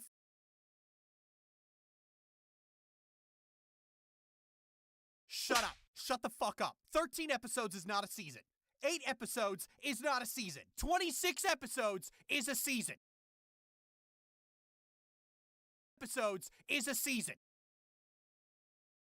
The leaks contain nothing but concept art, so there's little material to work with that. The leaks contain nothing but concept art. The leaks contain nothing but concept art, and there's so little material to work with that clickbait channels have been nothing but concept art, and there's so little material to work with that clickbait channels have been resorting to hiring artists to make visual aids, or just using AI-generated thumbnails, which are very clearly, or just using AI-generated thumbnails to make visual aids, or just using AI-generated thumbnails, which are very clearly pulling from a very limited dataset.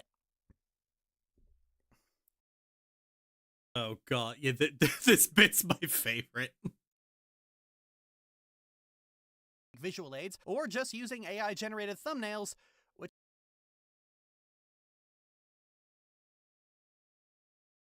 I first post like Ren showed me this one, and then like I put this on Tumblr, and I was and I had somebody putting in all caps. That's just Neva.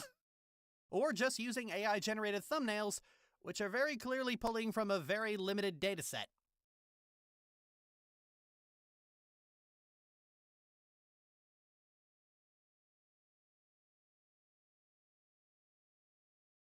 That was, oh yeah, you were the one who just went, that's just Neva.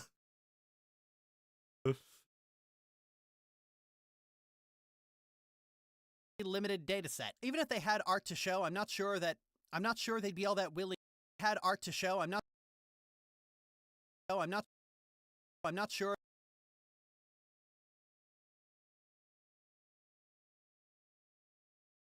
To show, I'm not sure they'd be all that willing to show it anyway, because because Avatar is a series that exclusively features a non-white cast, and you already know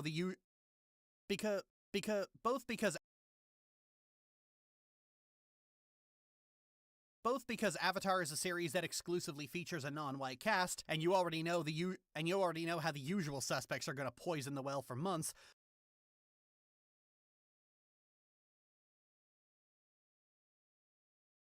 But also because the Avatar fanbase is stupid. But also, as demonstrated at the start of this video, the Avatar fanbase is But also, as we demonstrated at the start of this video, the Avatar fandom is stupid. But also, the Avatar fandom is stupid. First Avatar.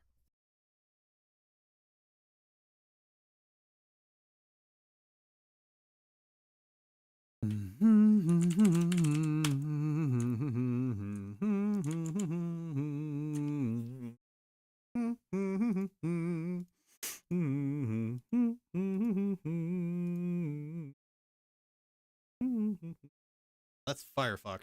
Looking for fireworks. There you are.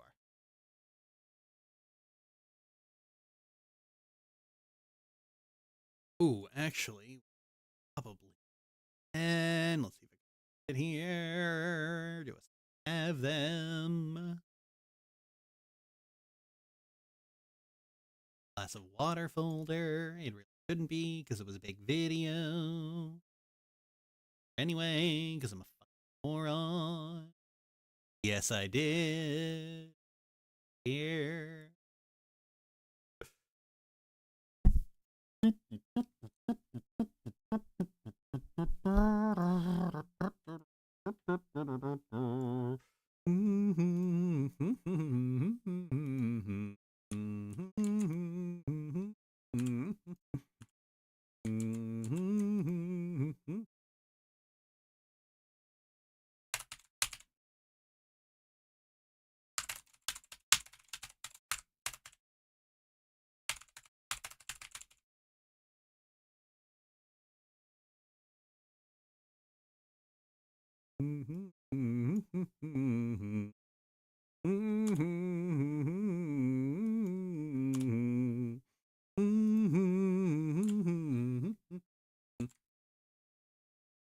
Average saturation.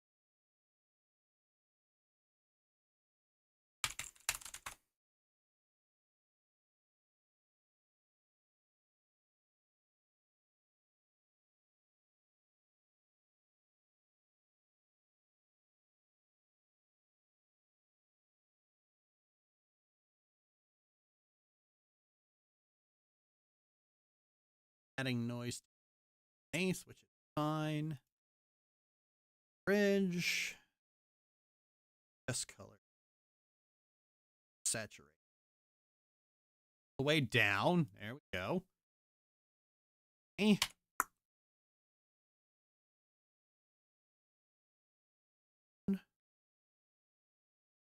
Oh.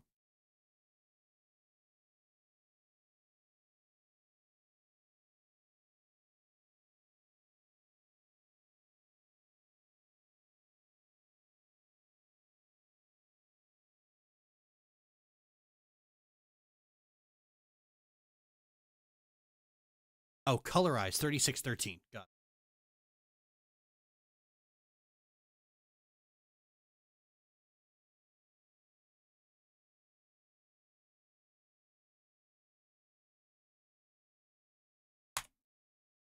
There we go.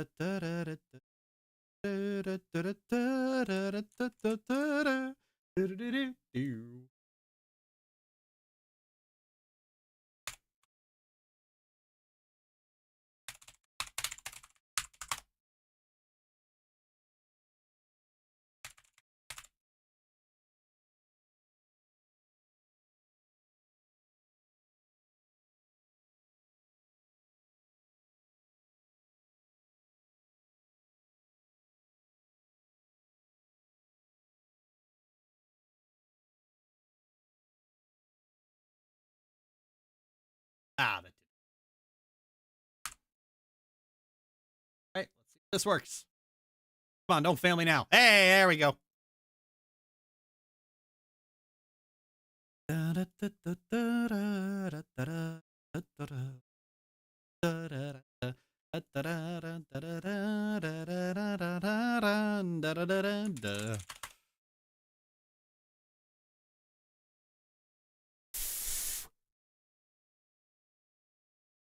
Is that song making it into this video too, or is it gonna say a Korra? I'm probably gonna stay a Korra thing only. I did put it in the original Korra video, and I tried to find somewhere to work it into the new one, and I just ended up putting it only in the credits. Oh, do I have a render of just that?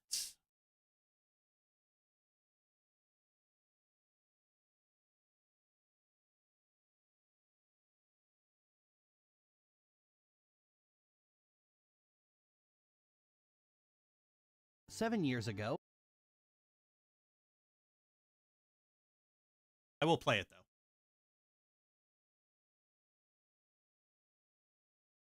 Well, I put my. Okay, what is VLC bitch for?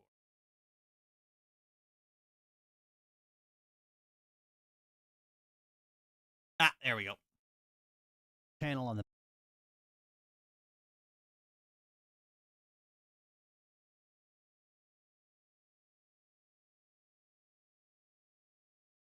Pin up for the internet's muscle girl fetish.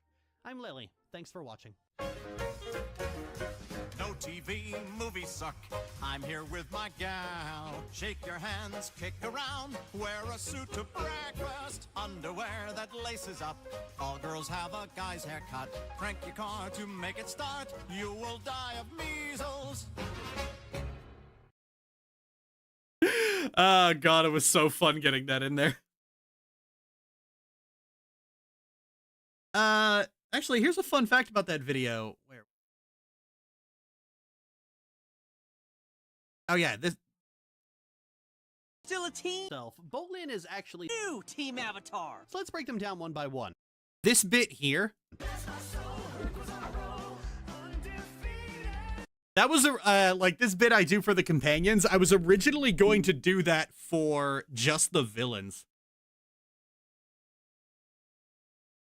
Oh, actually, let's see. I think I still have the Vegas document.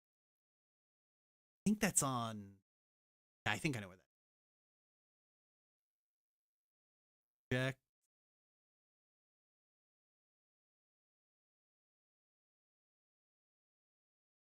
I have a shit post document that's literally just where I put all the little edits before that I need before I make a video.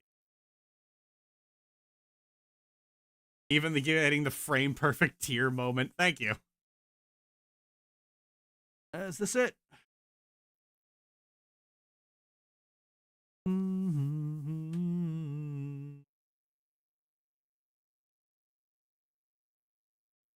Last opened on October 6th. Pretty sure this.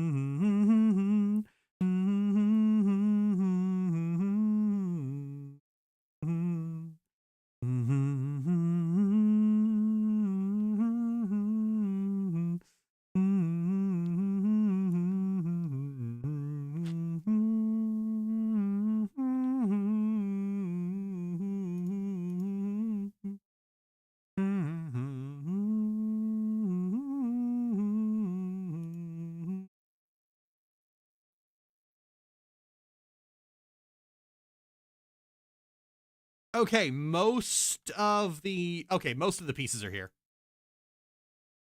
All right, give me a sec.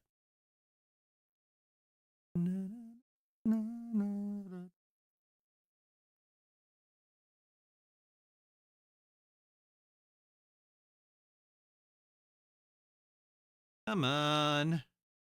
There we go. Don't wanna be an American idiot. I am the righteous hand of God, and I am the devil that you forgot. Vanguard Party rule. Hail Satan, snow Satan. Oh, the other kids with the bomb down kicks, you better run, gotta run, my God. I'm a villain, I'll go for the throat and slit. Bless my soul, Herc was on a roll, undefeated.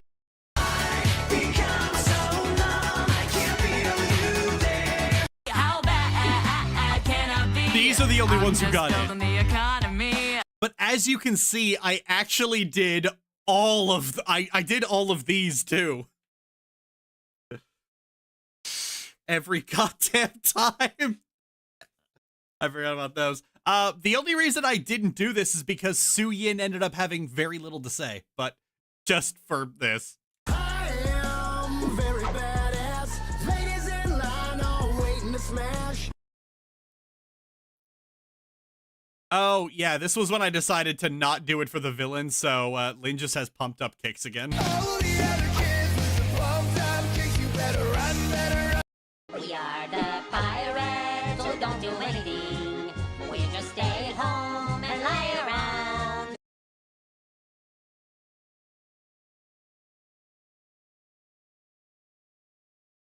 Think.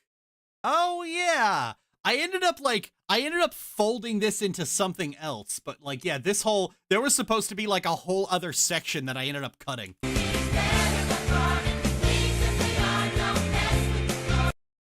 I'm pretty sure I did that. Oh yeah, I knew this would get copyright claimed immediately. Gotta keep one jump ahead of the bread line, one swing ahead of the sword. Oh yeah, I moved American Idiot to the thing about the United Republic.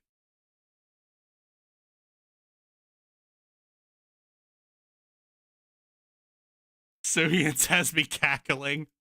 I don't know, like Tenzin's I think is the funniest. I am very badass, ladies in line all waiting to smash.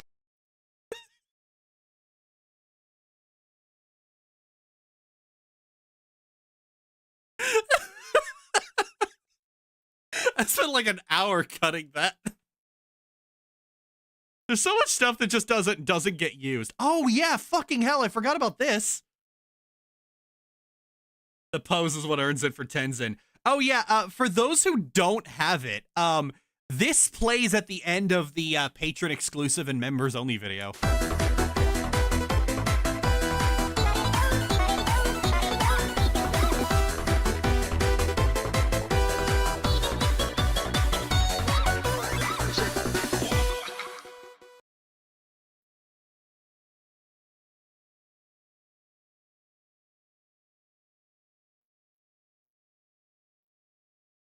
Oh, no, I remember what that is. Oh, okay. Let's see if I can.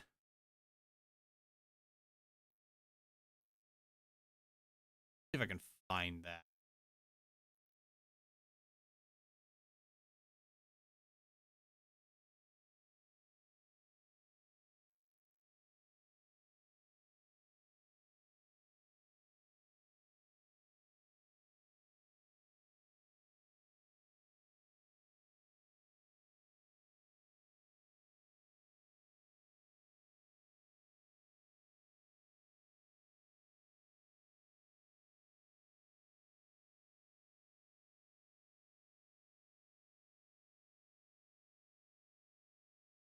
Oh, is this it?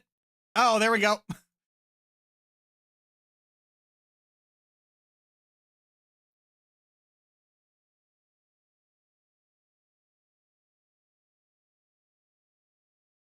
This was this was also supposed to go in there. Only this first part went in, not this part, but I feel so happy when I'm around Maxwell.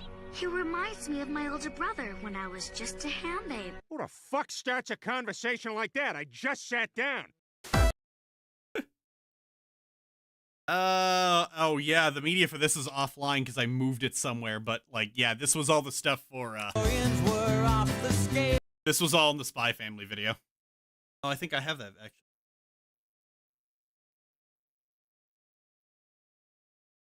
The ham should not swear. Yeah, I ended up having the same, opinion.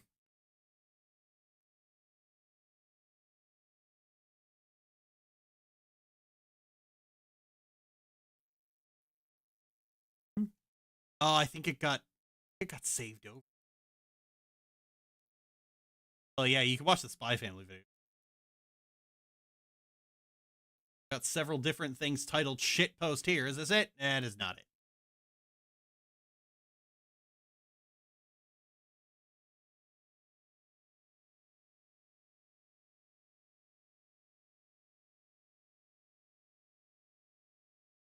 Oh, they're all saved as separate images. Okay.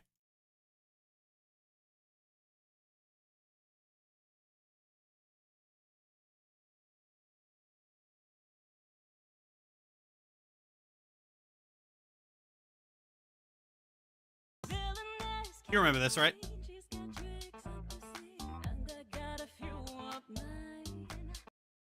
Yeah, I did these for the Spy Family video. I actually thought they came out really well. They're very bouncy. I haven't done that in a while, actually.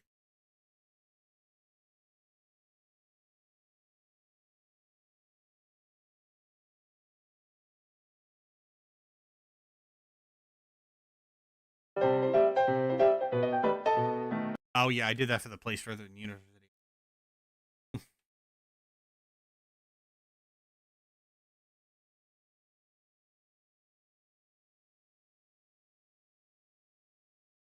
Yeah, again, the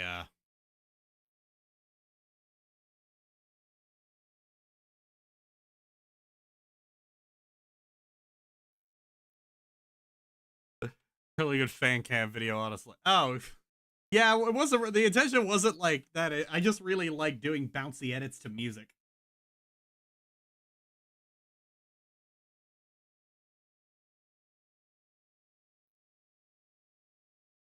Come on. Let's see. Anya's used The Saga Begins by Weird Al. Yours used Witch, a cover done by Anna. Twilight's used Master of Disguise from Lazy Town. Yuri's used Stalker's Tango. Boyfriend by Dove Camp.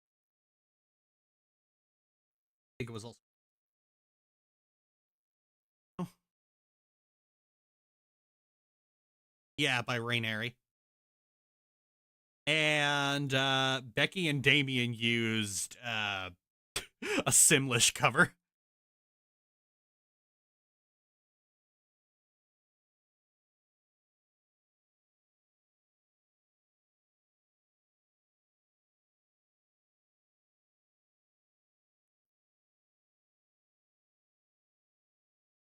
You don't get to see what this one in the center is.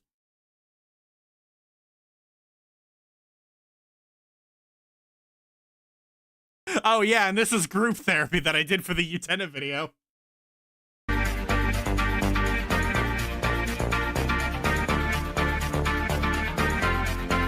What is love?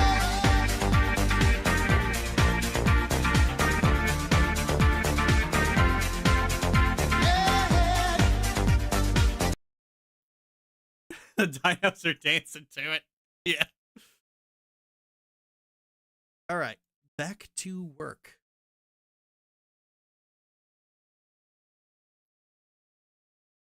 But also, as we demonstrated at the start of this video, the Avatar fandom is stupid.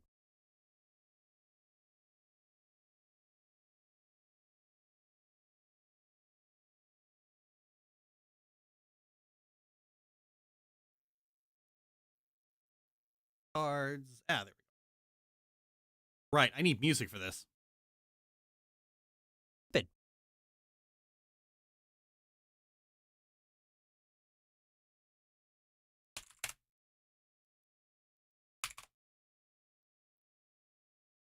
Oh. Oh, you know what I could use?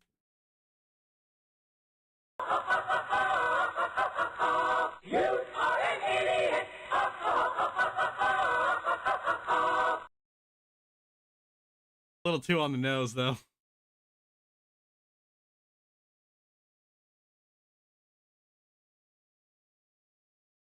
What's that from? That is from a computer virus.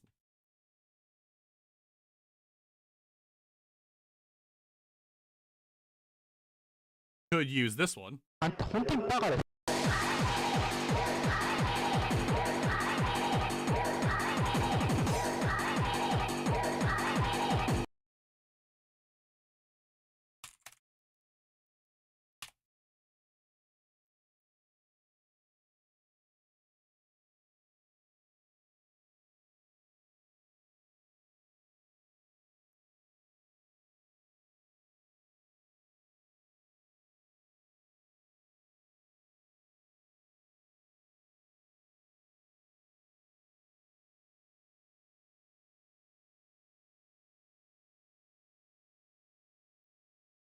Sounds nightmarish. Will haunt me in my dreams. We'll find something.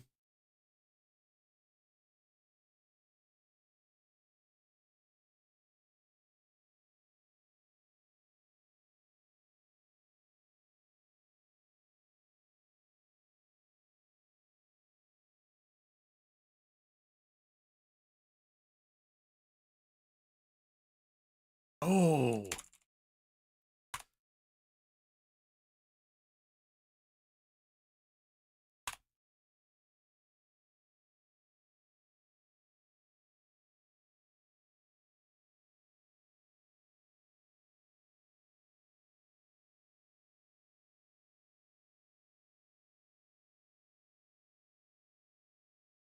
Hold on a second.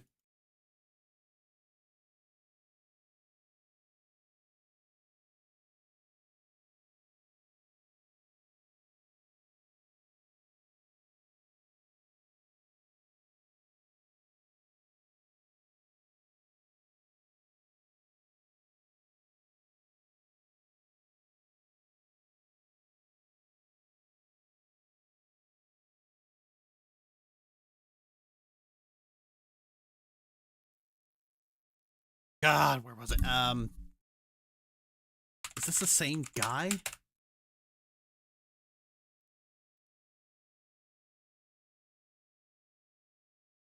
No, not the same guy. I was thinking.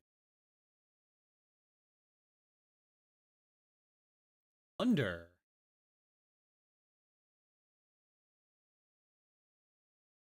Have it, though.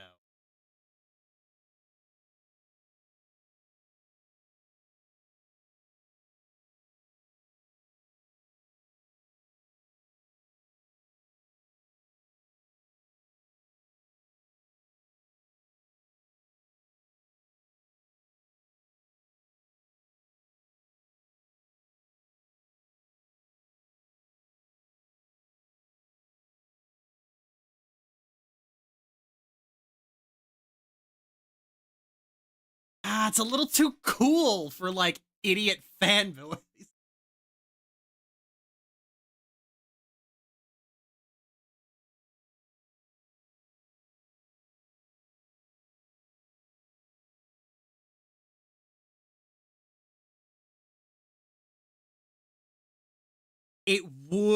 It does fit the image, though. Fuck.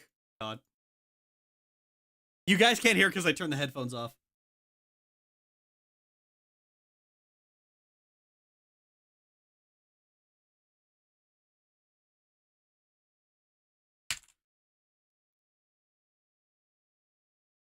Yeah, I'm going for it.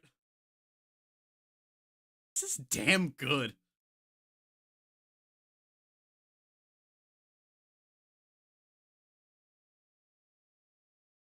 I already know some of you were just going, let us hear it.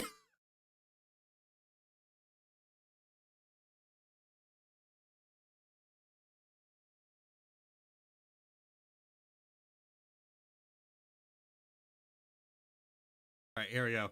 Tell me, Maria, why I see her dancing there, why her smoldering eyes still scorch my soul.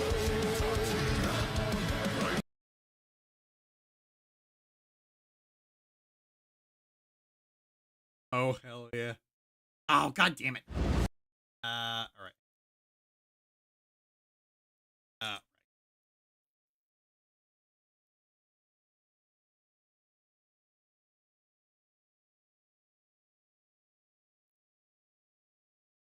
Oh, fuck. It's like, fuck, that's perfect. I know, right?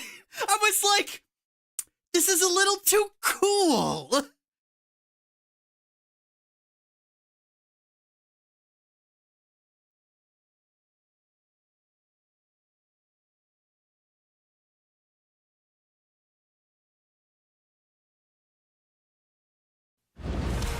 Fucking hell. Stop taking me to a new thing.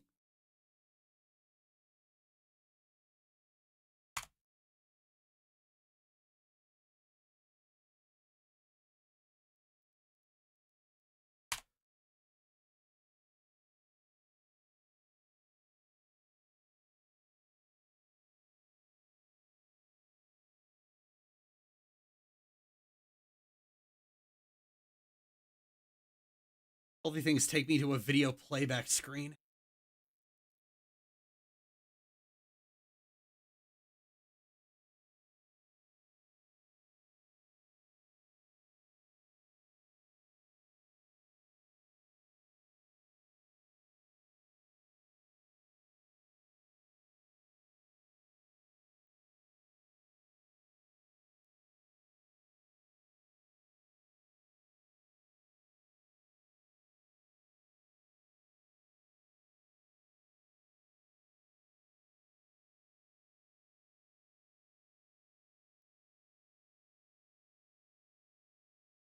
And trying to download a fucking convert YouTube got an extreme asinine.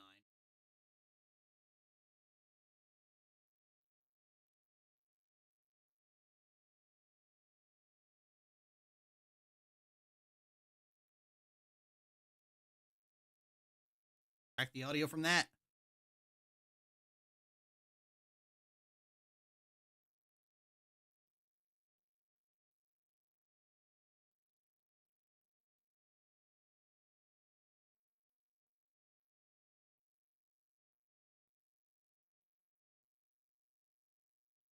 Oh, now you finally fucking load.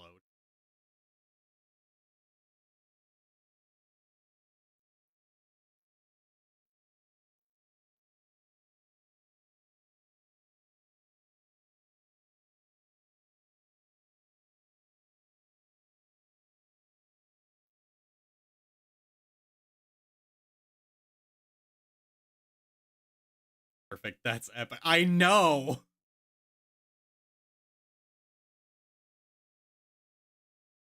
It's a little too epic for the kind of videos I make, but fuck it. We have fun here.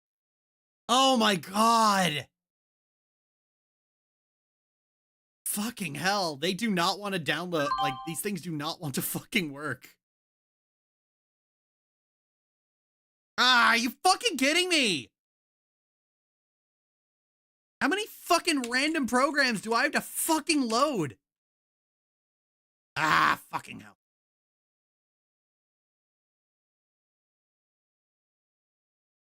All the sites that let you convert a YouTube to MP3 now just give you a fucking useless MP. I gotta download and then convert shit and then reconvert it and then convert it again. God, it's just becoming a whole fucking hassle.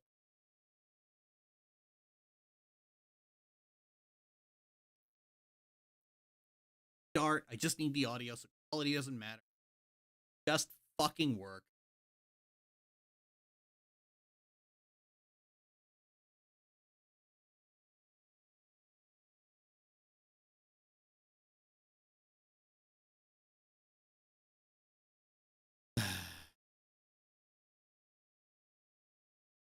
Man, piracy is just getting so much harder. All it does is make me more determined. Finally!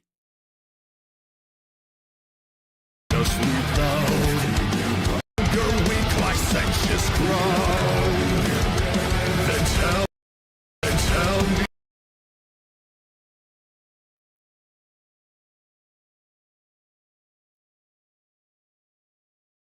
Stupid. Avatar fandom is stupid.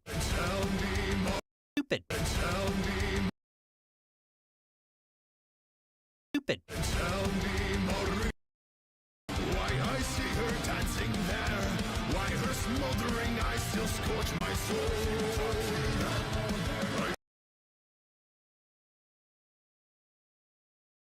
Is stupid. Tell me, Maria, why I see her dancing there, why her smoldering eyes still scorch my soul. The fact that I got, like, fucking hallucination Korra in here, like, just makes it even better. Avatar's fanbase has never really been known for being able to process information in a productive way. To this day, a lot of people are convinced that the Avatar can't bend more than one element without Rava, despite us literally seeing Korra do it herself. But the announcement made this stupidity abundantly clear when the post-apocalyptic series when the setting of a post-apocalyptic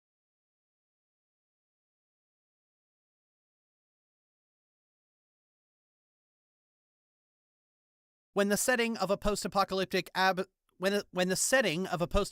series Korra, where the Avatar's reputation in the mud, led a lot of people to believe that this makes Korra the worst Avatar because she destroyed the world.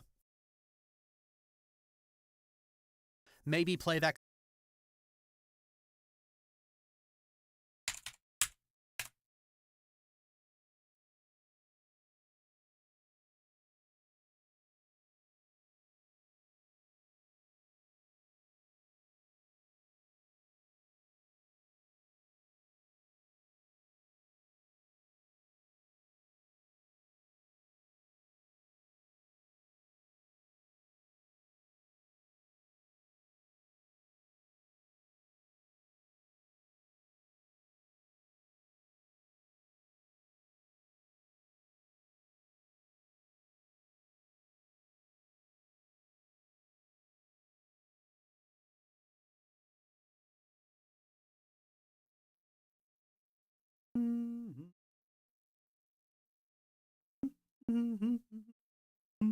Reich would have put that music over the giant spirit laser beam fight scene of season 2 if they'd let them. Don't do that. Don't put Hellfire over Korra versus Unalaq. That's horrible.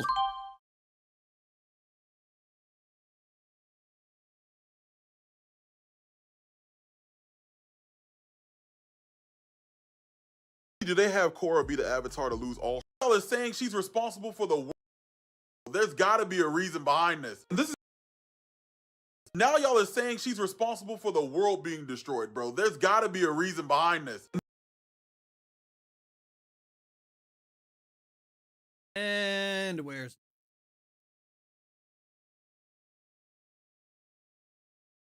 there you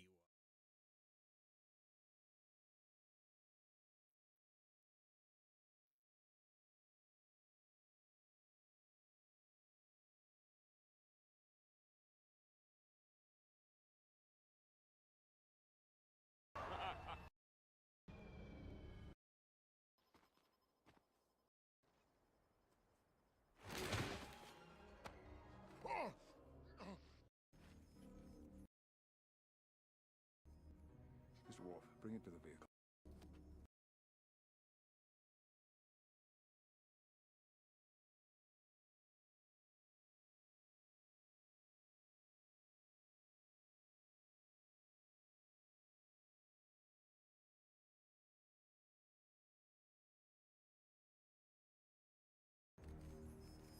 Very astute. Very astute. Astute.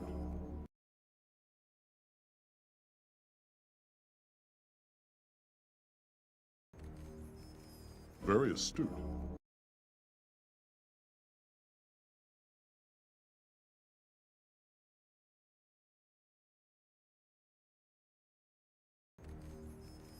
Very astute.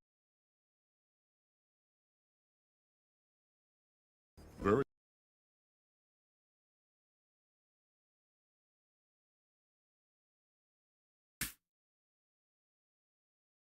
very astute.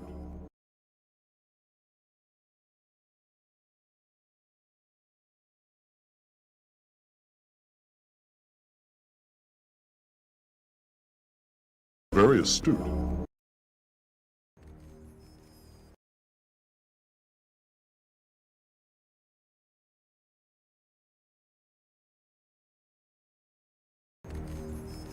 Very astute.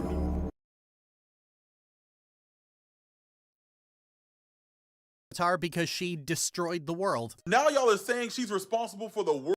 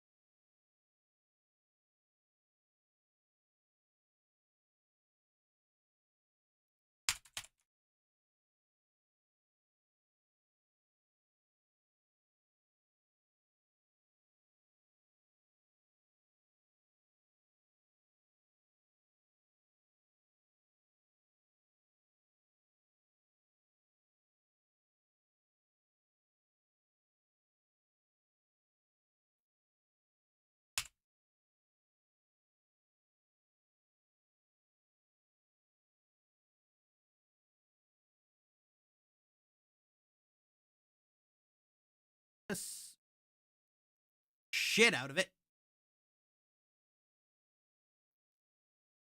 Now y'all are saying she's responsible for the world being destroyed, bro. There's gotta be a reason behind this.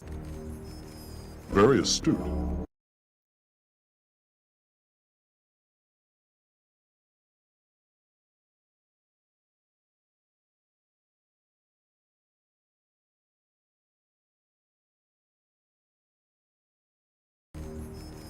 Very astute. Maybe play that classic man. Okay, so the Avatar fandom has always been weird about. Okay, so the Avatar fandom has always been weird about Korra in relation to. Very astute. Okay, so.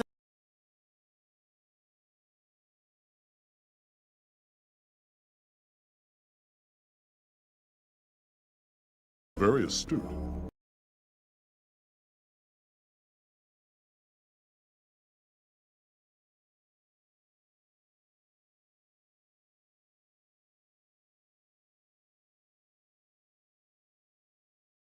Okay, so the Avatar fandom has always been weird about Korra in relation to Aang because woman, dark skin, brash and aggressive, you get the idea.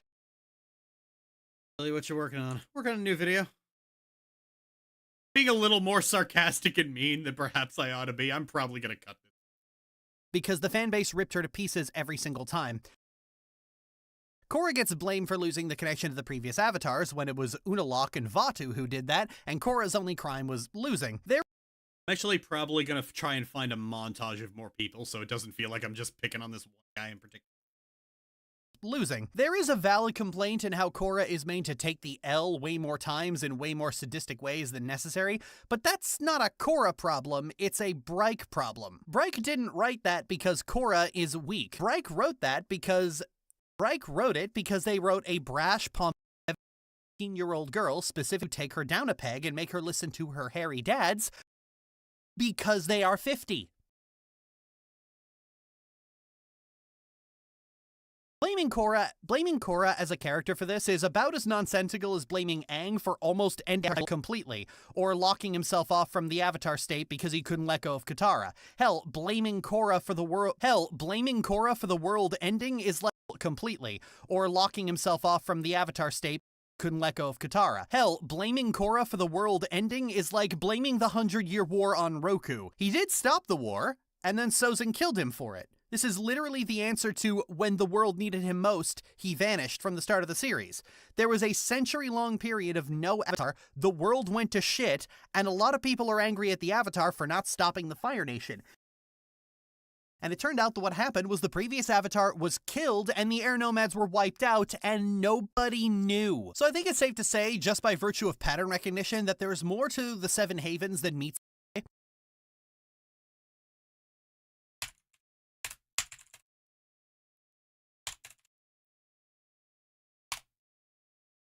The Avatar simply isn't powerful enough to cause a cataclysmic event. The energy that would require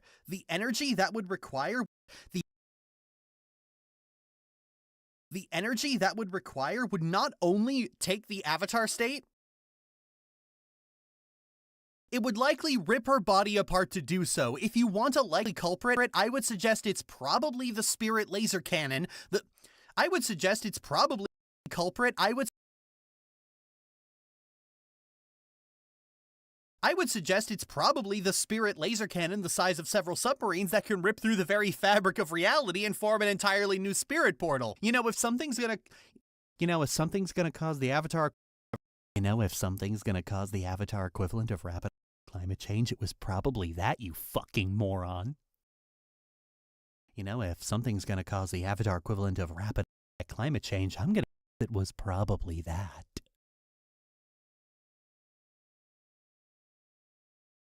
Hell, the fact that something's gonna cause the Avatar.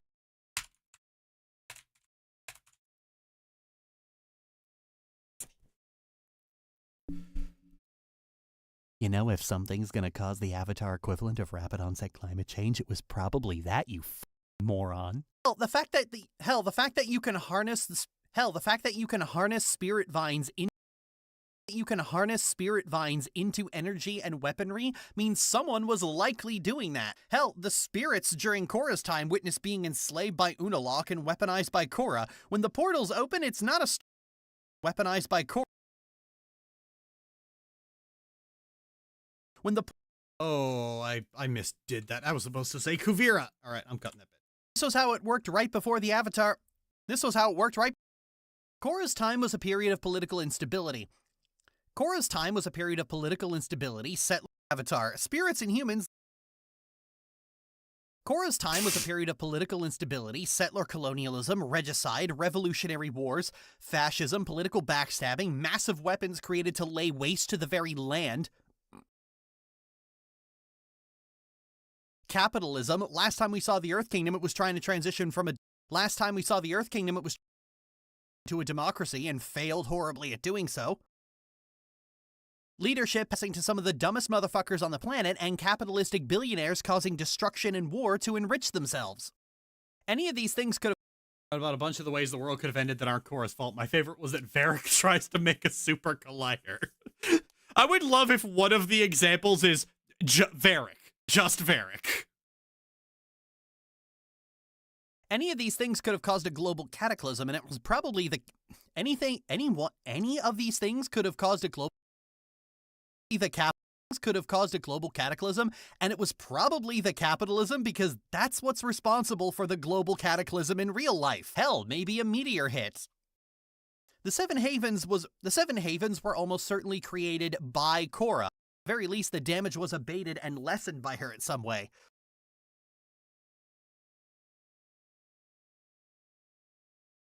She probably can't fight ecological collapse regardless of the cause, and all the Avatar can do is mitigate the damage. I promise you, it will turn out that something, be it the Havens or some technology the Havens use, was created by Korra and could have very likely resulted in her death. But Lily,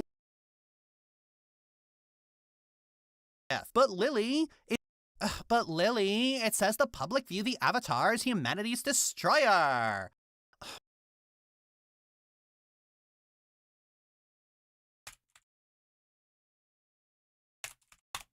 But Lily, it says the public view the Avatar as humanity's destroyer. But Lily, it says the public view the Avatar as humanity's destroyer. So? It says seen as. It doesn't say is. It doesn't say is. I don't know if any of you have noticed, but the general public in the world of Avatar is really fucking stupid. It looks like China, but it acts like America most of the time. In 2025, we really gotta set lower expectations of public opinion. Yeah, exactly. Fucking hell.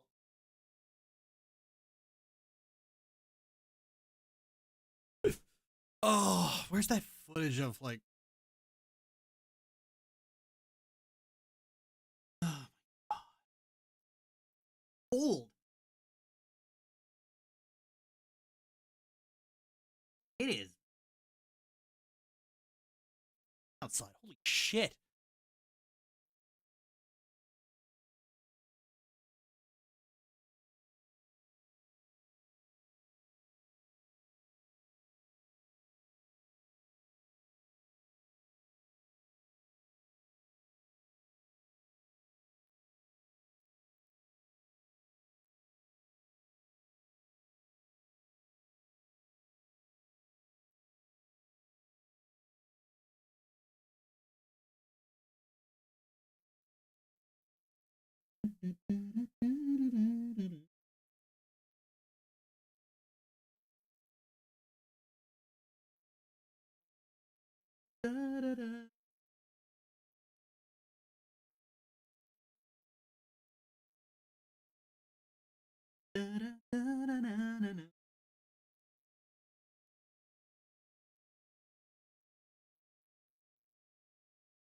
Made about a setting is 100% true and 1,000% canon, even when there's evidence to the contrary. Yep. I was talking about this with regards to Neva, like how a fun thing about Neva is that like the reason Neva wouldn't work as a series is Neva develops a lot of opinions about what it means to be the Avatar, as well as things like how the Avatar has one particular relationship that kind of defines how they approach being the Avatar. And like she specifically name drops things like Roku's relationship with Sozin or Aang's relationship with Monkey Atso. And I think like if that were a series, Neva would come to that conclusion later in her life and people would just go, well, wait a minute. What about, like, is this some kind of a retcon? What about, like, Katara or Asami? Or, like, Roku's wife? What about that whole thing of, like, all the avatars end up kind of resembling the previous avatar's partner? And it's just like, guys, this isn't a retcon of, like, the lore of Avatar. This is one avatar's opinion. It's kind of like when people say that Rava is a retcon. Rava is a stupid concept that they put into the series, but it's not a retcon, because the only information we have about what the Avatar spirit means and represents comes from Roku. And it's like, it's easily possible that Roku just didn't know. Hang on, I gotta go check.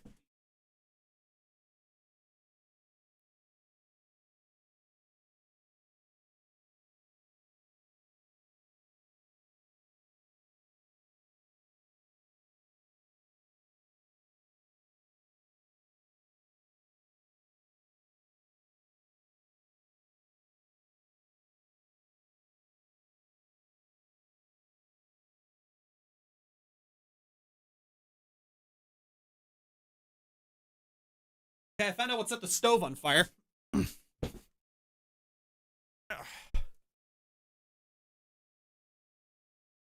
One of the burners, the plug that the burner slides into, it's corroded, sparked, and I had some stuff on the stove. Like, the stove wasn't on, or at least it wasn't supposed to be on. And I had some stuff on the stove, and it's corroded. There was surge, it sparked, and it set some shit on fire. I just pulled the burner out, and like, oh, yep, that's got to be replaced. So I got to get new burners from my stove.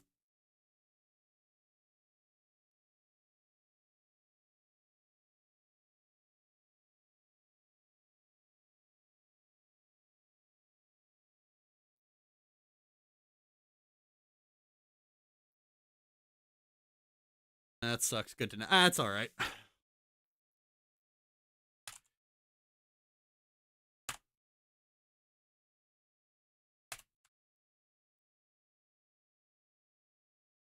Go. Well, $60 for a new set of burners.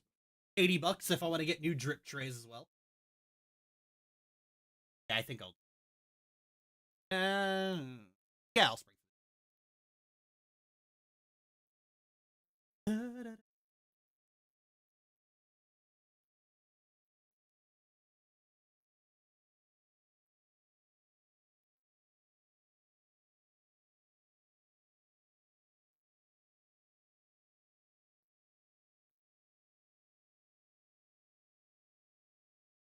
Replacing burners and drip trays is easy. They just pop right out. Pull them out, put new ones in. Just boom. World of Avatar is really fucking stupid. It is. I don't know if any of you have noticed. But the general public in the world of Avatar is really fucking stupid. It looks like China, but it acts like America most of the time. The average person is either an asshole, an idiot, or both. The average person is either an asshole, an idiot, or both.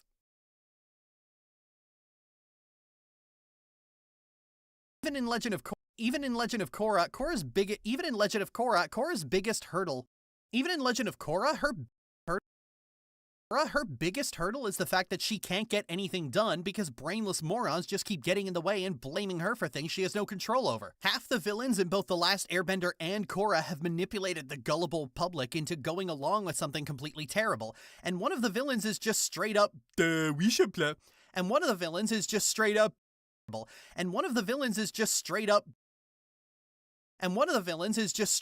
we should plunge the world into chaos for the true freedoms. And one of the villains is just straight up, we should plunge the world into chaos for the true freedoms. And creates a power vacuum for a dictator. Goodness, Zahir, who could have seen that coming, aside from any passing 6-year-old?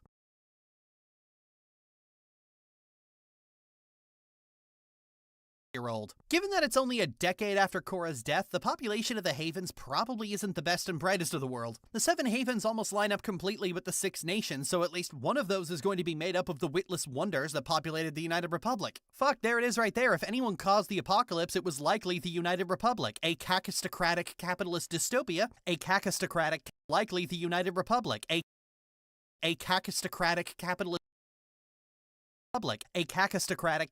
dystopia where idiots like this get to run roughshod over the entire land, exploiting it in the name of pure profit. Varric alone would have caused 15 Chernobyl disasters before Korra could get a bead on his location.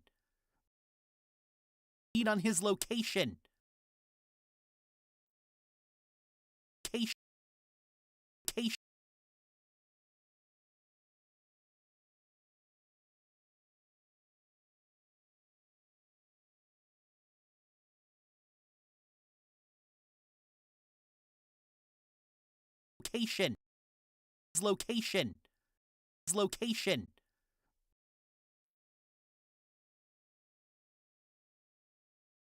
Beat on his location. So I think we're all in agreement that blaming Korra for everything out of the gate is just dumb.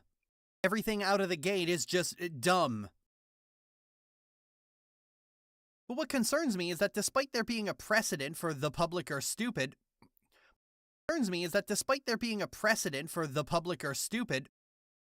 what concerns me is that despite there being a precedent, the concerns me is that despite there being a precedent for the public are stupid, both in Avatar and in real life, people took the Avatar is seen as humanity's destroyer and immediately concluded that Korra did something to fuck up the world. It doesn't concern me. I know exactly where it comes from. Korra is the subject of hyper-Watsonian critique, where almost every single plot of Watsonian critique where almost every single plot event in Legend of Korra is solely blamed on her, even if she is nowhere near it, or if the culprit is very obviously someone else. I'll point it out again, Korra is often called a terrible avatar because she lost her connection to her past lives, but she lost it because Rava was ripped out of her and destroyed.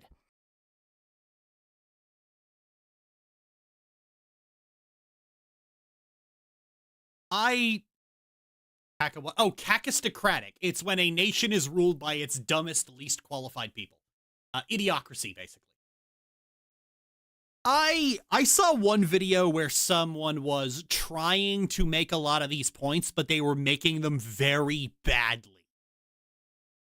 And I think a big problem that this,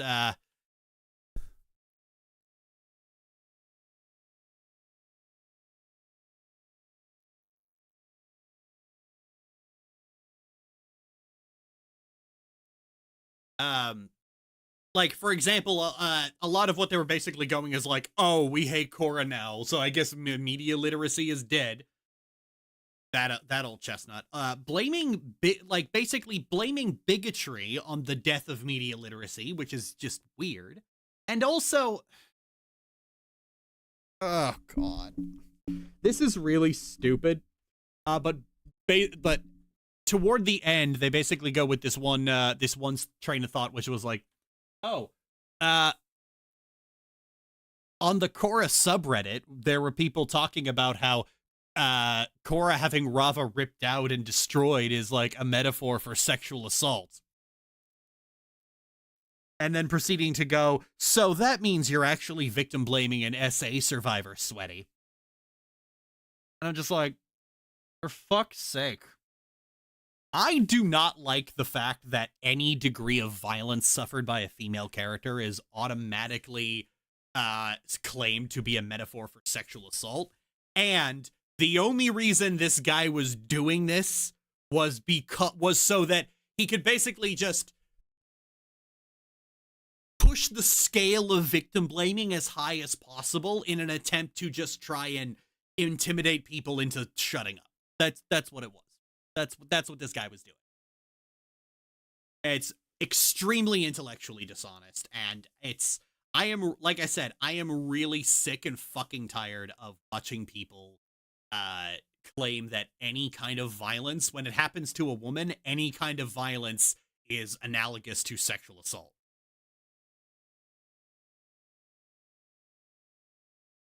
In some cases it is, with like characters like Sylvanas and Maleficent, but it's not every single instance. And for fuck's sake, could we just knock it off?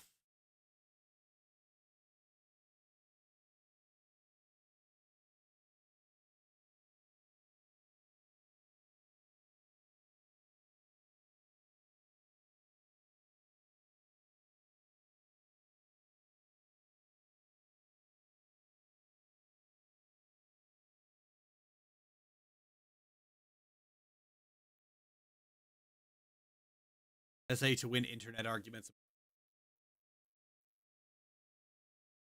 See, like with characters like Sylvanas and Maleficent, there is a very clear framing going on. Like, it's not just severe violence to your very being. Like with Maleficent in particular, well, for one, she gets fucking drugged. But there's also just this air of betrayal behind it.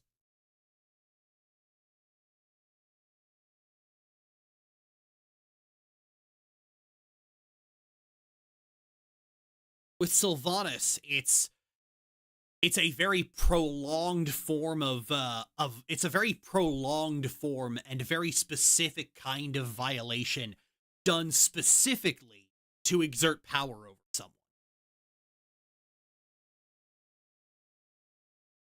like the sadism is the whole. With Korra, that is not the case. Once Rava's destroyed, Unalaq pays her no heed and just fucking leaves.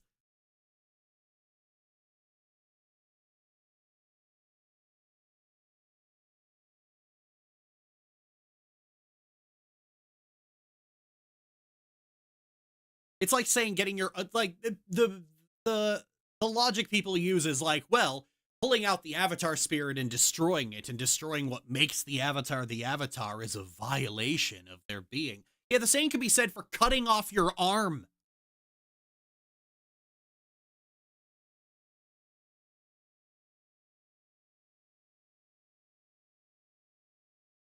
People just get really weird when, for fuck's sake, I'm getting goddamn tired. People already make that argument. Oh, for fuck's sake.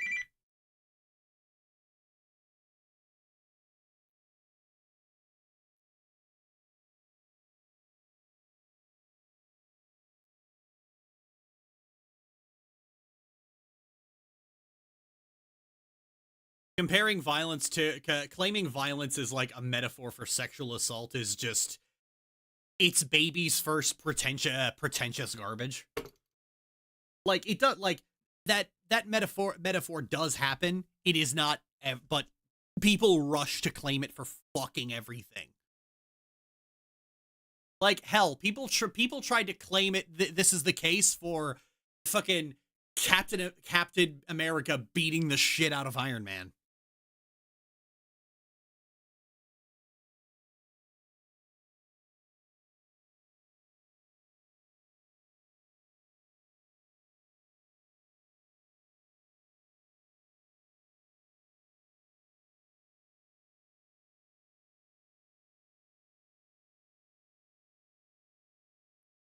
Oh, come on. Kind of thought they only did that to female characters. Well, this was part of a very long argument claiming that Tony Stark is femme-coded.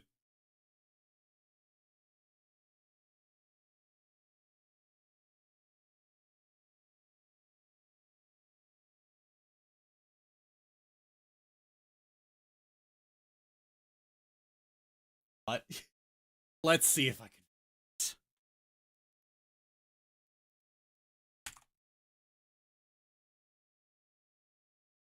Oh god, I think I found it. First shot.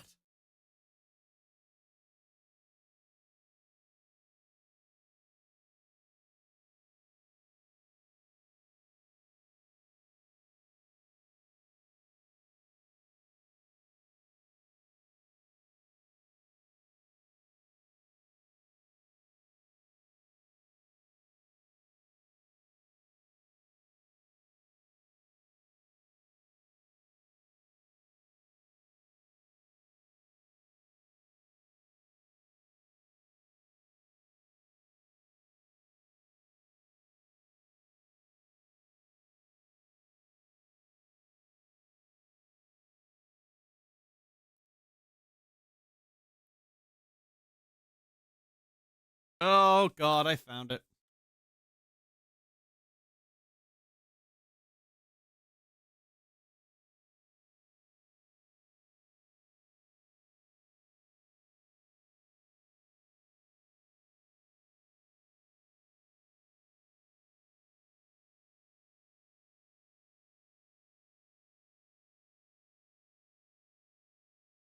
You guys, you guys got to see this shit for yourself because fuck me running.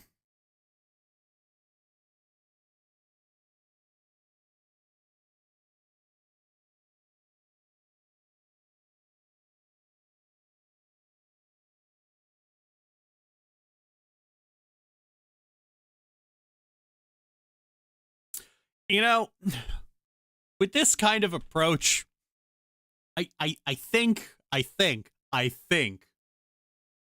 you might just be a little bit too horny for this movie.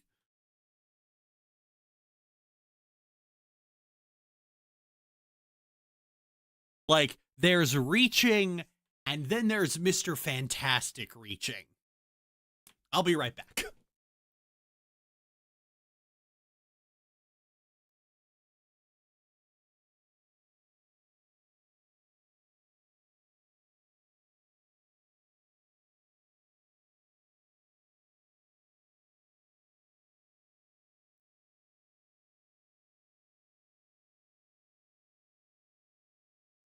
Need some meds and a bowl of cornflakes. You know, I think this is the interesting part. It's like having penetrated his arc reactor with his shield, having incapacitated Tony's prosthetic. This is after Iron Man 3. He's had the shrapnel removed. He doesn't need the arc reactor to live. But it's a point made earlier here. Basically, someone tried to claim that because Tony needs the arc reactor to live, removing it is a violation.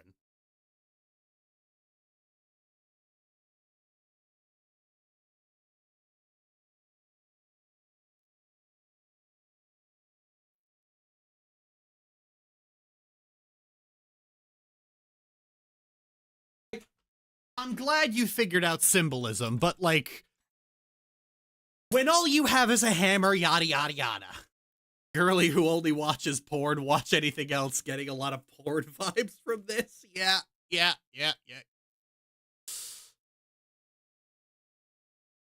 I'm glad you figured out symbolism today, but you know, our next lesson is on the phrase, when all you have is a hammer, everything looks like a nail. When all you have is a dildo, everything looks like a penetratable orifice. I think I lost some brain cells. You think? You think? You think? I know some brain cells were lost there. I have specifically killed your brain cells by subjecting you to this. You're welcome.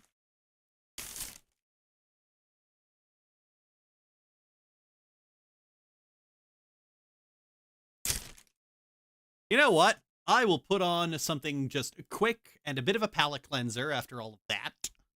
Where is it?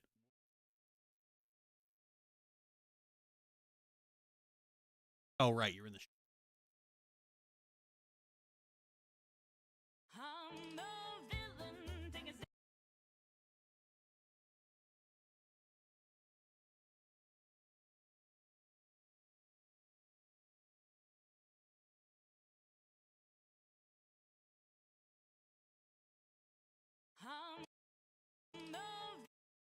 Ah, come on.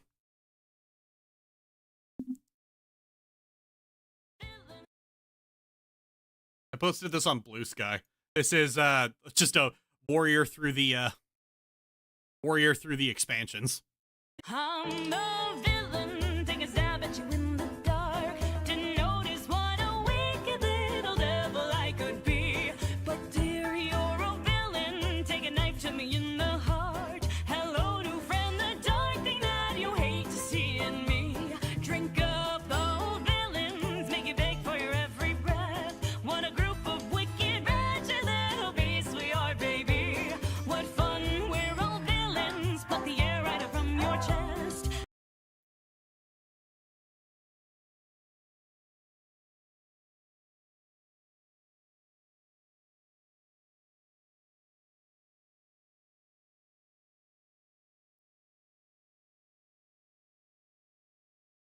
Ave, the new poster child for Dance Dance Horde Revolution.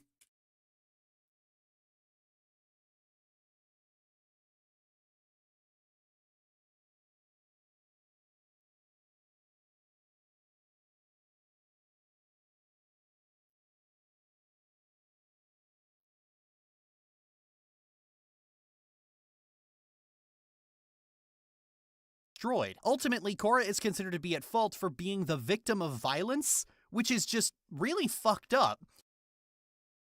And this was only able to happen because this was the first time in 10,000 years that anybody knew that Rava existed. I don't understand how you can have that attitude towards a character that they're at fault for the violence inflicted on them. Conversely, when Aang was said to be a bad father due to personality failings that were abundantly clear in The Last Airbender, this was considered to be bad writing, because Aang is the perfect goodest little baby boy and can never be wrong. So when he is, people treat that like a mistake and shake their fist at Bryke for ruining his character. When Korra gets bounced across every flat surface in the Earth Kingdom, this is Korra being a terrible avatar.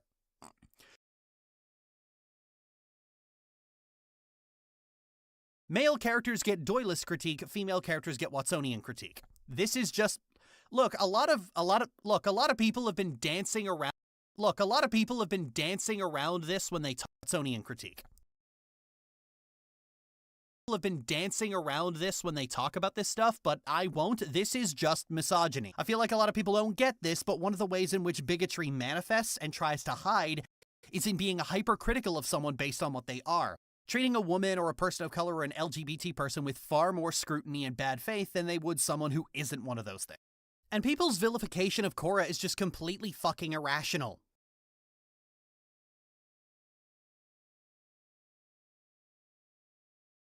And people's vilification of Korra is just completely fucking irrational. And people's This is exposed on the fact that a lot of people are cranky that the new Avatar is a girl instead of a guy, and some people are even saying this is Korra 2.0. They're already priming them. Korra is just completely fucking irrational. This is exposed on the fact that a lot of people are cranky that the new Avatar is a girl instead of a guy, and some people This is exposed on the fact that a lot of people are cranky that the new Avatar is a girl instead of a guy, and some people are even guy, and some people and some people and some people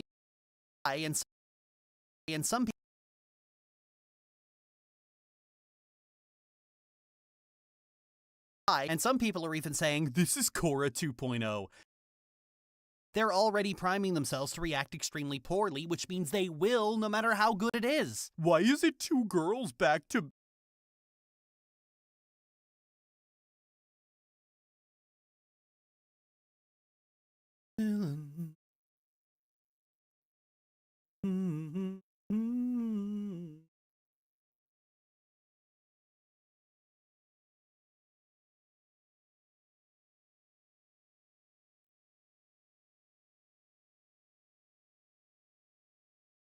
They're already priming themselves. A guy, and some people are even saying this is Korra 2.0.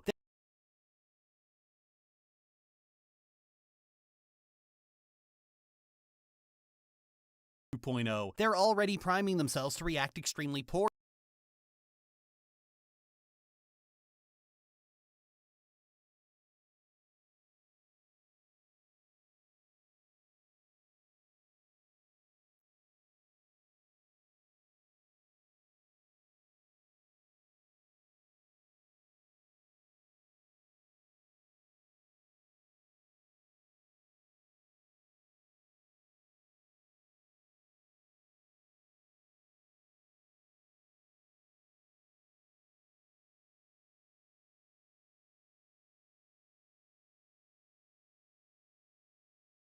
Hey, McKay!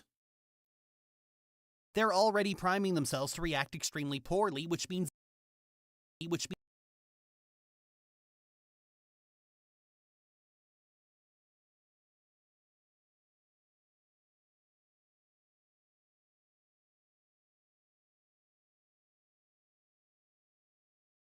they will no matter how good it is. Why is it too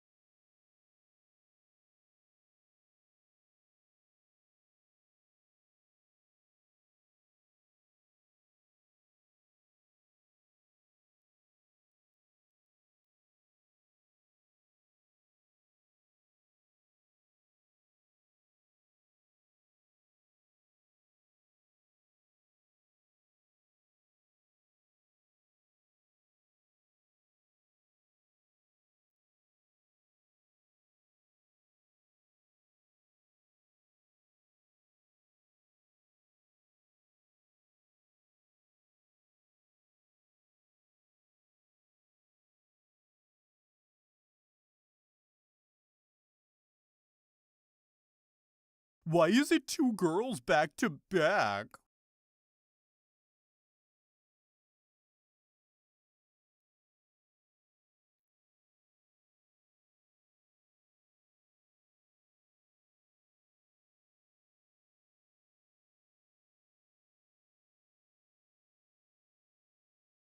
Lovely morning to remember Avatar fans are the fucking worst. Oh, you're gonna love this. The Avatar fan, but also, as we demonstrated at the start of this video, the Avatar fandom is stupid. Tell me, Maria, why I see her dancing there, why her smoldering eyes Avatar's fan.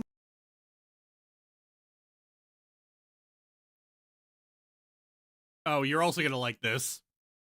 I'm being way more mean than I ought to be with this, so I'm gonna find a bunch more so it doesn't look like I'm just picking on one person. Now y'all are saying she's responsible for the world being destroyed, bro. There's gotta be a reason behind this. Very astute. Okay, so the Avatar fan.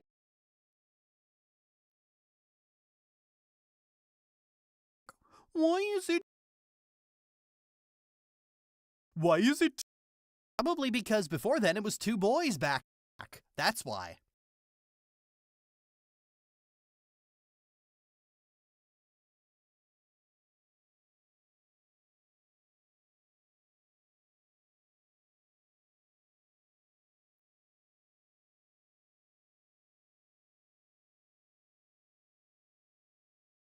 Probably because before then it was two boys back to back. That's why.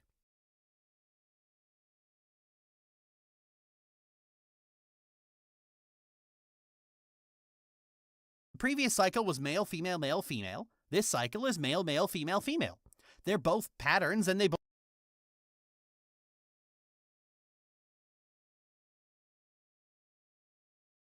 Previous cycle was male, female, female, male,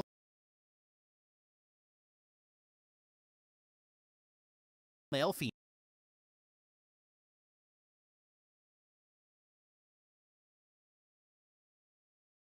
Was male, female, male, female. This cycle is male.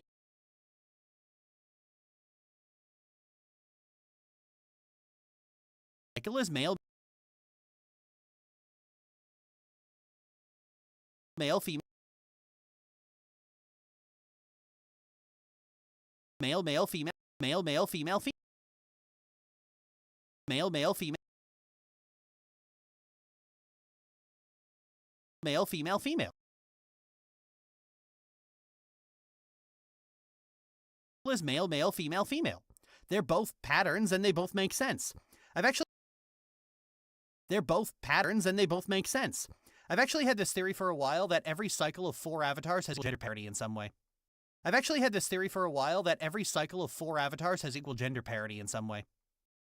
But the problem is that's treating that question like it has any merit.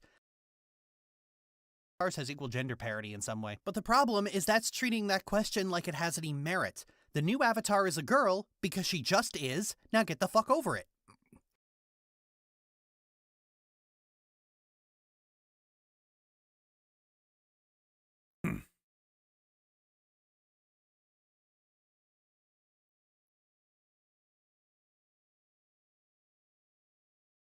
The new avatar is a girl because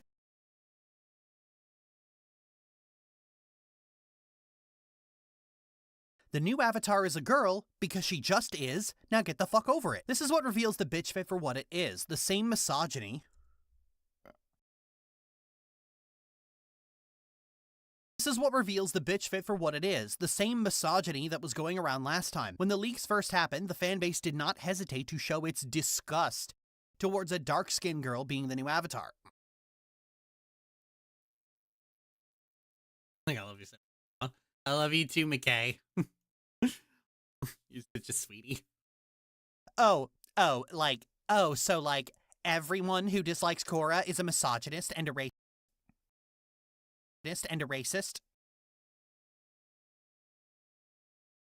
Oh, so everyone who dislikes Korra is a misogynist and a racist. That's what you're saying, Lily? Not at all. They could just be people who are unable to engage in Doyle's critique, or they could just be morons. Not at all. They could easily be stupid. Oh, no, not at all. Oh, not at all, Pixie. Oh, well, not at all, Pixie. We can't forget Hanlon's razor. Stupidity is also an option. Everyone who dislikes Korra is a misogynist and a racist. That's what you're saying, Lily?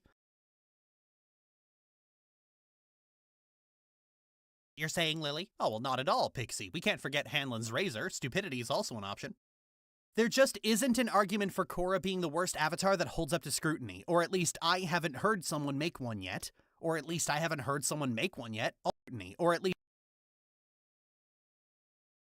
Or at least I haven't heard someone make one yet. All Korra is ever really guilty of is being brutalized. And if you want to make an argument for the world's worst avatar, it's actually Kuruk or Roku or Aang who take that title. Because all of them allowed severe harm to come as a result of their own inaction or unwillingness to engage in real change. Kuruk was straight up a lazy bastard. But if you dare suggest that Aang makes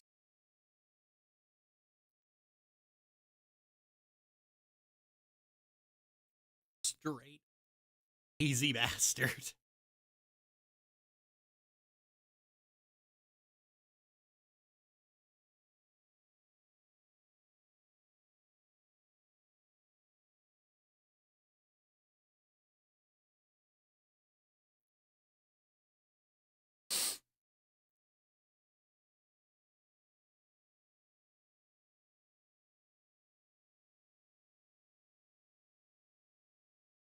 They don't get it.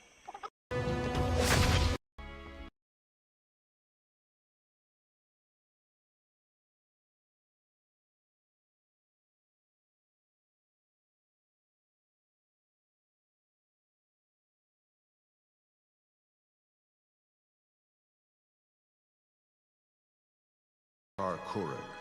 When I was young, I was always a go with the flow kind of avatar. People seemed to work out their own problems, and there was peace and good times in the world. But then, I lost the woman I loved to Ko. Go with the flow. Kuruk was straight up a lazy bastard. But if you dare suggest that Aang makes a wrong Out their own problems, lost the woman I loved. It was my fault. It was my fault.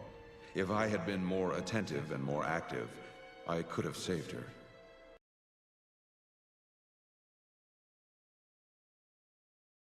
was straight up a lazy bastard. It was my fault.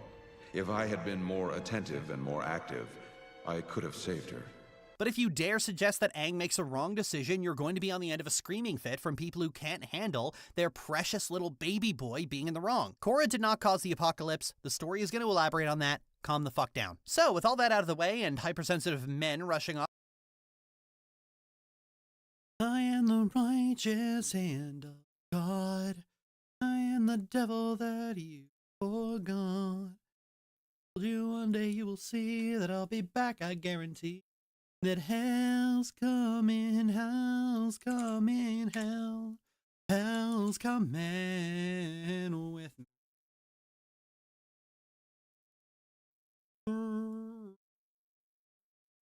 Of men rushing off to natter away in a reaction stream, I'm actually quite enthused about Seven Havens.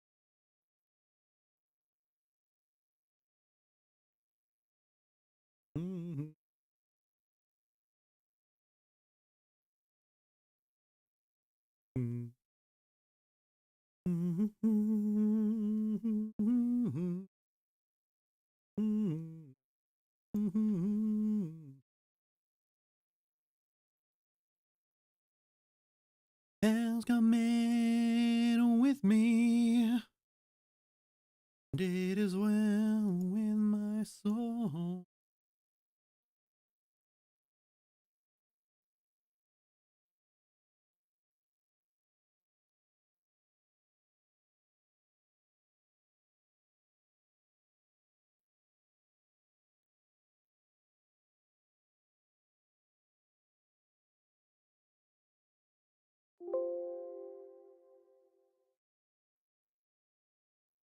Yeah, it's 12.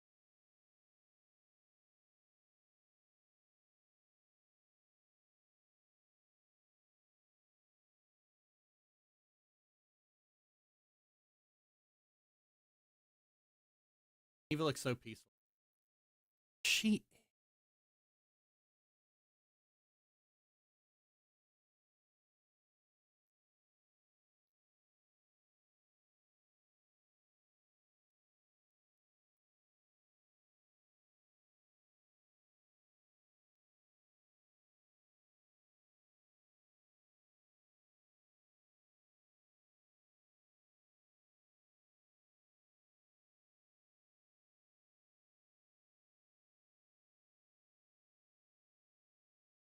One of my favorite arts of Neva, so in tune with the air element, so at peace.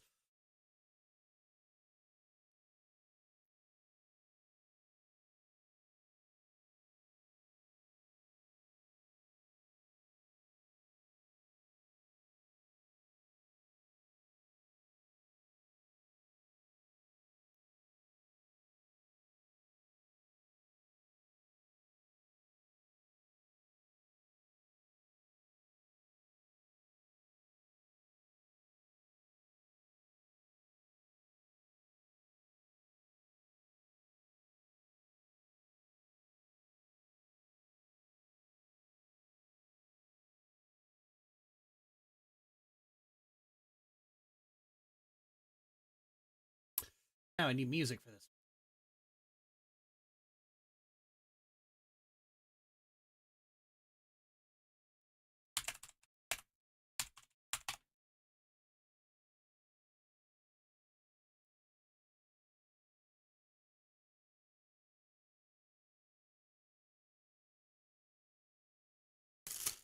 Hope Rena's doing okay. I haven't heard from her. We've been checking on her. We've been checking on her occasionally.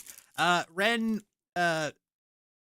A little while ago, Ren said she didn't want to be perceived for a time. So we mostly just been checking.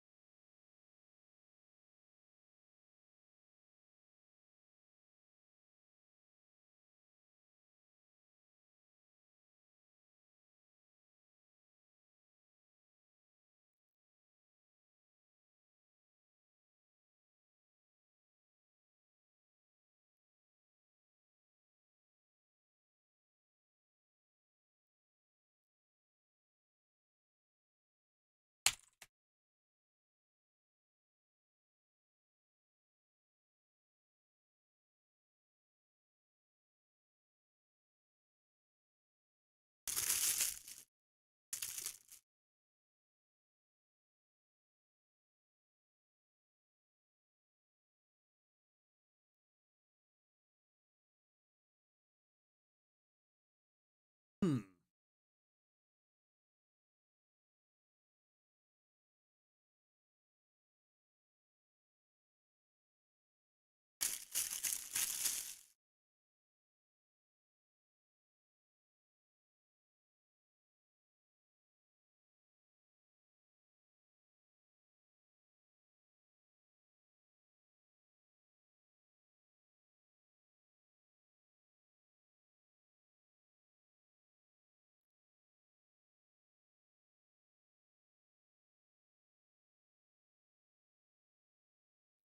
Need some decent music for this.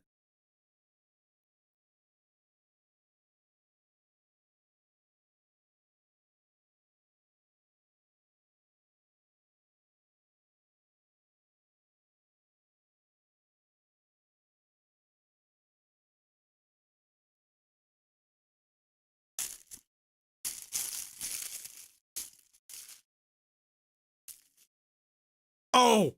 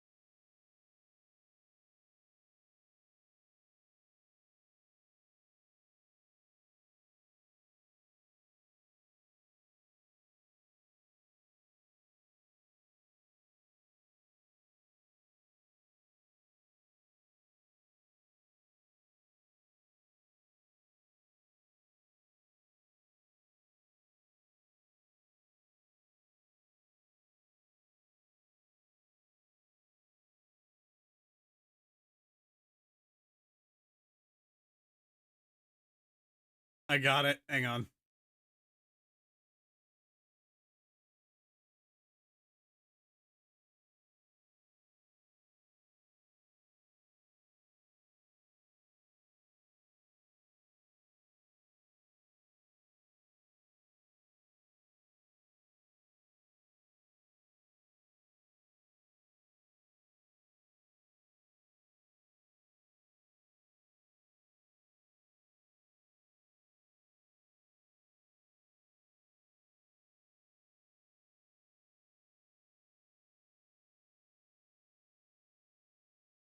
I won't. I'm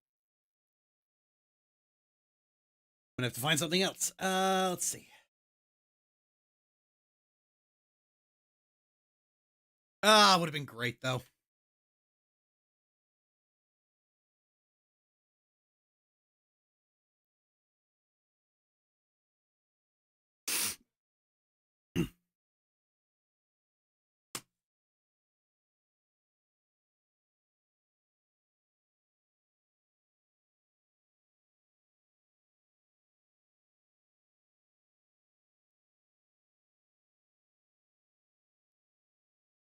I'm gonna find the music for this, and then that'll be enough editing for one stream.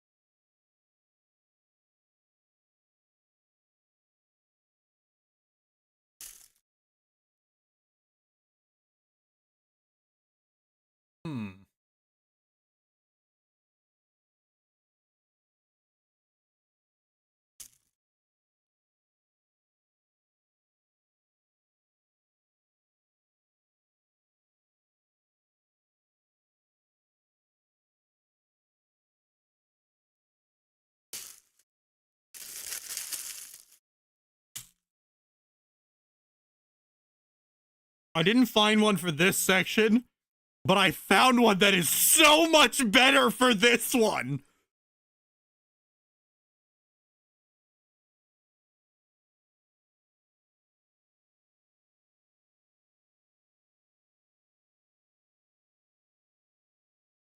It's like I said, this one's cool. Like, this is good.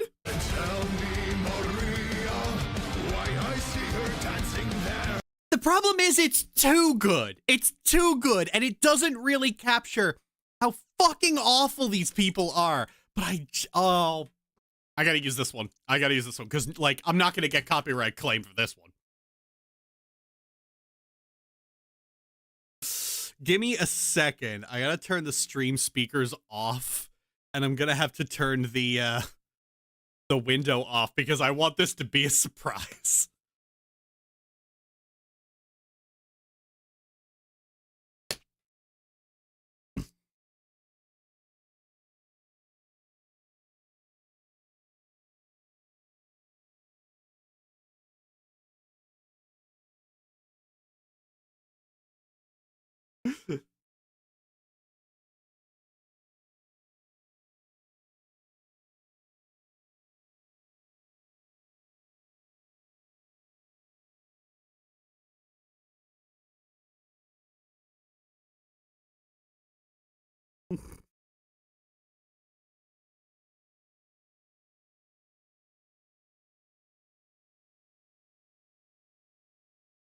Oh, this is... I am a dork. I am such a fucking dork.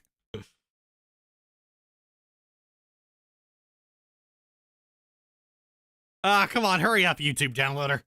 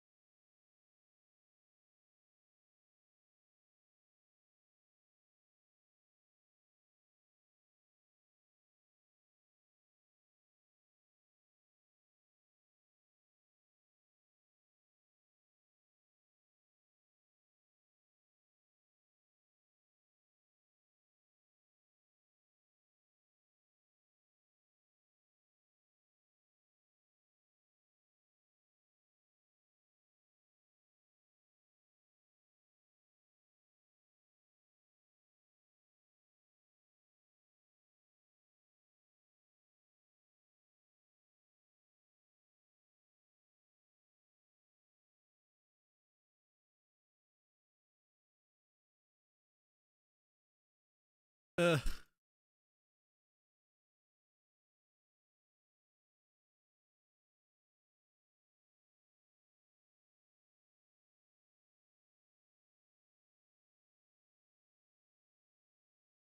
Okay, now just gotta grab everything because I gotta move the whole fucking timeline back like a single goddamn micrometer.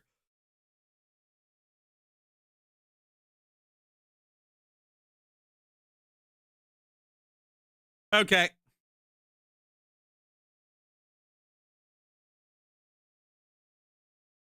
Oh, I thought I turned that off. Fuck. Oh.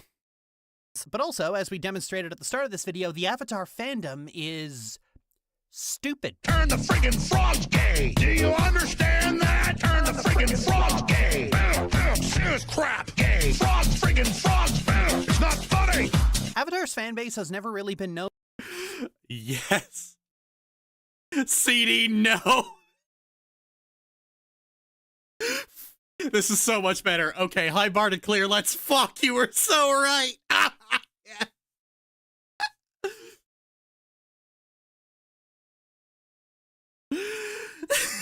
This is even more perfect. Thank you. Thank you. Thank you. Like, come on. You guys doubt me. You guys have the gall to doubt me. Now, we need one for this. Blowing up the old rules. Such a stupid moment turned into such an absolute banger.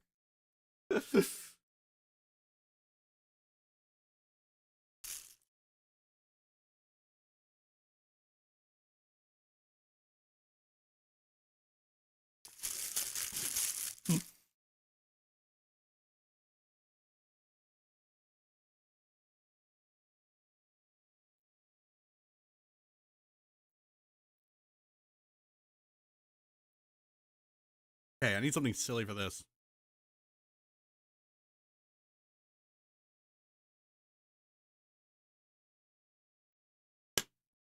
Wait a minute.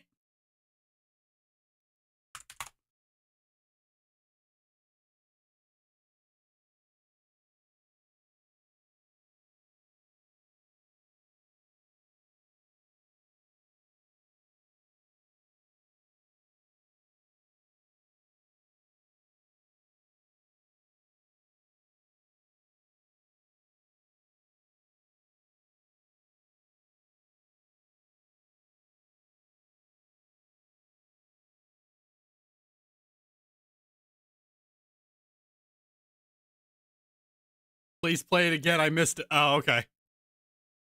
Turn the friggin' frogs gay. Do you In the well for months, but also, as we demonstrated at the start of this video, the Avatar fandom is stupid. turn the friggin' frogs gay. Do you understand that? Turn the friggin' frogs gay. Serious crap gay. Frogs friggin' frogs. It's not funny. Avatar's fan base has never really been known for being. Okay, I think I got the perfect one here. Oh, that's not the right one.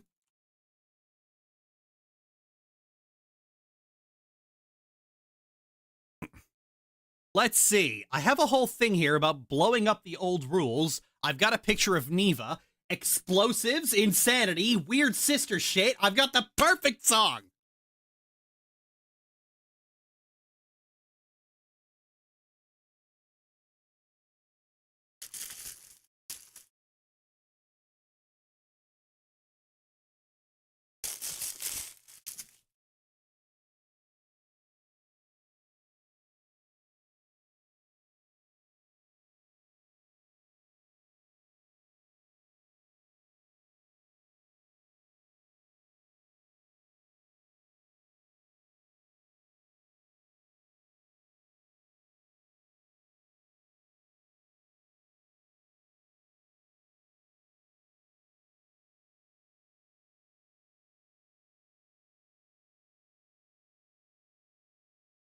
One second, it takes a while to convert.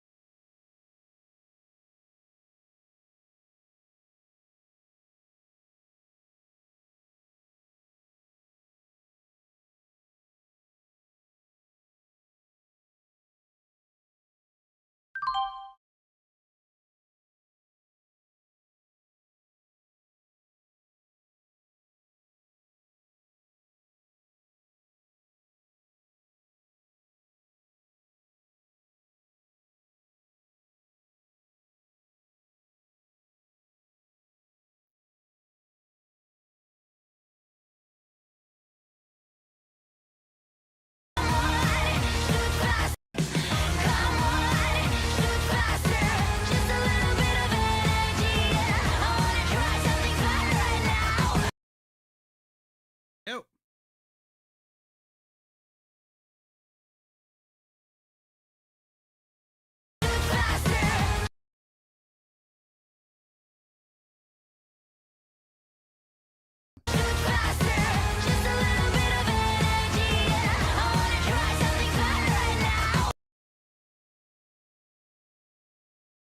The apocalypse. The story is going to elaborate on that. Calm the fuck down.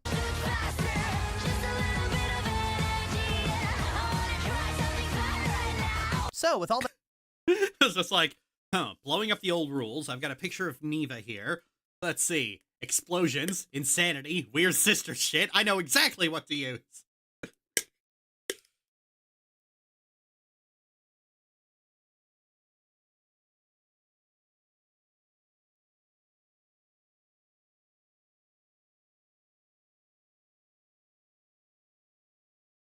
Chills, literal chills. Oh, you don't have chills.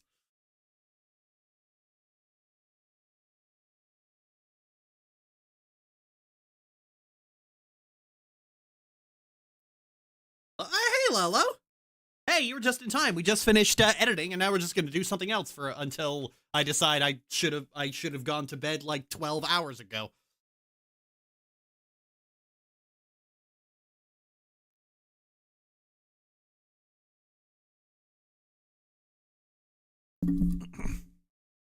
Would you like to join me in a call, Lolo?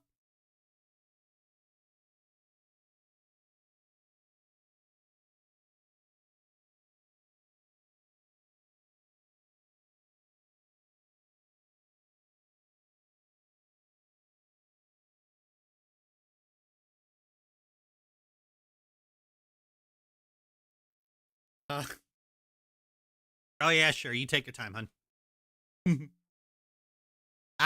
Good day. I get to spend time on a call with Lolo.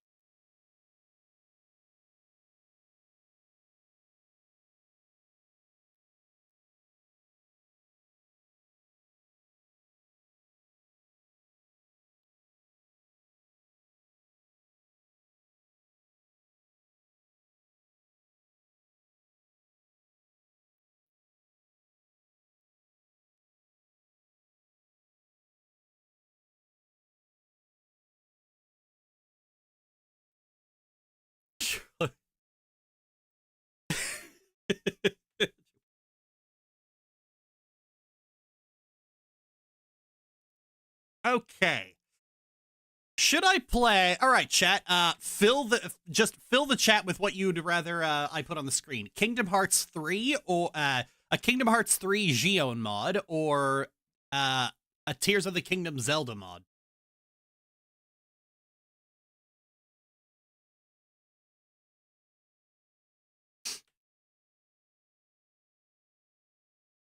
I see one Xion mod. Xion, Kingdom Hearts. All right.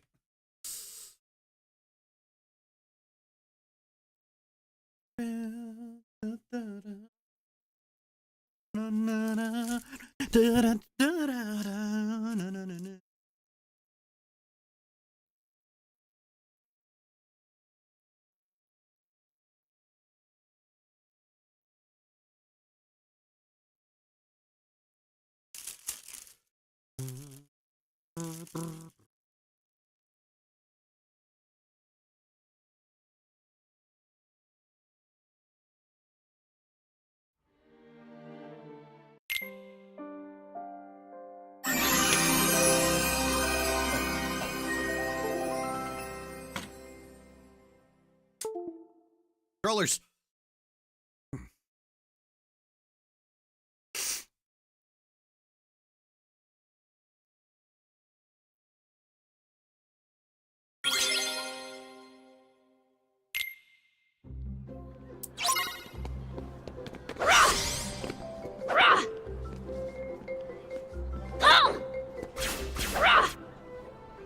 Oh yeah, I forgot. This is where we crashed.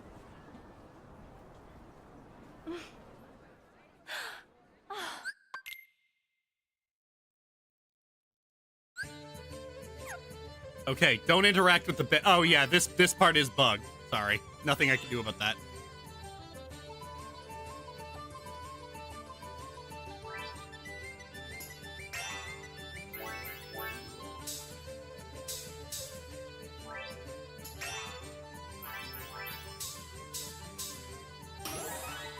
Oh, fuck. No. Ah, see, doing any of these stalls it. Game's a bit too loud.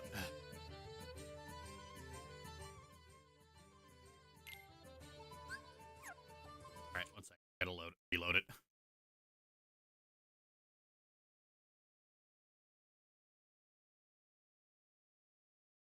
Don't hit the triangle button.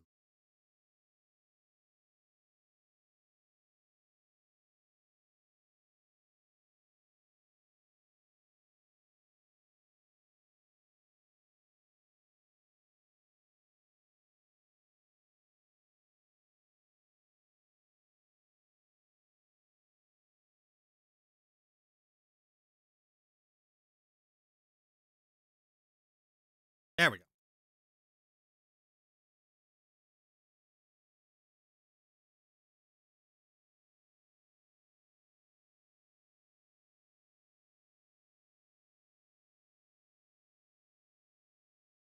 Friggin' frogs, gay. Turn. It's gay. Friggin' frogs. It's not funny. Oh, God.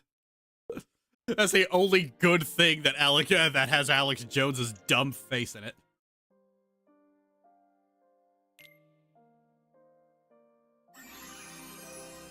There we are.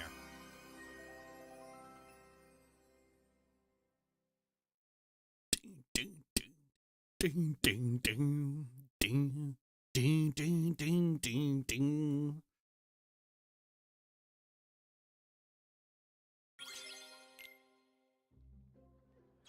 Kermit the Frog. Hey ho, I'm gay. If you were gay, that'd be okay. Well, because, hey, I like you anyway. McKay does a better Kermit than I do.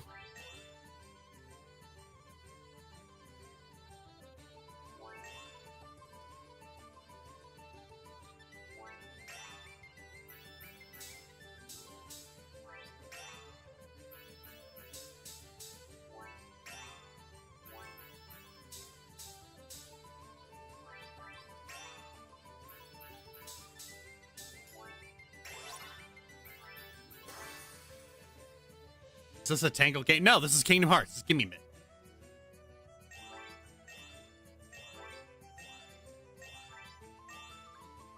Yes, Gion is unfortunately stuck like that.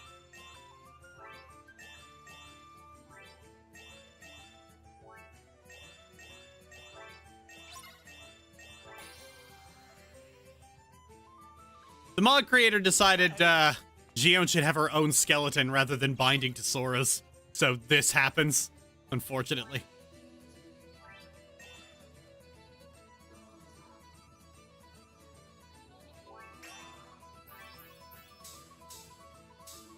So funny like that, yeah.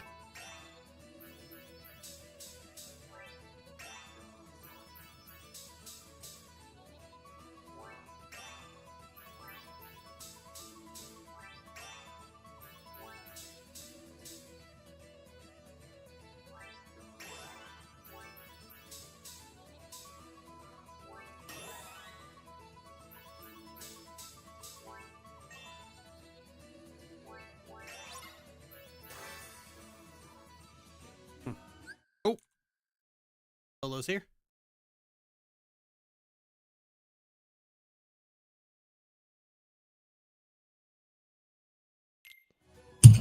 Hello. Oh. Sorry.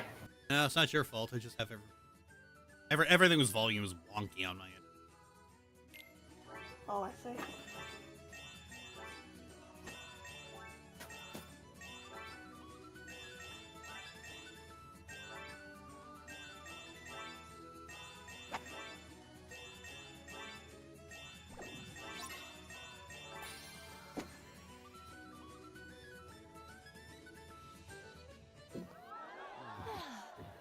There we go. That was painless. Ah, Kingdom Hearts. Lovely. Yep. The Gion mod, and everyone's about to see the fucking combat in this.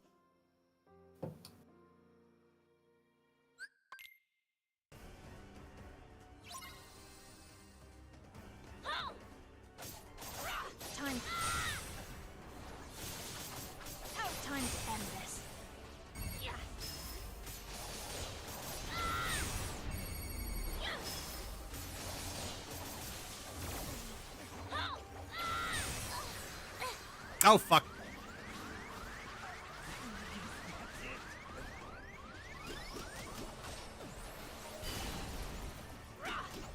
Time to end this. How's this? Which Kingdom Hearts game are you playing? 3. You can see that.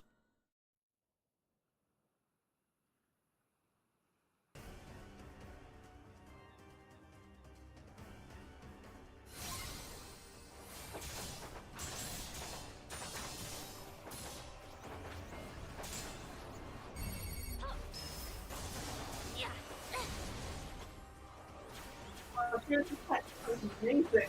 I love it. Ah. Oh, I'm playing this on level 1 crit. that's fair enough.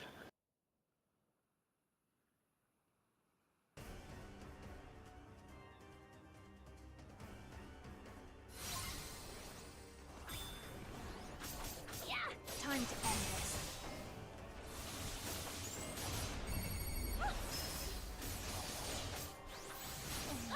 How's this?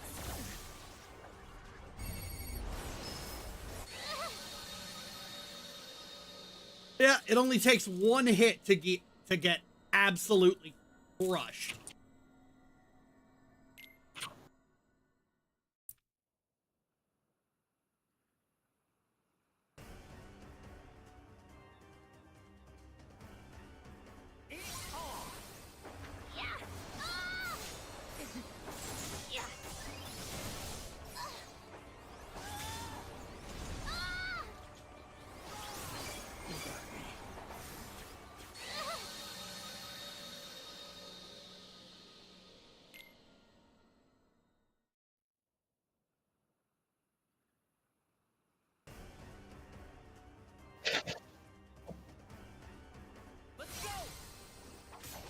Time.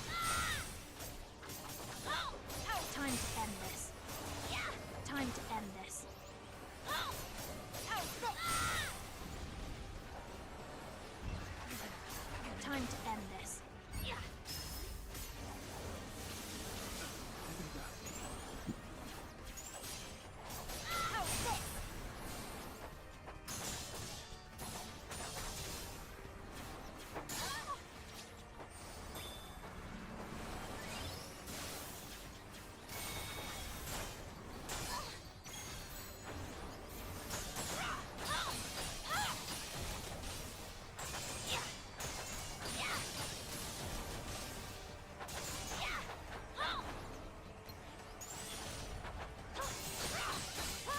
How's this? Time to end this.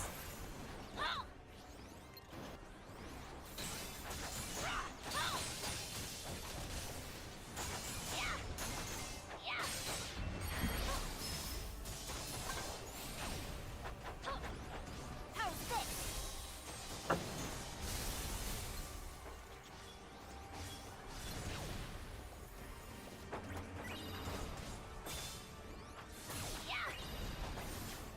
Which Kingdom Hearts game you recommend for people to play?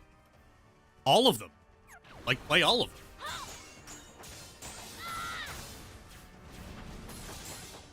They're all good.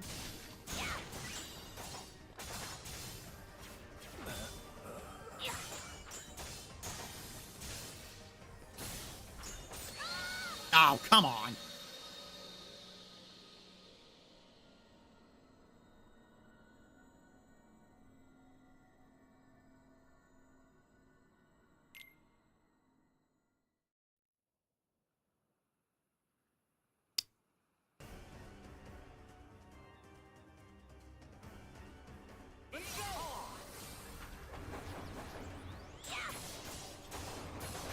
I like nobody's design.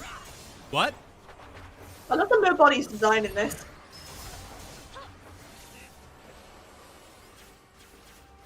I always like how unique all the enemies in Kingdom Hearts look. Ah, which one of you isn't invincible?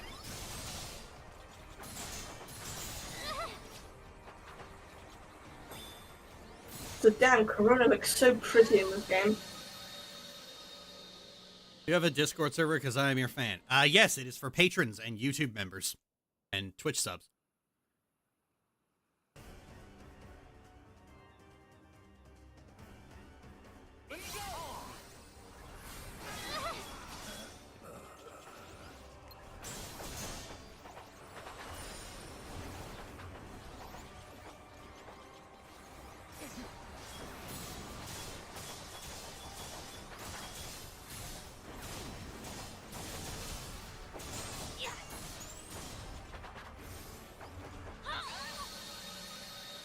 Oh, damn. Yeah, I've never liked Marluxia's nobodies because they just have these prolonged periods of invulnerability. Mm.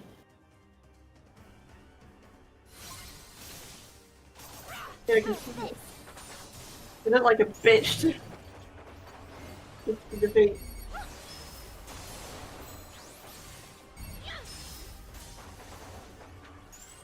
So I join your Patreon.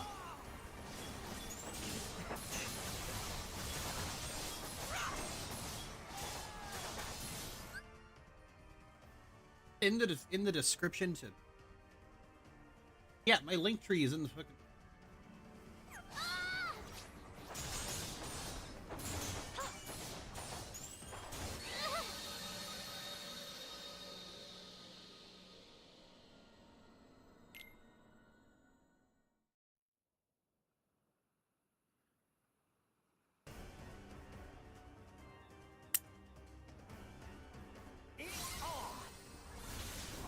Time. Time to end this.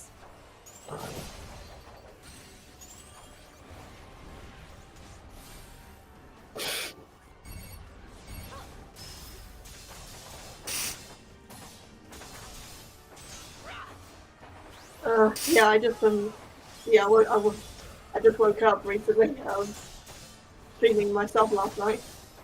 Yeah, I saw that clip you posted. Yeah, I was one of the best clips that I think that's ever happened in any of my streams. It was so good. For those of you who are unaware, I was playing Arkham Knight last night, and when I was doing one of the Riddler racetracks, the fucking Batmobile ended up on like one of the pipes in the middle of the level, and it just stayed there. I could not get up or down. It was just staying there. I had no idea how it got there. Oh, but it was so funny. Hey, your audio cleared up. Good.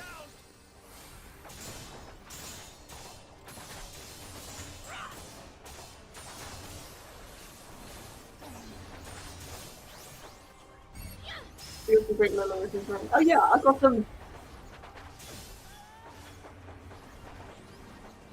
Whenever I do a stream and I'm playing a competitive game or whatnot, I'm stuck on a particular part boss level or something, I create all these like Lolo-isms as people call it. I was like, oh yeah, I do a lot of creative swearing, don't I?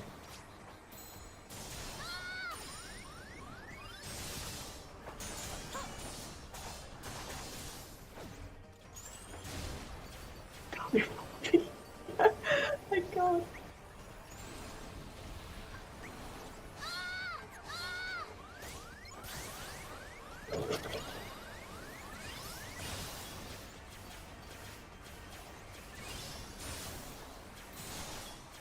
It's not my fault that piss is a very phonetically pleasing word to say.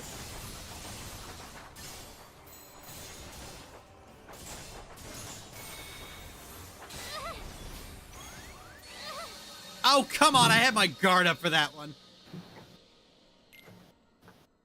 Damn. Even on this level, they're real tricky buggers.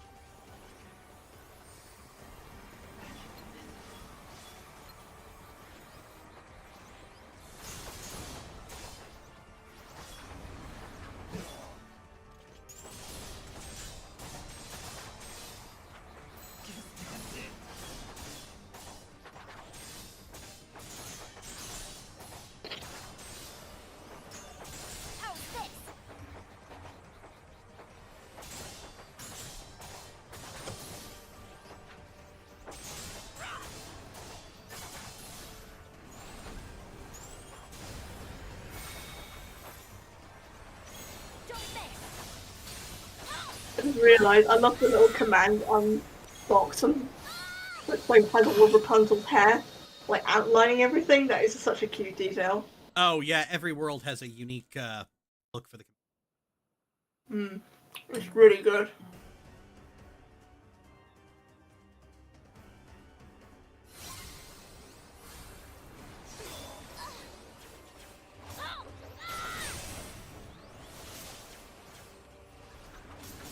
Time to end this.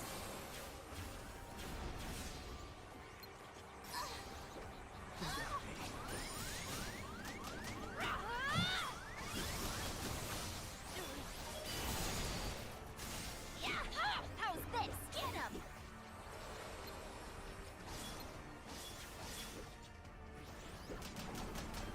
Time to end this.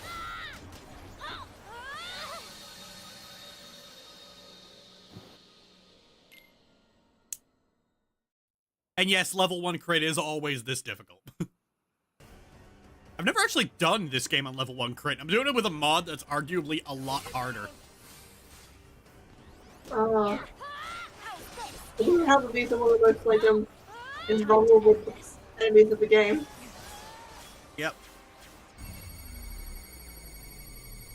Now you'll see.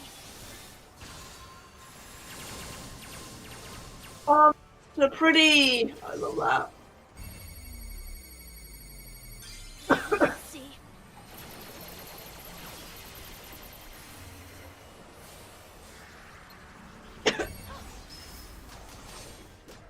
How's this?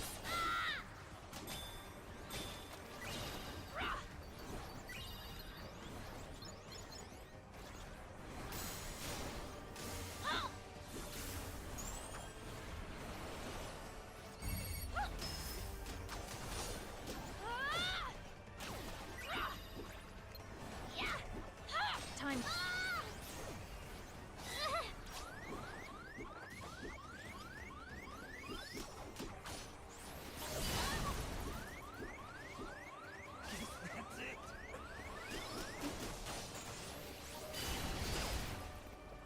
Hey, well done. So you got 2 left. Oh, 3. No, 2, isn't it?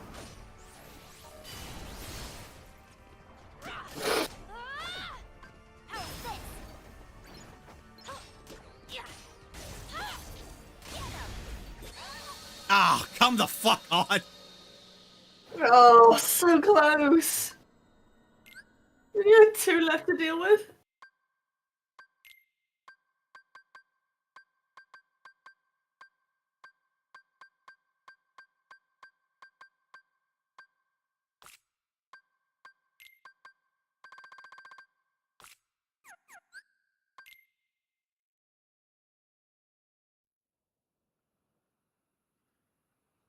Kingdom Hearts easy to play because I am only good at Fortnite. On beginner mode it is.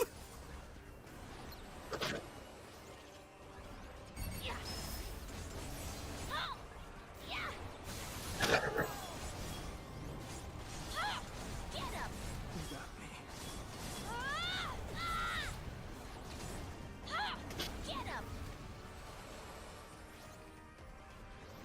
Yeah.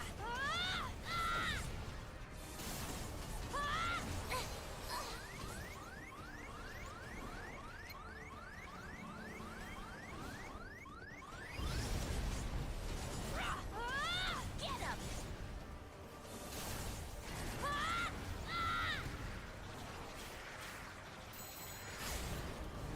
Ooh.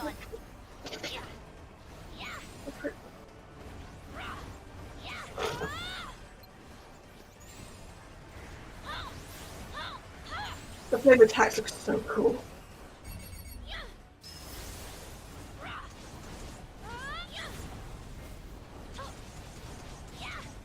Don't miss. Yeah. Not done.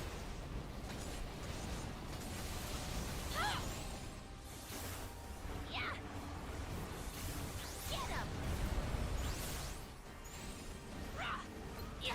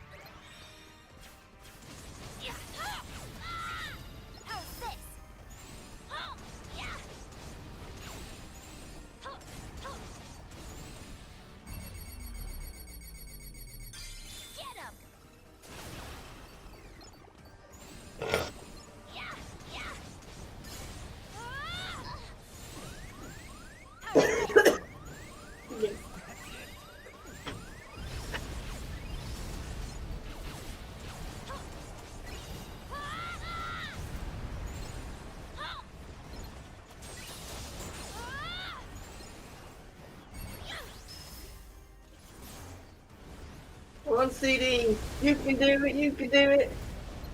I don't need cheerleading, but thanks. Ah, come the fuck on. Oh, sorry, I jinxed it there.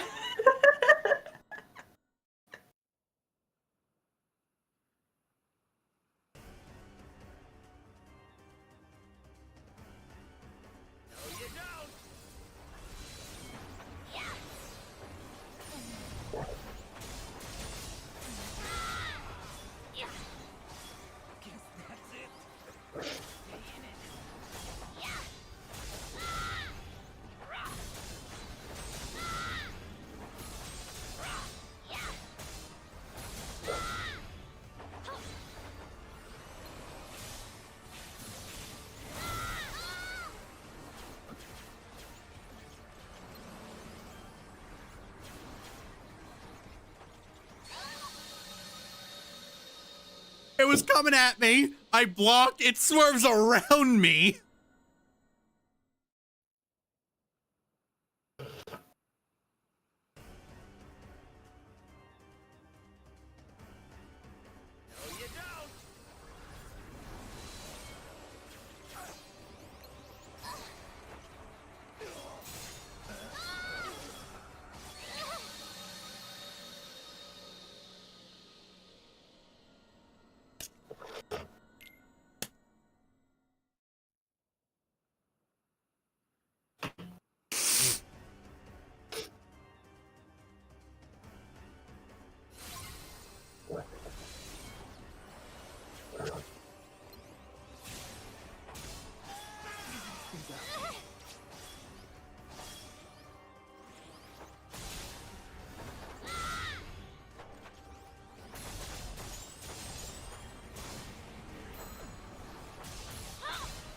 Time to end this. Yeah. How's this?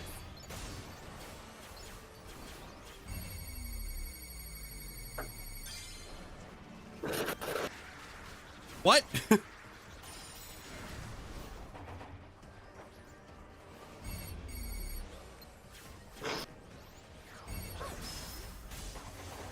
Oh, come on.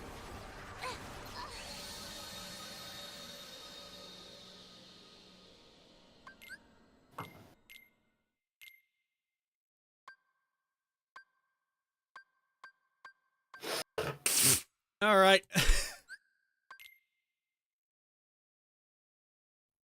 I swore myself I'd never use this. What were you gonna use? Lunatic. Ah.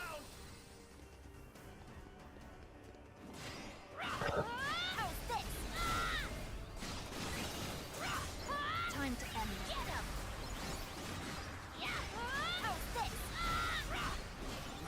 Time to end this. How's this?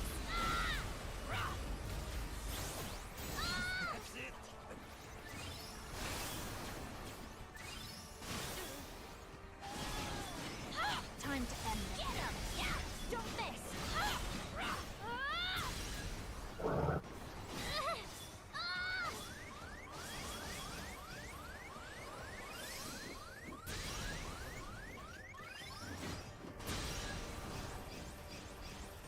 Don't miss.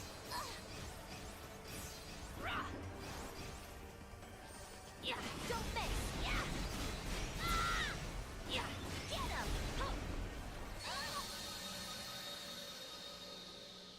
Is that Sykes' Claymore? Yeah, it's a thing a lot of these overhaul mods tend to do, is that they'll add a bunch of unique keyblades for the character in question that makes sense. And then it's just, let's just bolt every single character's moveset onto them for no reason. I don't like a lot of them, honestly. I don't like a lot of that. Like I don't know, Sykes' Claymore is in so many of them, and I don't know why.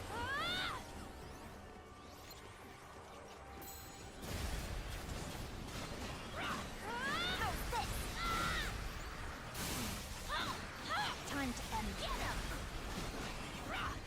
How's this? How's this?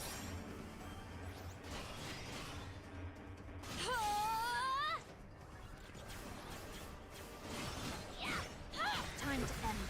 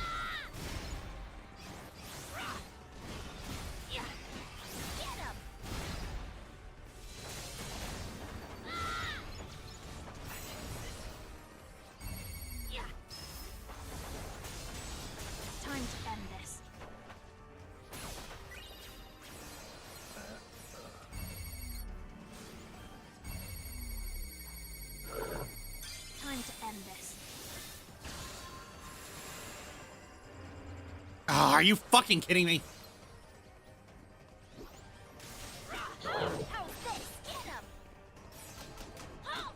Time to end this.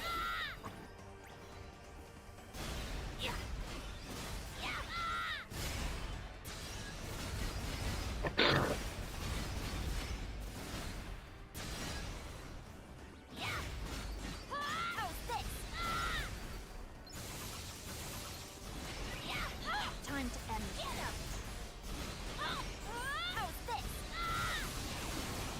Time to end this.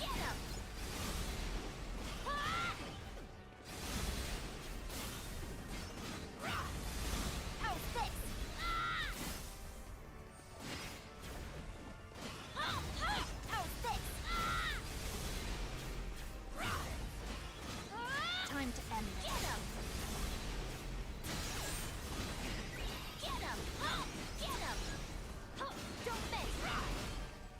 I was watching some of your old Warcraft videos. I was wondering if you ever got into StarCraft. No, I did not.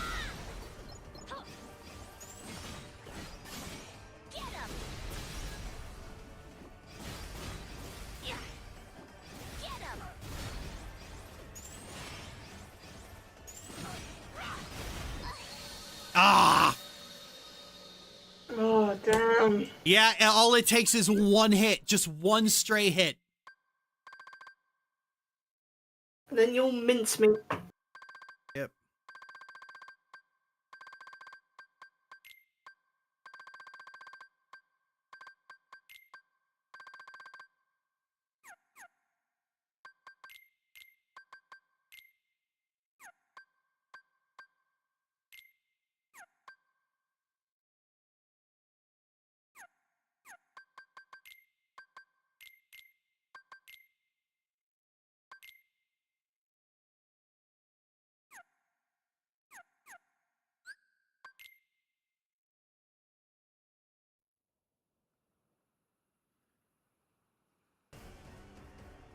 So sorry.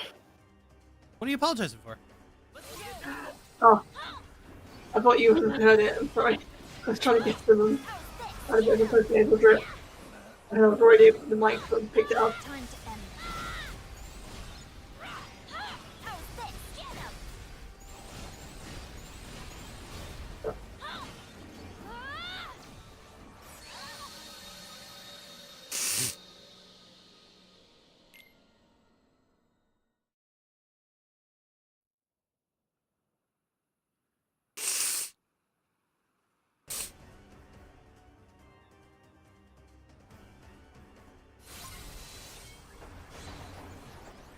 I don't like these nobodies. The fact that they're invulnerable so much. end this.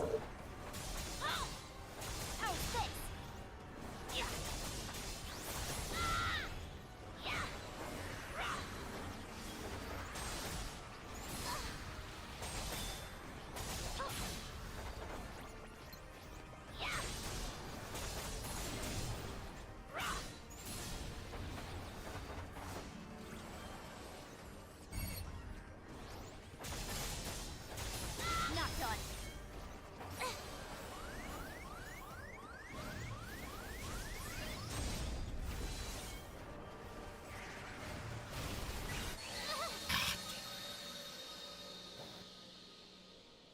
Also, not like there's a lot of things in this mod I'm not fond of either. I don't like Cure being replaced with Break. Because half the break is different depending on the weapon you have, and half of them don't work. Like, Master's Defender's break spell just does not work ever whenever I use it. If I want to heal and I have Master's Defender out, I have to swap it.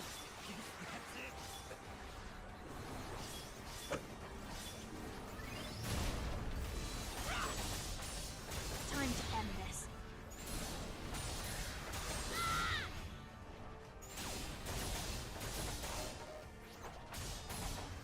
How's this?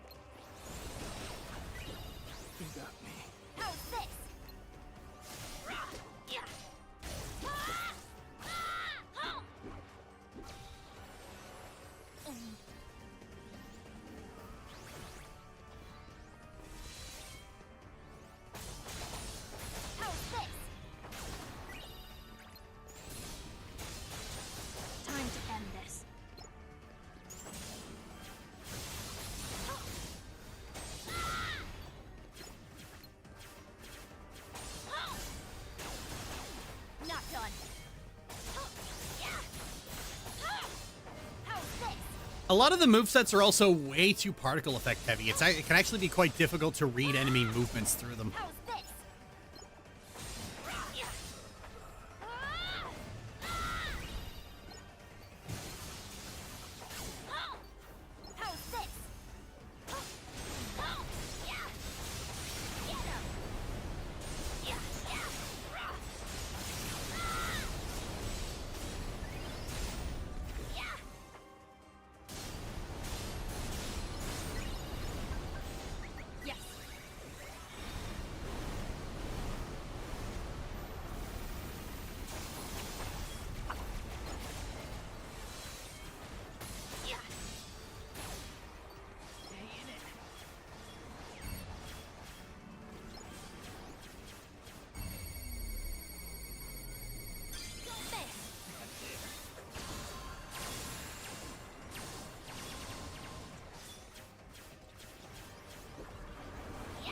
Ah, why are you all invincible?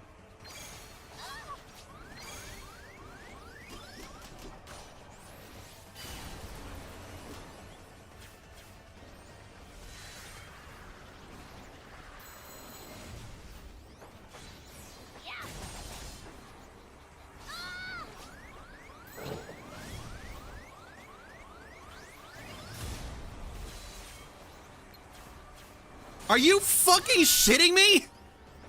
Oh my god. They're all attacking at once. Like, these things just spam, spam, spam. They're like Dark Souls enemies.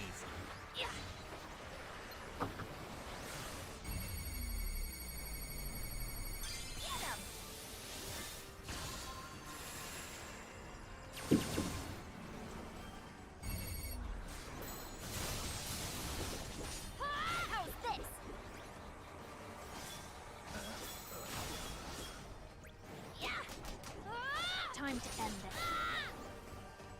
this. Actually, Autumn, what is this Dark Souls shit? Time to end this.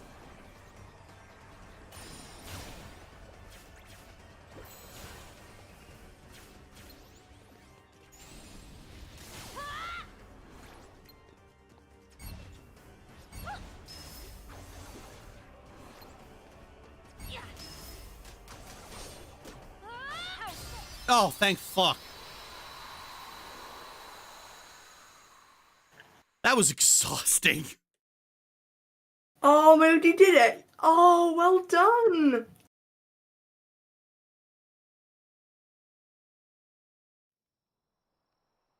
So, good old pat on the back. Well done.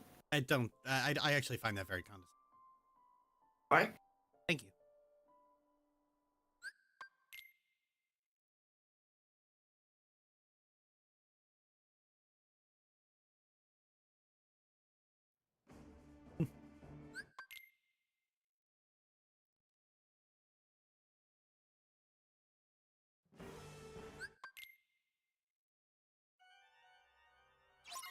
Oh, fuck no.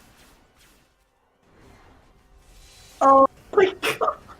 No, it's fine. I don't have to actually fight these.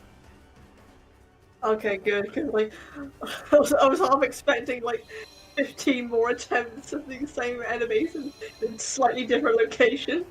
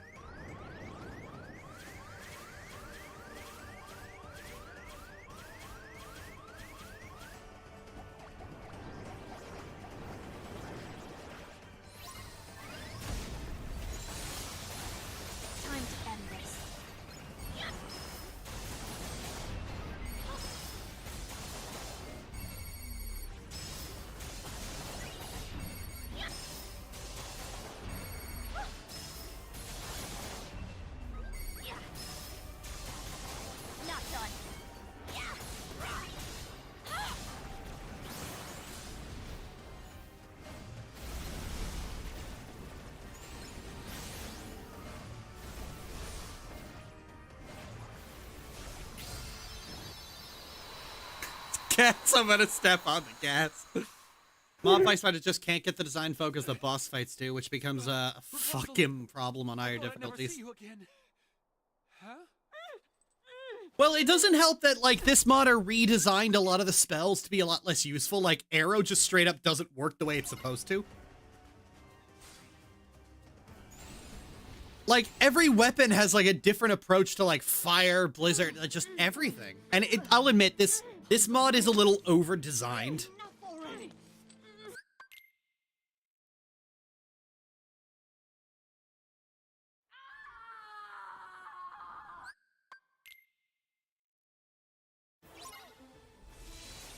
Oh wow. Jesus Christ. Time to end.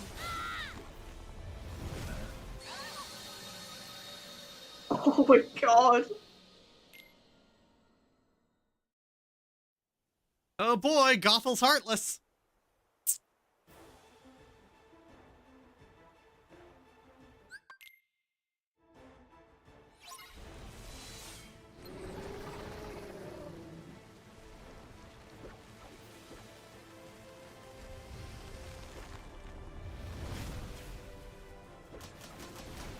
Time to end. Get him. How's this?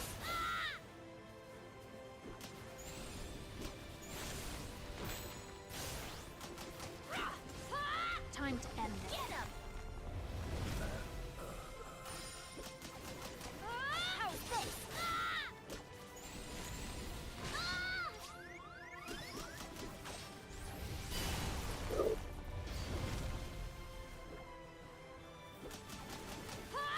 Time to end. Get him. How's this?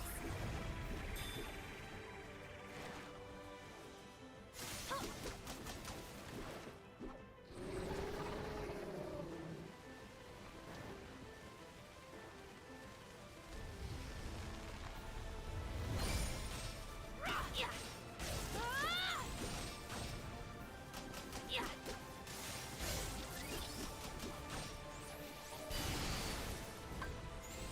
Knocked on.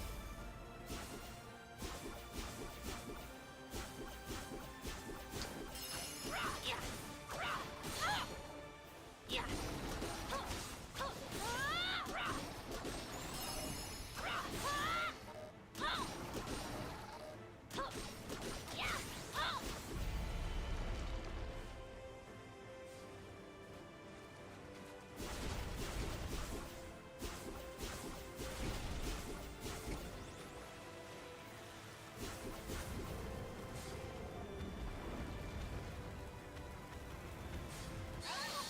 Damn it. I knew no. one of those exploding apples was gonna fuck me over. Oh my god. No, it's fine. The bosses being hard is fine. It's the mob fights which are often hard because the heartless aren't very good. And Yeah. this modder just removed a lot of the spells that are used for mob fights.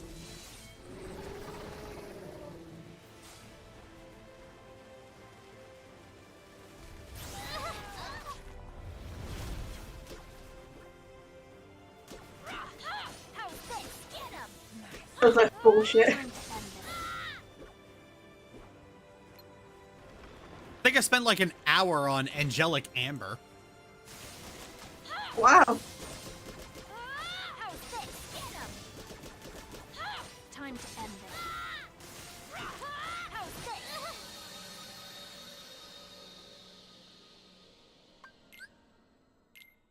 Just look at like how many waves that boss has, and they're about as long as the actual health bar.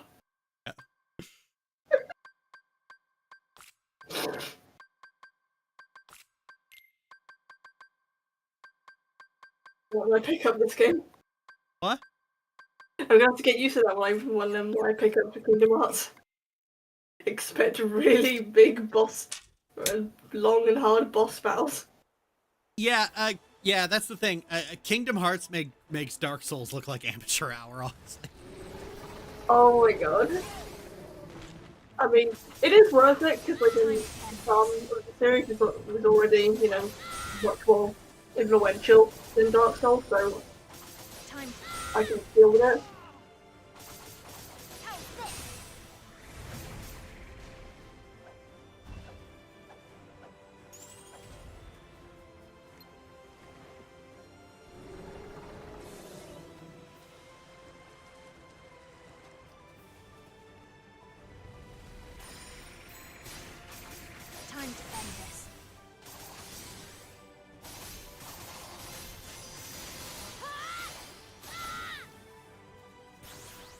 Kingdom Hearts outclasses a lot of video game series. Yeah, honestly, in terms of gameplay and story, I actually think Kingdom Hearts is very well written. And I'm not saying that ironically. I think it is genuinely very well written. Yeah, I believe you. I've seen like a few clips that you use in your videos, and like that scene with them with Kyrie trying to get like Sora to like hold their hands or trying to reach out to Riku.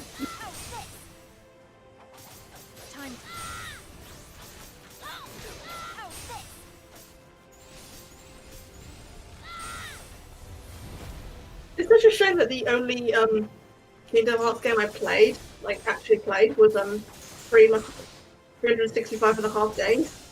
And I remember being very bored of it as a kid because I always felt it was kind of depressing because there was like no one there in the arenas.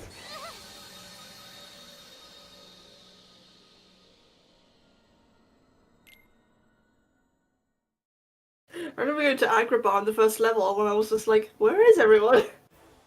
Why am I the only one here? Yeah. The Monsters Inc. door bit was fantastic. Oh, yeah.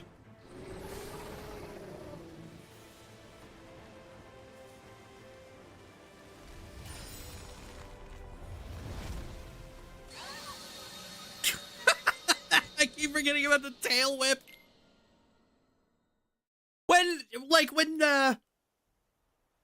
When she plants her face in the grass and starts eating out the earth, like, she actually whips her tail forward. Oh.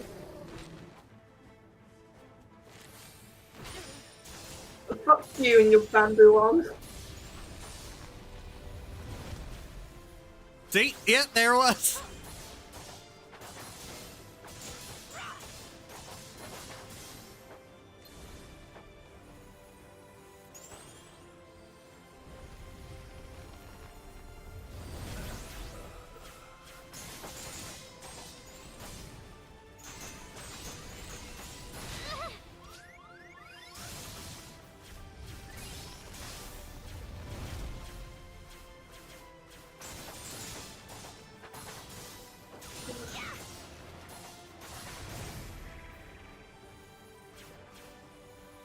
I also like that in combat, Oathkeeper and Oblivion, Xion drags them on the ground as she runs.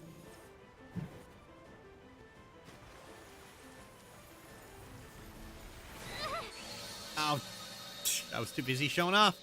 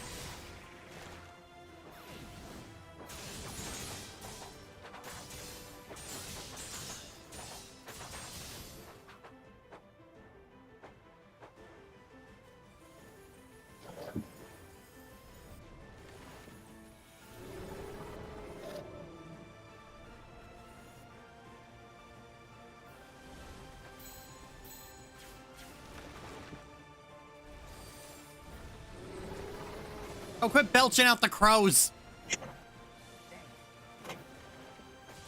Jesus Christ, how many birds you got in there?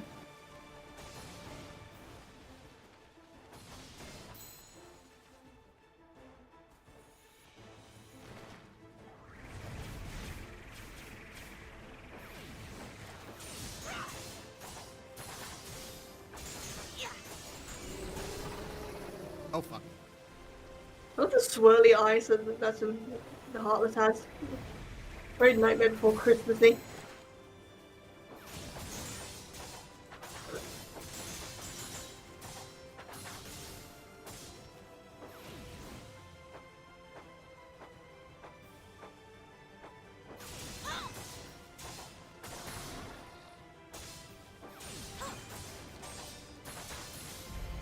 All right, here we go again.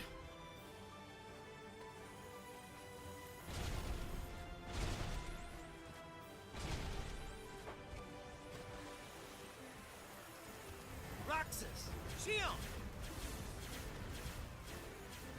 Don't miss. Going somewhere?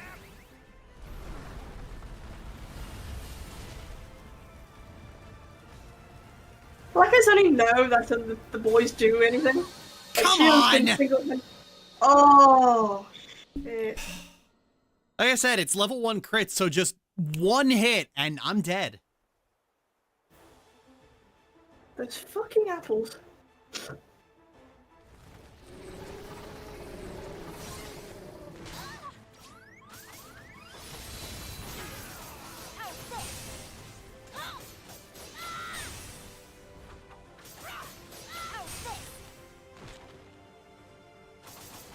Time.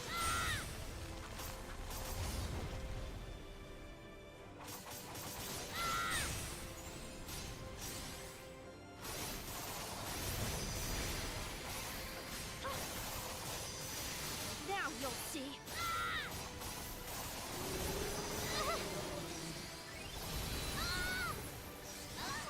Come on, get out of the fucking thing.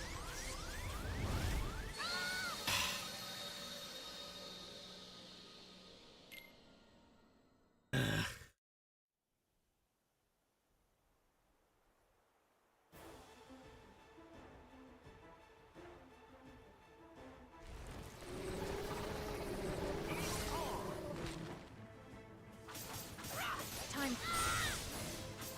Yeah, how's this? Time to.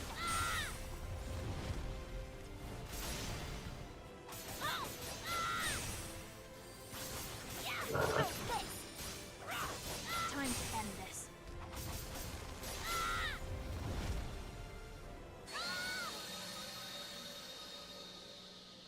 What hit me?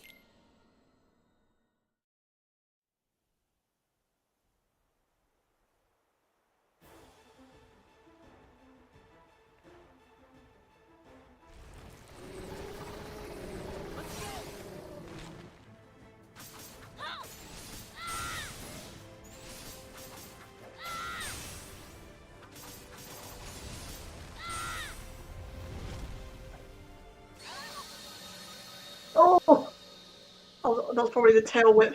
No, the tail had already whipped. Oh, I didn't. Oh, I didn't. No, nothing hit me there.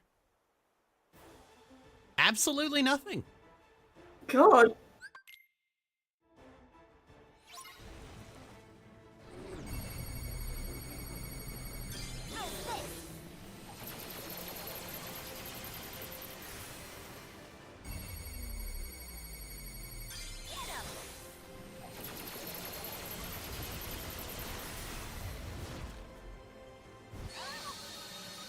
I hit the block button there. You just, listen to me.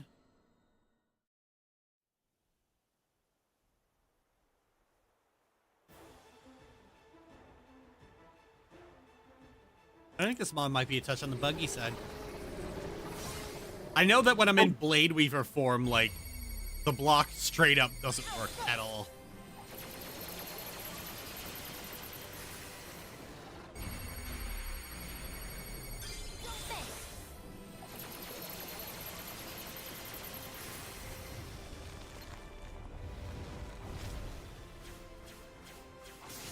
Now time to end this. Time. Nice.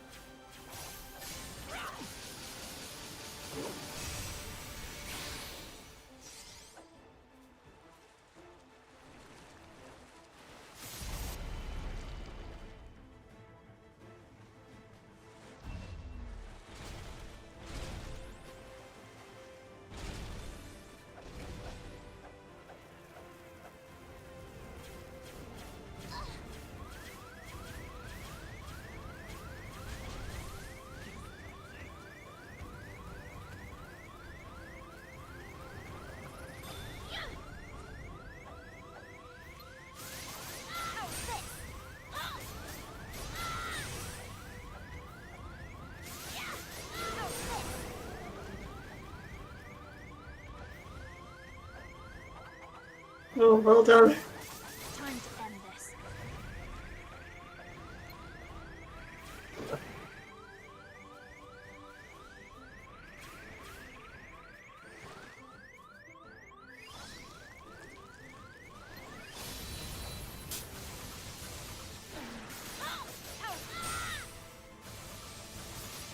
Time to end this. Come on!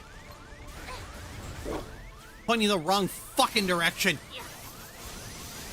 Now you'll see.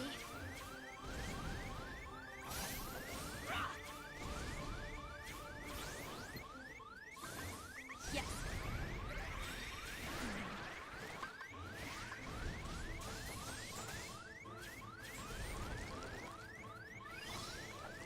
Why are you aiming behind you?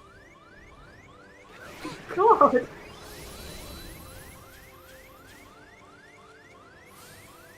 Why did you pick the worst time to be buggy?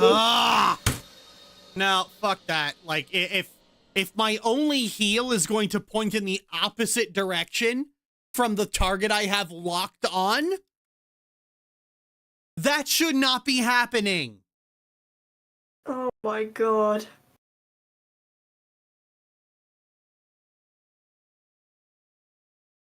Look, I can handle a lot of bullshit in these games. I can't handle when it literally does not fucking work.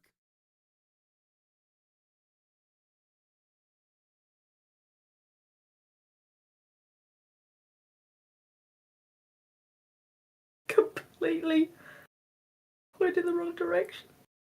Yep. And it did it multiple times.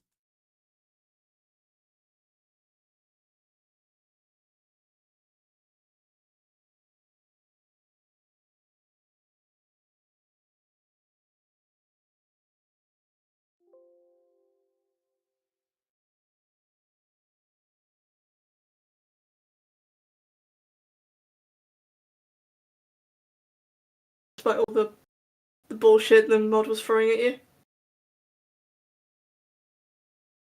What? Well, though.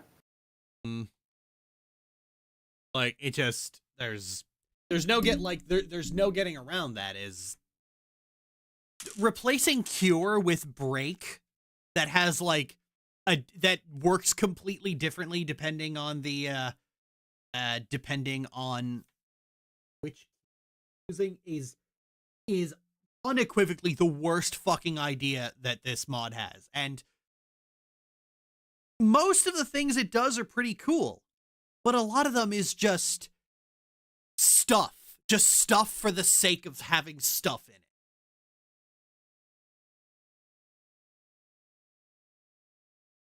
I think mods should like get rid of like really important spells and attacks that actually help you in boss fights and stuff like that. Like that should be like a rule. Unequivocally, that is the worst decision this mod has made.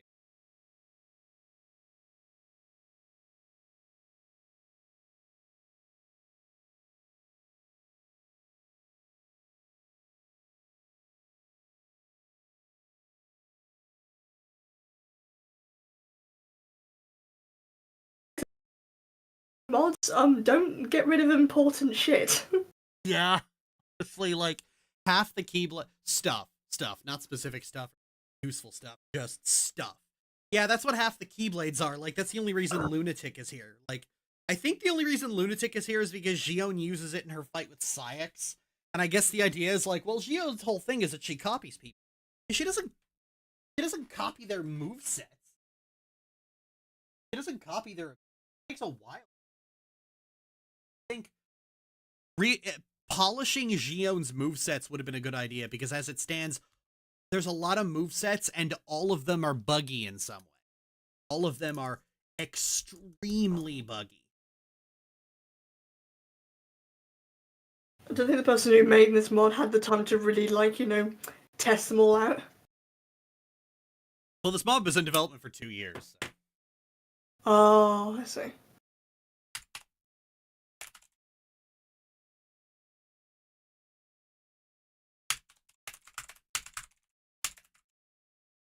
just gets rid of one of the most important attacks to help you defeat enemies. It's just ridiculous.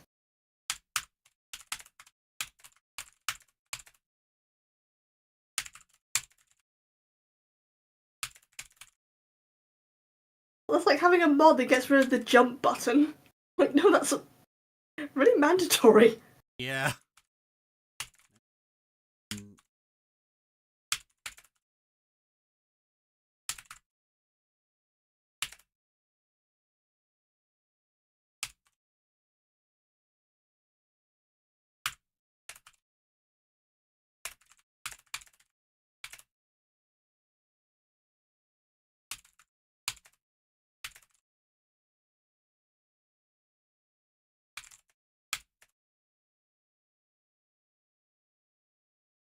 Stuff.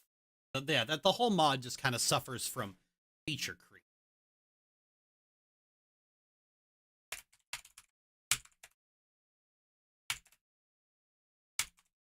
I've removed the jump button, but it's a Zelda game. Oh. You will not make it past the first mission. Yeah.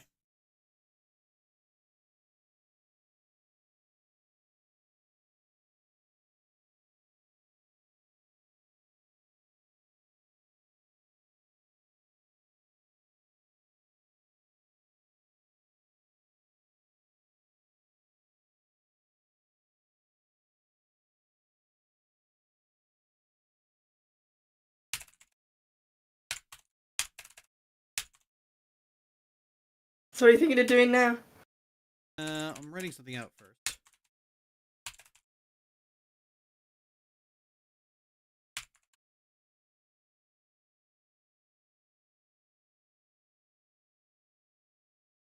Ugh. Very cool mod. I wish more time was spent polishing what was in it rather than cramming more stuff. Yeah.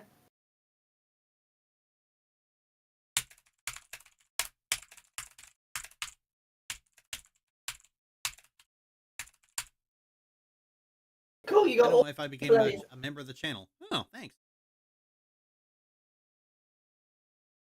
Imaginary techniques.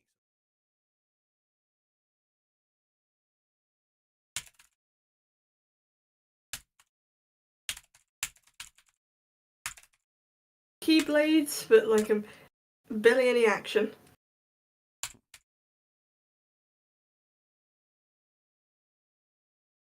Techniques. This ability completely disables cat. Bad if it were.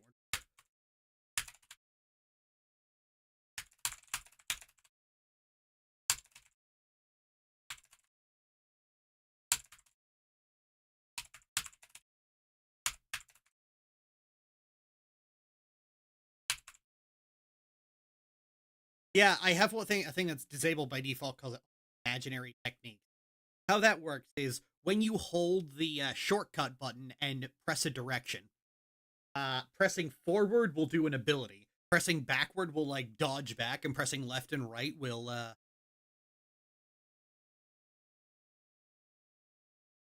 it'll like reversal in that it'll do a reversal in that direction. This in and of itself is fine, but the fact that you have to do it by holding the shortcut button means that it is completely disabled casting on the move.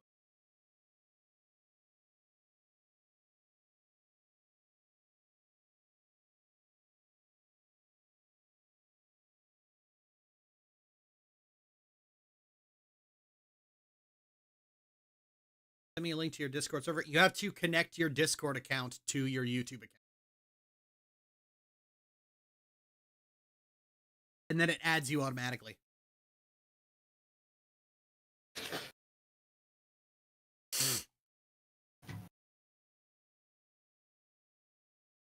Or actually, no, hang on. You add your Discord account, you connect Discord and YouTube, and then you go into connection. Then you go into connections, and under your, you'll see your YouTube account, and you'll see sub-enabled servers, and then you can join.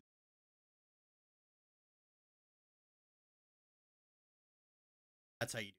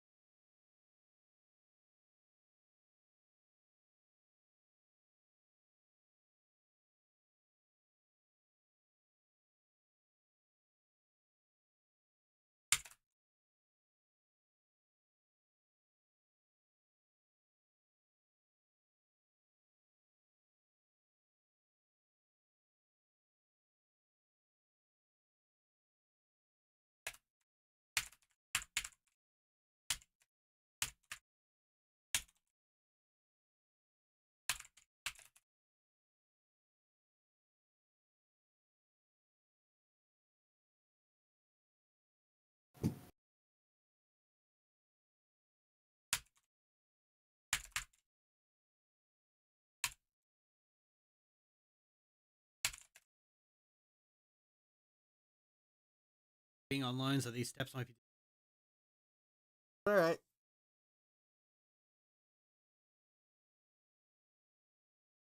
Just go to Discord. You open up Discord. You open up user settings. There you click connections, and then there will be a thing up here that says add accounts to find YouTube there.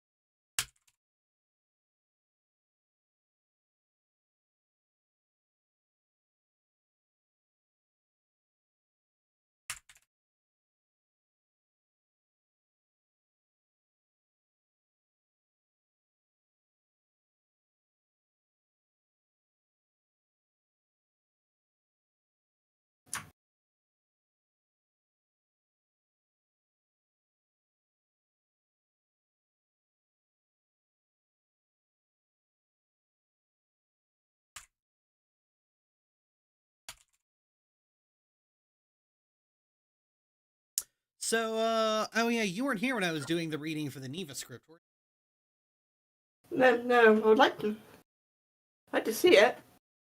Oh yeah. Well, everybody liked it. As I was going through and detailing the ideas for a Neva video, just everyone was just loving it more and more and more. I think everybody really liked. I think when I was discussing the Avatar state, which I think I actually discussed in the Patreon call.